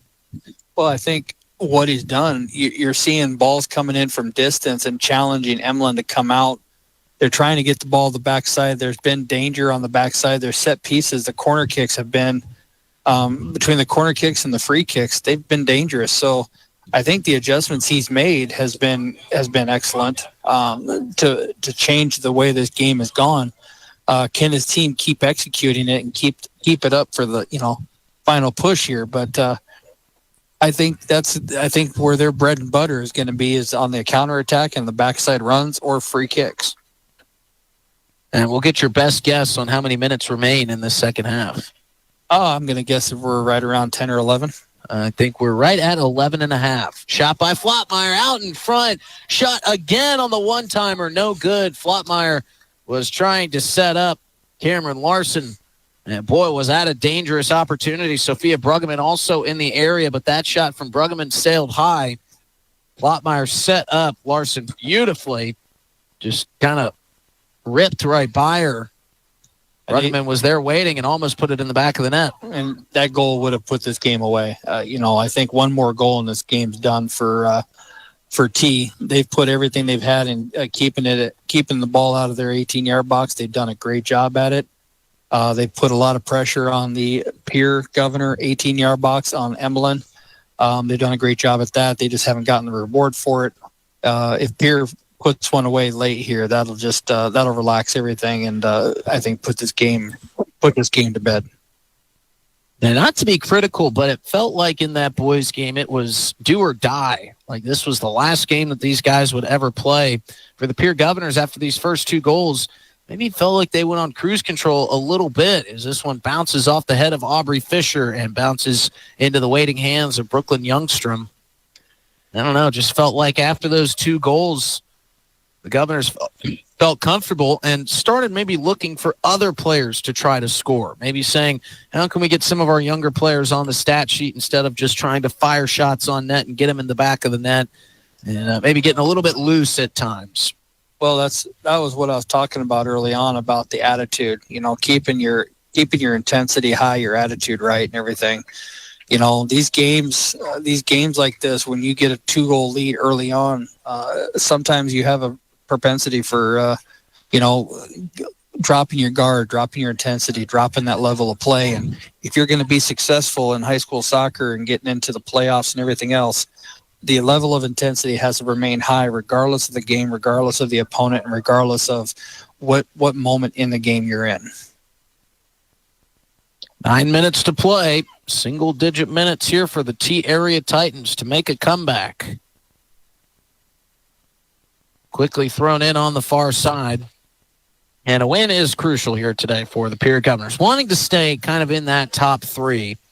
It was tough 2 losses early on to a really good Harrisburg team. They've played good teams seemingly all season long. Yeah, and Harrisburg and Rapid City Stevens, two of the top, both the top 2 teams, and then Pierre. Pierre tied Roosevelt, who's number 4 right now. So Pierre's played the best in the state. And in order to, like I said, you want to stay in that top 4 so you can get guaranteed your first 2 playoff games at home. You need to win these final games. And these final 4 games, T, Mitchell, Huron, and Sturgis, they are all winnable for these Pierre Governors. But you're not going to win all 4 of these games if you don't have the right attitude and mindset. And that's what this game right here, if I'm Coach Kira and Katie taking anything out of this game, that's what I'm taking out of this game right here. It's one out in front of the T-area net. Opportunity for Fisher trying to feed Van Rokel, and it just curls wide on the near side. That was maybe the best scoring opportunity of the day for the Pierre Governors. Credit Aubrey Fisher for a beautiful feed to Devin Van Rokel. She went one-on-one with Brooklyn Youngstrom, and Youngstrom said, I'm coming out of the net. If they score on me, so be it. And I'm going to do whatever I can to make a save, and she did just that. Yeah, excellent job by her. That's what you got to do as a keeper. You can't just let them have free run on you. You got to make it difficult, and she did. So now T-area with a little bit of momentum, charging down into the Governor defensive zone, cleared out by Flottmeyer to sustain and to stave off this offensive push. 7 minutes to play here for the Titans. Long kick from way outside on the way from Emma Watson, and Emlyn Swanson will happily let that roll along that back line. So what is the fail-safe? What is the soccer version of the Hail Mary, in a sense, if you're a soccer coach, to say, all right, we've got a little bit under 7 minutes left to play. We need to get a goal. We need to get some sort of momentum. What, do you just throw everybody up front? So back in my day, we played a formation, and anyone who knows me from back when I coached, they're going to laugh about this because they know this formation, but we played a 4-2-4. Where we played 4 forwards, 2 midfielders, and 4 defenders. And basically our whole idea was we're just going to dump it forward and put 4 players against 4 defenders and go 1v1s. And we were going to say our 1v1 is going to get us a goal. And, that worked for us quite often back in my day as a coach. And the Hail Mary, that's probably your best look is we're not going to have as many defenders. We're not going to worry about midfielders. Everything is going to be long distance forward, and we're just going to try to create some havoc with some long balls over the top and try to go 1v1s. Well, I'm sure the players enjoyed that. I'm curious how the parents responded to that. Maybe not the wisest setup here, a 4-2-4. No, it wasn't, but it sure made for some exciting soccer, I'm sure. It did, and back in those days, we won a majority of our games, so it wasn't as heavily criticized because we were winning, but the losses that we did have, it was frustrating, but again, if you lose by 1, if you lose by 3, it didn't really matter. Let's dump it forward and see what we can do. High IQ play made there by Emlyn Swanson. Ana Clemish was coming down, and Emlyn Swanson came out clear of the net to kick that one away. She could have kind of sat back and saw if her defenders would make the play, but she just decided she was going to take it herself, and kind of speaks to the growth of Emlyn Swanson as a goalkeeper and the confidence she feels to kind of take command in those situations, knowing what her skill level is, knowing of how good of a goalkeeper she is, and just kind of deciding, hey, I'm going to take this one into my own hands and make a play. Yeah, and that's, there's times where you just say, hey, I'll take care of this, and she did. Under 5 minutes to go. Substitution coming in. Maya Frabel will check in for the Govs. Aubrey Fisher will take a seat. Fisher was looking a little bit gassed on that chase alongside Olivia Johnson, so Kira Swenson wanting to get her some fresh legs in there. Aubrey Fisher had made several long runs down the side, down the middle to create some opportunities, so not surprised that she's a little gassed. Nice play there from Kate Giles to kick it off the shins of Lexi Hilmer along the back line. That'll earn back the possession for Brooklyn Youngstrom. Well, at this point, with about 4 minutes to play, feels like T-Area would need a miracle to tie this thing up. Looks like the Governors may improve and get their 8th win of the season. And we will recap all of the action from games 1 and 2 for you in our Family Dental of Pierre and Gettysburg post-game show coming up. And after this is done, tune over to KGFX for some Pierre Governor volleyball. It is just a medley of Pierre Governor sports on this Saturday afternoon. Brian Oakland on the road with the volleyball squad. They lost their first set. And once this wraps up and we get done with the post-game show, tune over to KGFX and see if the Governors make a comeback there. Governor girls soccer looking like they're going to get a win. Devin Van Rokel working hard against Emma Watson here on the near side. Quick throw in. And the unsung hero may be Achilles Willie White today for getting us the time. Sometimes I'll have to rely on Chris Derry to go long-winded on a comment so I can throw the headset off and go check the clock, but Achilles has been great today. Our whole live ticket crew has been great today. William Wilson back in the studio. Long afternoon for him. Late evening last night. Those Brian Oakland post-game shows, especially after a close Pierre Governor football win, they can go on a little bit. There's nothing that Brian Oakland loves more than bowling and Pierre Governor sports, that's for sure. Big win by the Governor's football team last night to elevate above 500 against Brookings at home. And here in the final 120 seconds or so, the Pierre Governor girls looking like they're going to get at least a 2-0 victory. I'm little side show there. I'm watching Joe as he's running, and he got into a full sprint and the ball turned over and he just rolled his eyes like, oh, man. I did all that work for nothing. Now I got to stop. This one will go out of play over towards the near side corner in front of the governor's bench. A warm day that has kind of subsided with this cool breeze. Just kind of set up a perfect day of soccer. And, we'll get to I know Sean Blanchette had some words for you about the boys' game as we were getting this broadcast underway. We'll wait for our Family Dental up here in Gettysburg Postgame show to get to what Coach Blanchette had to say to Chris Derry. I know that Sean Blanchette was unhappy that he didn't have time to hop on the headset and tell us about the game. I think he loves coming on the headset after the games to talk. Kira Swenson, not a fan. Not a fan of the post-game or pre-game interviews, but Sean Blanchette loves to talk soccer, loves to talk about his team. And Kira Swenson loves to talk about her team. She just doesn't like to do it on the record. And as the final couple seconds will tick away here, Jasmine Yost is going to get it in from the near side corner. Swings it up towards midfield for Allison Demers. And this will turn back over to the T-Area Titans. Natalie Flottmeyer kind of laughing as she's communicating with Allison Demers up the pitch. It's hard to wipe that smile as Flottmeyer goes down to the turf. We've got a whistle. And there might be time for one final set piece. Under 30 seconds to play and counting. Jasmine Yost is going to take a quick peek at the clock. Time for one final kick here. Maybe. Yost waiting patiently. Gets the go-ahead. Just getting, managing the clock, hey? Yeah, managing the clock nicely. She dumps it off to Lexi Hilmer. There's the horn. And there's the victory for the Governors. They take it over the T-Area Titans 2-0. We'll recap all of it for you here in our Family Dental Up here in Gettysburg post-game show. We've got a T-shirt to hand out. We'll get our big play of the game. We'll get to our Rounds Financial Services right on the money highlight and so much more in our Family Dental Up here in Gettysburg post-game show. So don't go anywhere. We'll be back here in about 2 minutes. You're listening to Pierre Governor Soccer coverage live on River 92.7 and streaming on drgnews.com. Dr. Ryan and his... Farming is more than a livelihood. It's a legacy. Simplot was founded by a hardworking farmer like you over 90 years ago, and we've been growing America's farms for generations. With local crop advisors grounded in your success, Simplot Grower Solutions is in your fields and by your side. We dig in deep to pinpoint what you need, where you need it, when you need it, even when the forecast is unpredictable.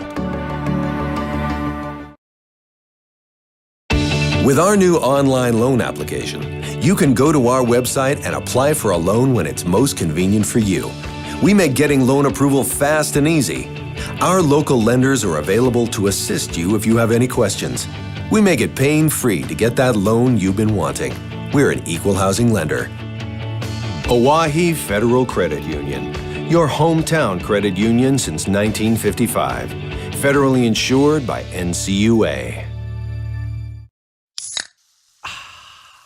Well, folks, if you got one of those 2025 Grossenberg implement calendars, you probably met their sneaky little buddy, Gino. Let's be honest, some of you forgot about him. Here's the deal. When you swing in for harvest parts, just show the parts crew where Gino's hiding on that calendar, and they'll hand you a free can of pop. That's right. Find Gino, point him out, and claim your prize. Easy as that. Grossenberg Implement, helping with harvest and keeping you refreshed, one pop at a time. What if we said a bank isn't a place to lock up money? It's a place to set it free. What if the point of banking wasn't to bank at all, but to put your ideas to work? What if your bank asked, what if a little more? Well, what if we told you we do? We're American Bank and Trust, where what if meets why not? If you're ready to change what you get out of banking, start a relationship with us. What if you made the move today? Welcome back that Sean Blanchette talked to you about of anything. I mean, all I heard him say was that Juve Bonza kid is unbelievable. That can go without saying, but curious if he gave you any insight or any thoughts on what he thought about that 2-1 loss. Just defensive pressure. He thought that his boys were too soft on the back there against a player of Bonza's caliber, and needed to be more physical with him, needed to stand him up, just be a little bit more solid in the back. And I know he's frustrated with that, and I think he'll see that at practice this week as they get ready for the final stretch here, because they've got a couple really tough games, and there's a foreign exchange student out there at Sturgis right now who Sturgis has been winning a lot of games, and they got a couple foreign exchange students, and one of them is up front, and they're going to see another player that's going to push their defensive line. So it's crunch time now for the Pierre Governor boys, but it is celebration time now for the Pierre Governor girls. They win 2-0, and it's time to get to our Hermanson Endodontics big play of the game. Before we mention that, let's hear a word from our great friends at Hermanson Endodontics. You're thinking of a new or used car, motorcycle, pickup, or RV. Think of us. We make all sorts of vehicle loans. We can set you up with payments that fit your budget. So if you have getting some new wheels in mind, stop by and see us. We'll get you the right loan. Dakota Plains Federal Credit Union, federally insured by NCUA. We're big on you. We're small enough to know your name, but we're big on you. Welcome back to the Hermanson Endodontics big play of the game came from one of the quietest players of today's game, but she was crucial. So you talk about the 2 goals that Natalie Flottmeyer scored in the first half to get the Govs out in front 2-0, and it felt like it might be off and running. But T-Area did a really nice job defensively, settling in, keeping this game within striking distance. But the big play of the game, sponsored by Hermanson Endodontics, for me, came from Emlyn Swanson between the pipes. She didn't have a lot of action in front of her, but when she did, there were some tough saves. She had to keep her head on a swivel, always keep her focus. And to me, I thought Emlyn Swanson, in kind of one of her easier performances today, had some really crucial moments to keep this a 2-goal game, because if it's not for some of those saves that Emlyn Swanson made, you look up and it could be a 1-goal game or even a tied game, because the Pierre Governor offense, they got off and running pretty quickly there to start, but they kind of stalled out. T-Area's defense picked up, and Emlyn Swanson made sure that this was not a much closer game than it could have been. Yeah, I mean, it's tough as a keeper when the game's not down in your end and you're having to just focus on keeping your mental focus. That's a tough aspect, and it's tough for a lot of see you, Coach. It's tough for a lot of keepers out there, and she did a great job as a young keeper, keeping her mind straight, keeping her mind focused on the game, and when called upon, do her job and do it to the best of her ability, not give up any rebounds or cheap goals to the other team. And the play from Emlyn Swanson was our Hermanson Endodontics big play of the game. She even made one right-handed save that was up near the crossbar, in which she had to backpedal in there in the second half. And that's when crunch time really picked up for this Pierre Governor girls team. And that play, that one save there at about the midway point of the second half, was the Rounds Financial Services right on the money highlight. Rounds Financial Services right on the money highlight, where your money works for you. OSAIC wealth member SIPC. So congratulations to Emlyn Swanson for not only being our Hermanson Endodontics big play of the game and kind of sponsor in that regard, but also having the Rounds Financial Services right on the money highlight. Man, she was great today between the pipes. Could have been a much higher scoring game, but you also could have seen T-Area break that goal drought. Well, folks, if you enjoyed listening on River 92.7 today, we want to thank you for watching live on drgnews.com. Reminder, you can also download the DRG News app to make your listening experience much more streamlined and much more enjoyable. We often have multiple broadcasts going on at once across our airwaves. So if you download the DRG News app, you can bounce around from game to game. As the folks make their way out of Pilk, the South Dakota Office of Highway Safety reminds you to text or drive. There is no and.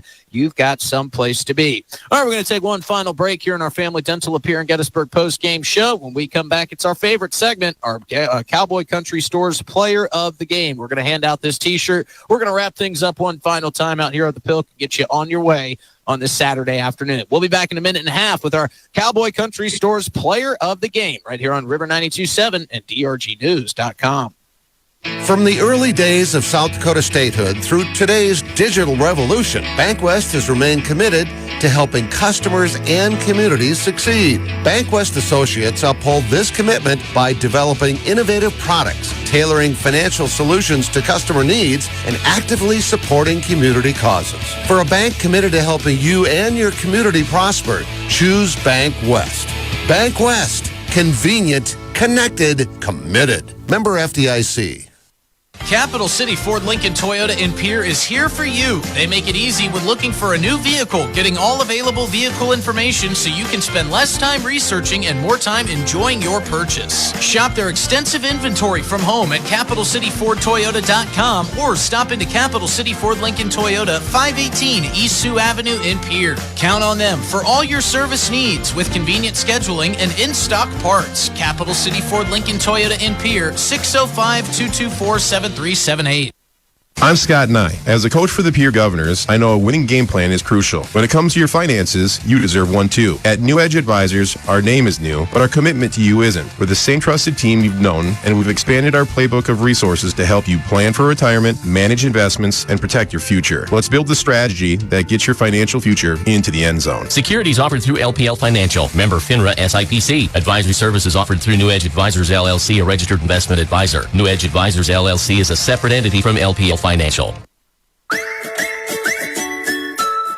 Welcome back into the Family Dental of Pierre and Gettysburg post-game show. Wrapping things up for you from this Saturday doubleheader. I'm Justin Cowart alongside Chris Derry. Governor girls get the win in game number 2, 2-0. Both goals from Natalie Flotmeyer, which is a perfect segue into our final segment here tonight. The Cowboy Country Stores player of the game. Before we hand out this t-shirt, let's hear a word from our friends at Cowboy Country Stores. Anytime is a good time for Cowboy Country Stores in Pierre and Fort Pierre. Fill up your tank and your stomach. Fresh baked pastries, coffees, regular and breakfast pizzas, Champs Chicken, and more. Feed the family while on the go. Then treat yourself to a soft serve ice cream in cones and dishes. Convenience with a capital C. Cowboy Country Stores. Euclid and Harrison Avenue in Pierre and in Fort Pierre.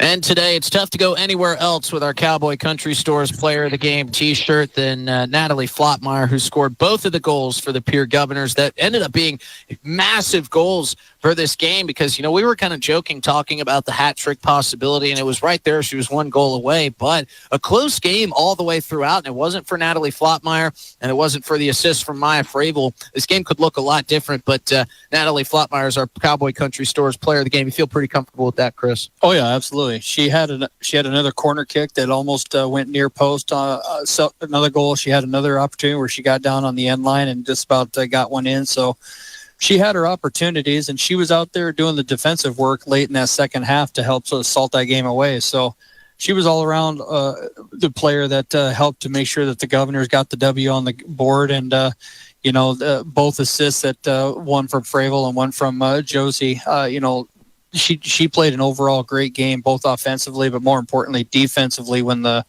team needed it late in the second half. So a big congratulations to Natalie Flotmeyer, our Cowboy Country Stores player of the game and a proud new owner of this great-looking Cowboy Country Stores t-shirt.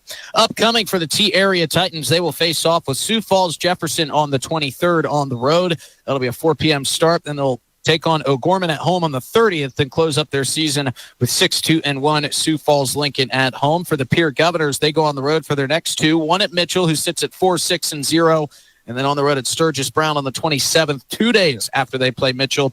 Sturgis sits at 3-6-1. They will close out their home season here against Huron on September 30th. We'll have that coverage for you on River 92.7. One final look at our Gales Gas Service scoreboard from Game 1. The Pierre Governor boys fall to T-Area 2-1, but the Governor girls split the varsity matchup with a 2-0 victory in Game number 2. Final thoughts, Chris, on these two very exciting and very thrilling games this Saturday afternoon?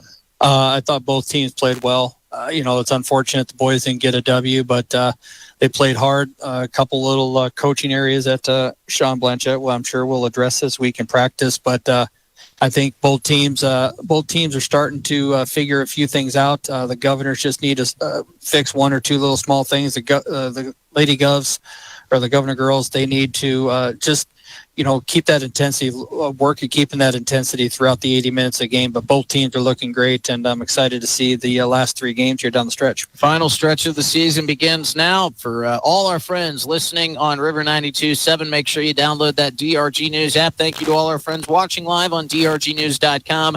Buy a live ticket. Big thanks to Achilles Willie White for all the great camera coverage. Big thanks to William Wilson back in the DRG Media Group studios for keeping us up on air. One final time on the Gales Gas Service scoreboard from Game 1. T-Area takes it 2-1 in the boys' game. The Governor girls get the win in Game 2, 2-0. For Chris Derry, I'm Justin Cowart saying so long. Thank you for listening to this coverage today. Have a great rest of your Saturday, a safe weekend. We'll see you with more Pierre Governor coverage next week. Stay tuned to drgnews.com at the local sports page for all your updated broadcast schedules. For DRG Media Group Sports, I'm Justin Cowart. Have a great rest of your afternoon.